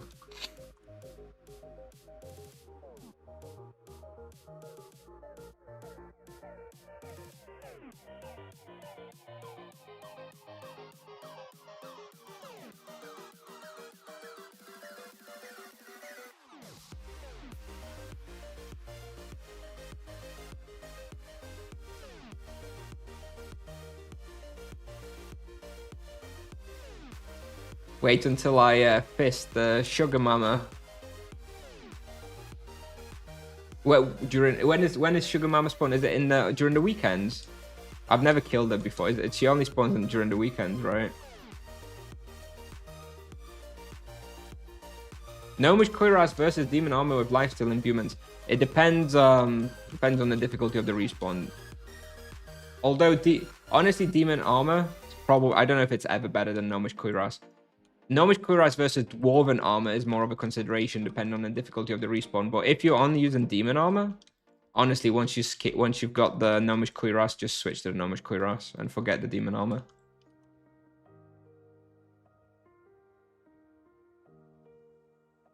Loads of gaming this week, indeed. That's the plan. Tibia, definitely today, tomorrow, Thursday, and most of Friday. And then we're going to see what happens with Path of Exile. Probably going to be streaming Path of Exile Friday evening. And Saturday and Sunday, I'm not sure. Like, I'm not sure if I'm going to be streaming at all, or if I'm going to be streaming Path of Exile, or maybe I will still stream a bit of Tibia. But I'm definitely going to be burning down the stamina on this guy during this week, so that if I decide to play loads of Path of Exile over the weekend, I'm not like wasting stamina, you know? That'll be the time my stamina to regenerate while I get my dose of Path of Exile this weekend.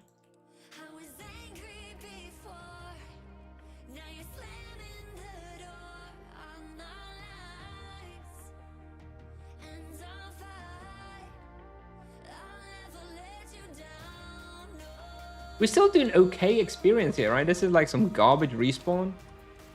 And we're doing 3-6 raw. It's pretty decent, right? For a bestiary spot.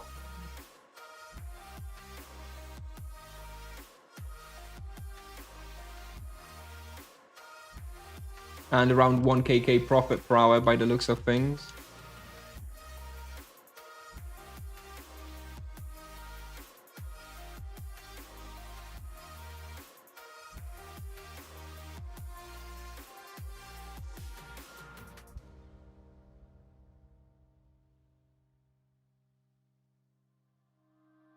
This evening we're probably going, yeah, I've already booked Azzilon Walls for a test, so we're definitely going to do a bit of Azzilon Walls just to see what it's like.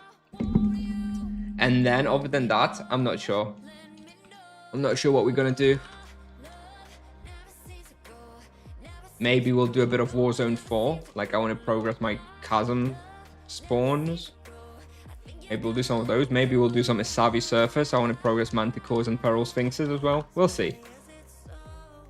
Plenty of things for me to do anyway. Drunk stream, perfect opportunity.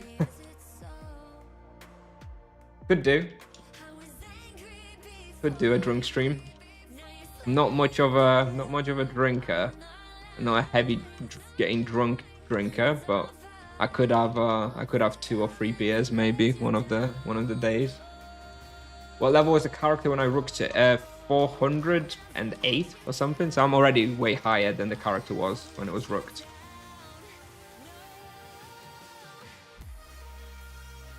You definitely like to see a Path of Exile stream, okay? Sure. Yeah, well, so Friday evening is when the next update league for Path of Exile launches. I think it's 9 or 10 p.m. Polish time, so I'll probably stream for a couple of hours then in the evening. And then Saturday, Sunday, we'll see. Not too sure. It depends how much enjoyment I get out of streaming Path of Exile. It's obviously something different.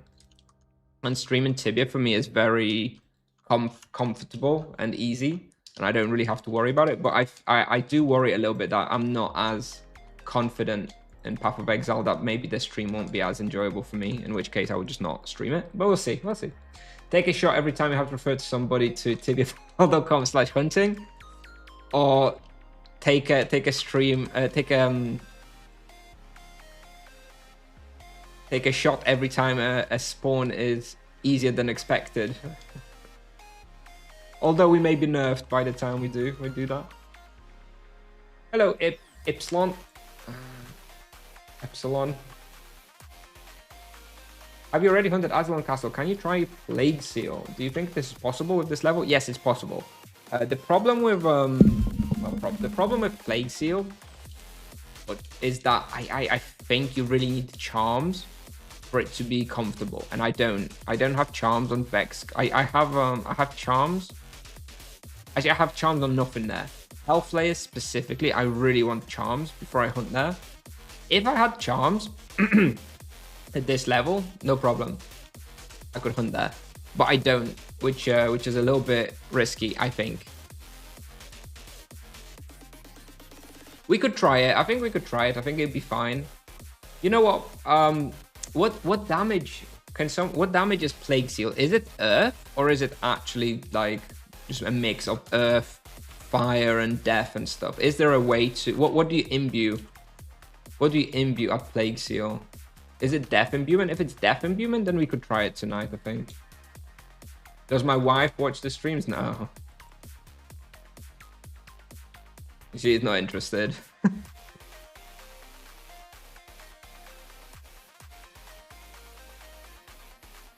Fire and death. Okay, so if we already have a death imbuement in the armor, then maybe we could try Plague Seal tonight. If it's free. I'm already out of my booking time on the Discord bot, so I'll only be able to hunt it if it's free this evening. If you remind me this evening when we play, we can try Plague Seal. But I think it's going to be tricky because, yeah, I don't have charms, and that's going to be a lot of power in there. Is it worth to get a poison major charm first and then reset later the better ones when you get more charm points? It's up to you. If you don't mind spending a little bit of money, then sure, go for like poison, zap, freeze to start with, and then switch to low blow, savage blow once you get more points. Maybe that's fine. It's going to cost you a little bit, but I guess it's not that expensive. Death and Bone Fiddle are necessary. Okay, all right.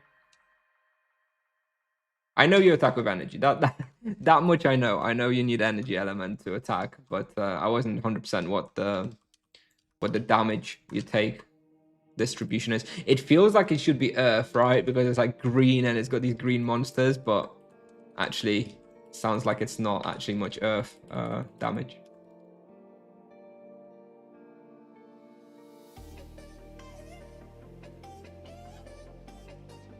Drunk stream and wife watching doesn't really have anything to do with it. My wife wouldn't mind or be bothered about that. It's more about whether I want to do a drunk stream, to be honest. Like I said, I'm not much of a drinker. I don't like getting drunk and having a hangover, but you know, we could have a beer or two to relax. But I don't think I'm gonna be doing actual proper drunk stream. It's not really my type of content. Although I do enjoy Fiery Soul drunk streams. I have to say they're a bit of a highlight. Maybe there's something in it.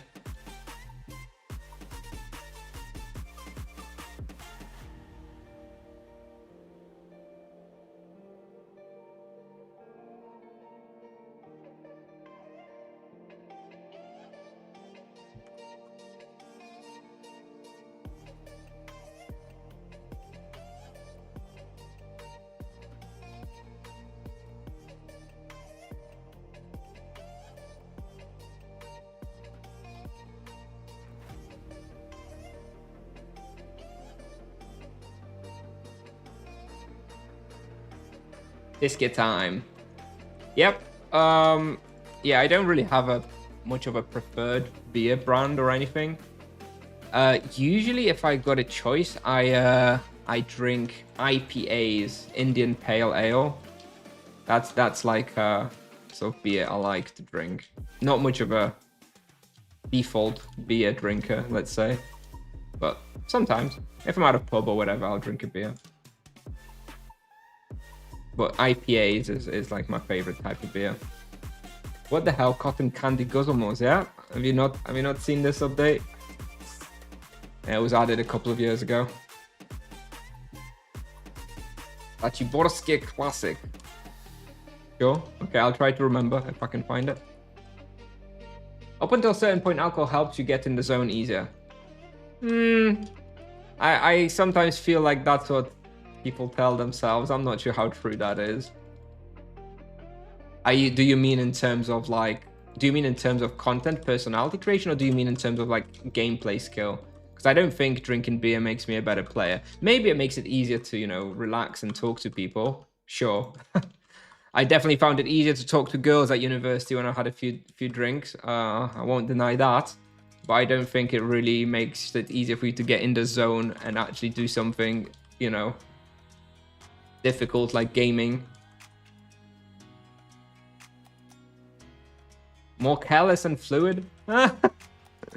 You want to watch me die, don't you? I can see through you, Xarcus.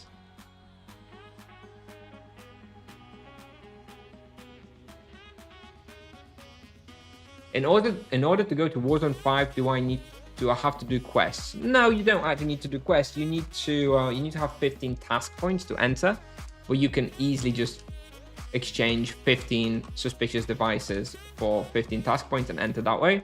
If you don't want to do any quests at all. If you do Warzone 1 to Warzone 3 once and clear them, then you will only need to have 10 task points instead of 15. Maybe let's do one more lap.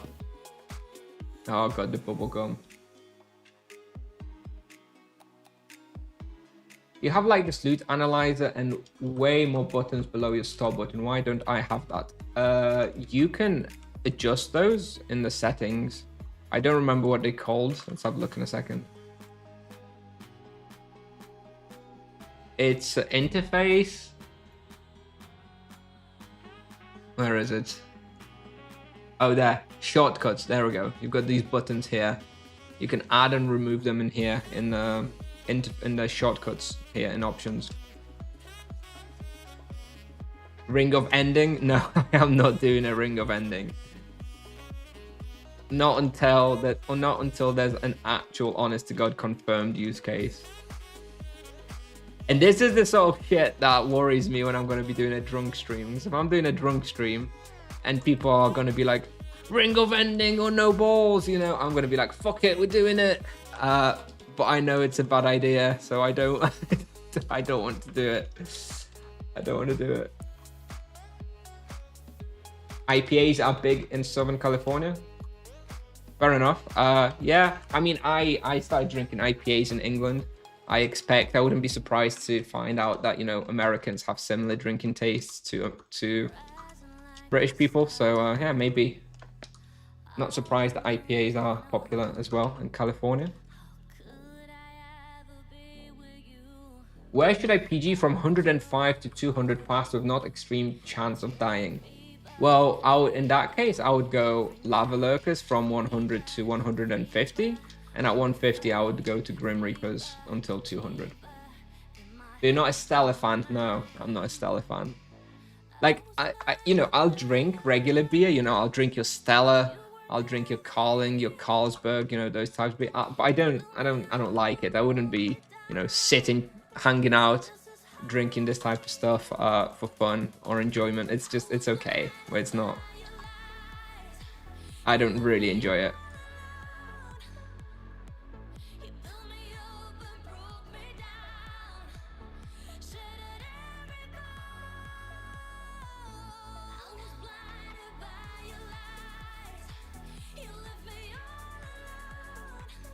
More screens of update on Tibiopedia. Cool. Like I mentioned, I'm probably gonna be like pausing the stream soon to have some time off. So I'll make sure to check it all out. Bestiary here trying new XP. Yeah, just doing Bestiary. Like ran out of stamina. So I'm gonna be trying to do half an hour here every day. As you can see in the analyzer, in half an hour, I'm doing about 250 candy horrors and about 330 Nibblemores. So we still need, let's have a look. We still need 1,250 candy horrors. So I need about 2.5 hours more here to get full bestiary. But I don't want to hunt here for 2.5 hours in one go because that's boring. So we're gonna try and do like half an hour every day. And hopefully that means, you know, complete the bestiary within the next week or so. What time is it? 13:57. I lost my amulet. I had 1 second on it.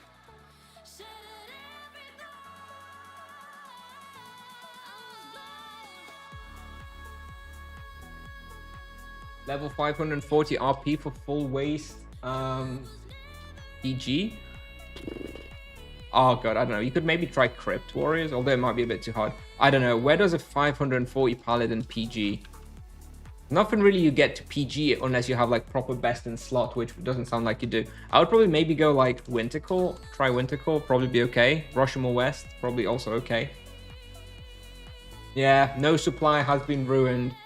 No supply hunt has been ruined. Never mind. Let's do one more quick lap and yeah, then we'll call it, I think.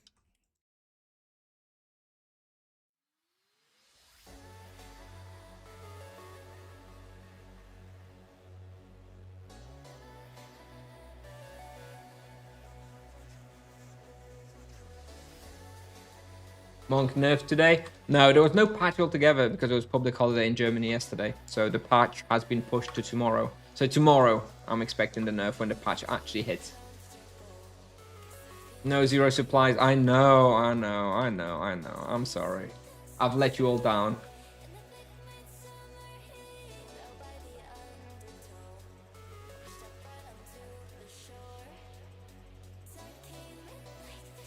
One of my first cultural memories from the UK is buying a shipyard IPA at Spoons for £2 Spoons. I remember being stunned by the fact that I could afford several of those for a minimum student wage. Yep. British people do love their alcohol. Couldn't do that now though. I think Spoons is probably still pretty cheap. But definitely not £2 cheap. I don't know how much a pint costs now in Spoons these days. 4 or 5 quid probably, I'd guess. I don't know. Still probably the cheapest available beer, but you are so officious about that nerf. What does officious mean? I don't know that word.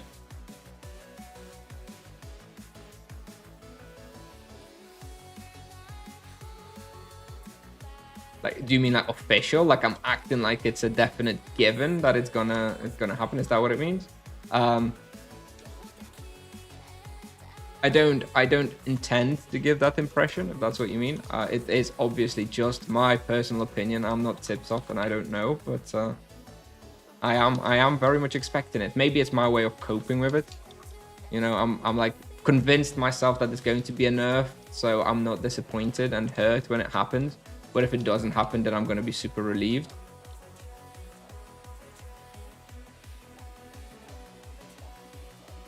It's just coping mechanism, you know? Acceptance, you know? I've accepted that there's going to be a nerf, so if there isn't one, I'm going to be really happy.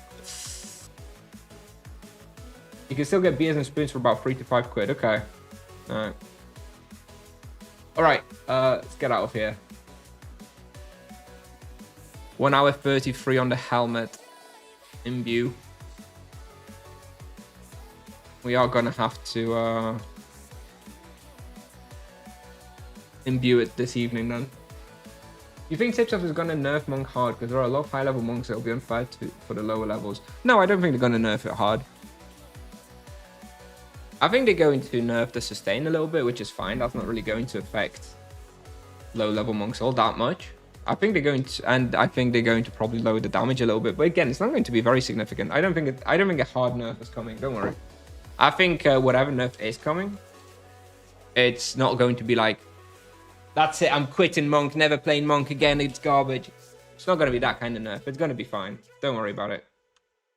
Or maybe that's just me coping again. But I think it's going to be fine. I think whatever nerf happens, it's still going to be perfectly playable afterwards. All right. Yeah, so let me just run to the house and just going to take a quick break.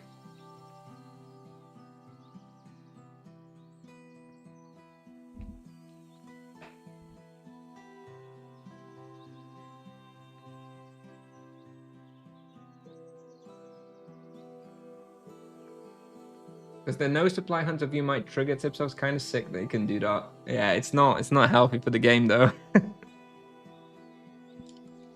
let's have a look. So we have 8 hours on the exercise fist. So we're gonna stick it on. Maybe take off equipment.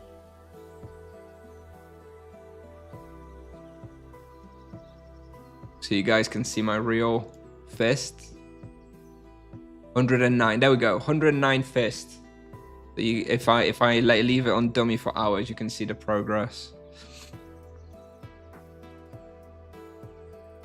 Reckon one day they'll give monks other elements for their weapons? Nope. Zero chance. Zero chance. Alright. Dream plan. Let me edit this.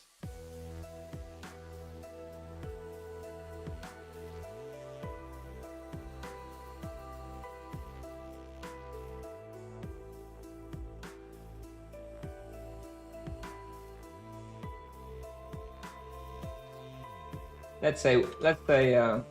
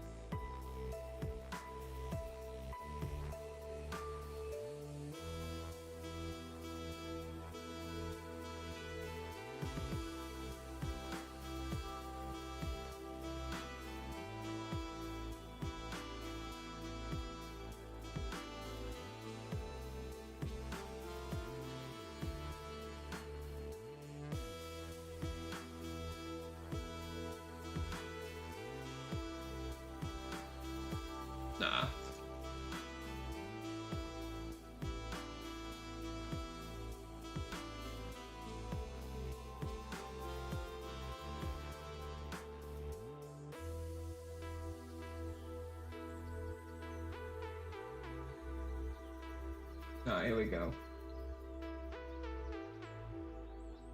Leave that there. Reset the analyzer.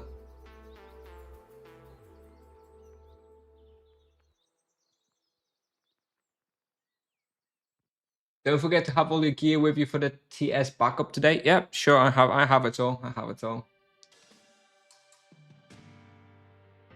Do they usually release one summer update teaser per week? No, they release them in multiple. My expectations now for the teasers are every 2 days.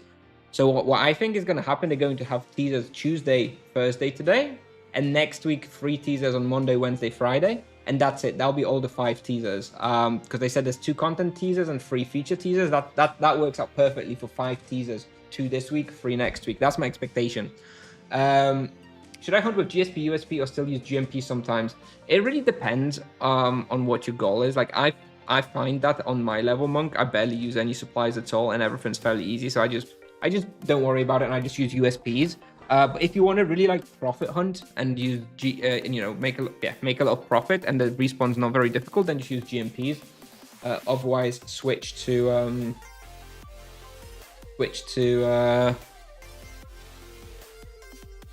USPs if it's very difficult. 1 second, okay.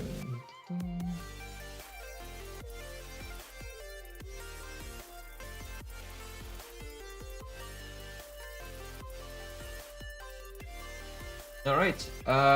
Yeah. So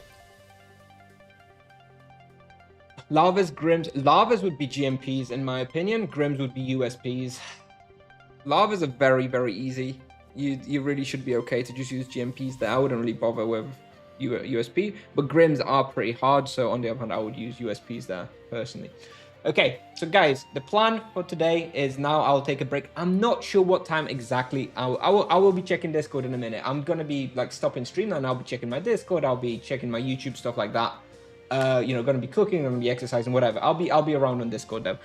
So yeah, the plan is to stop the stream now, leave myself on the dummy. Well, I'm gonna leave the stream on just because I have this week off and like there's no one at home anyway. But I will, mute myself, turn off the sounds, turn off the webcam, and I'll just go off and do my things for the next few hours. Should be back about either around 6 or 7 p.m. this evening, just for a few more hours of the stream. So maybe, hopefully see you all then. And yeah, for the time being, I'll just leave myself on the dummy. I've got, hopefully, maybe I can even get 110. I'm missing 17%, so we'll see. We'll see if we get there. Yeah, and hopefully see you guys a little bit later in the stream in a few hours. Thanks for being here as always, and see you later. Bye bye.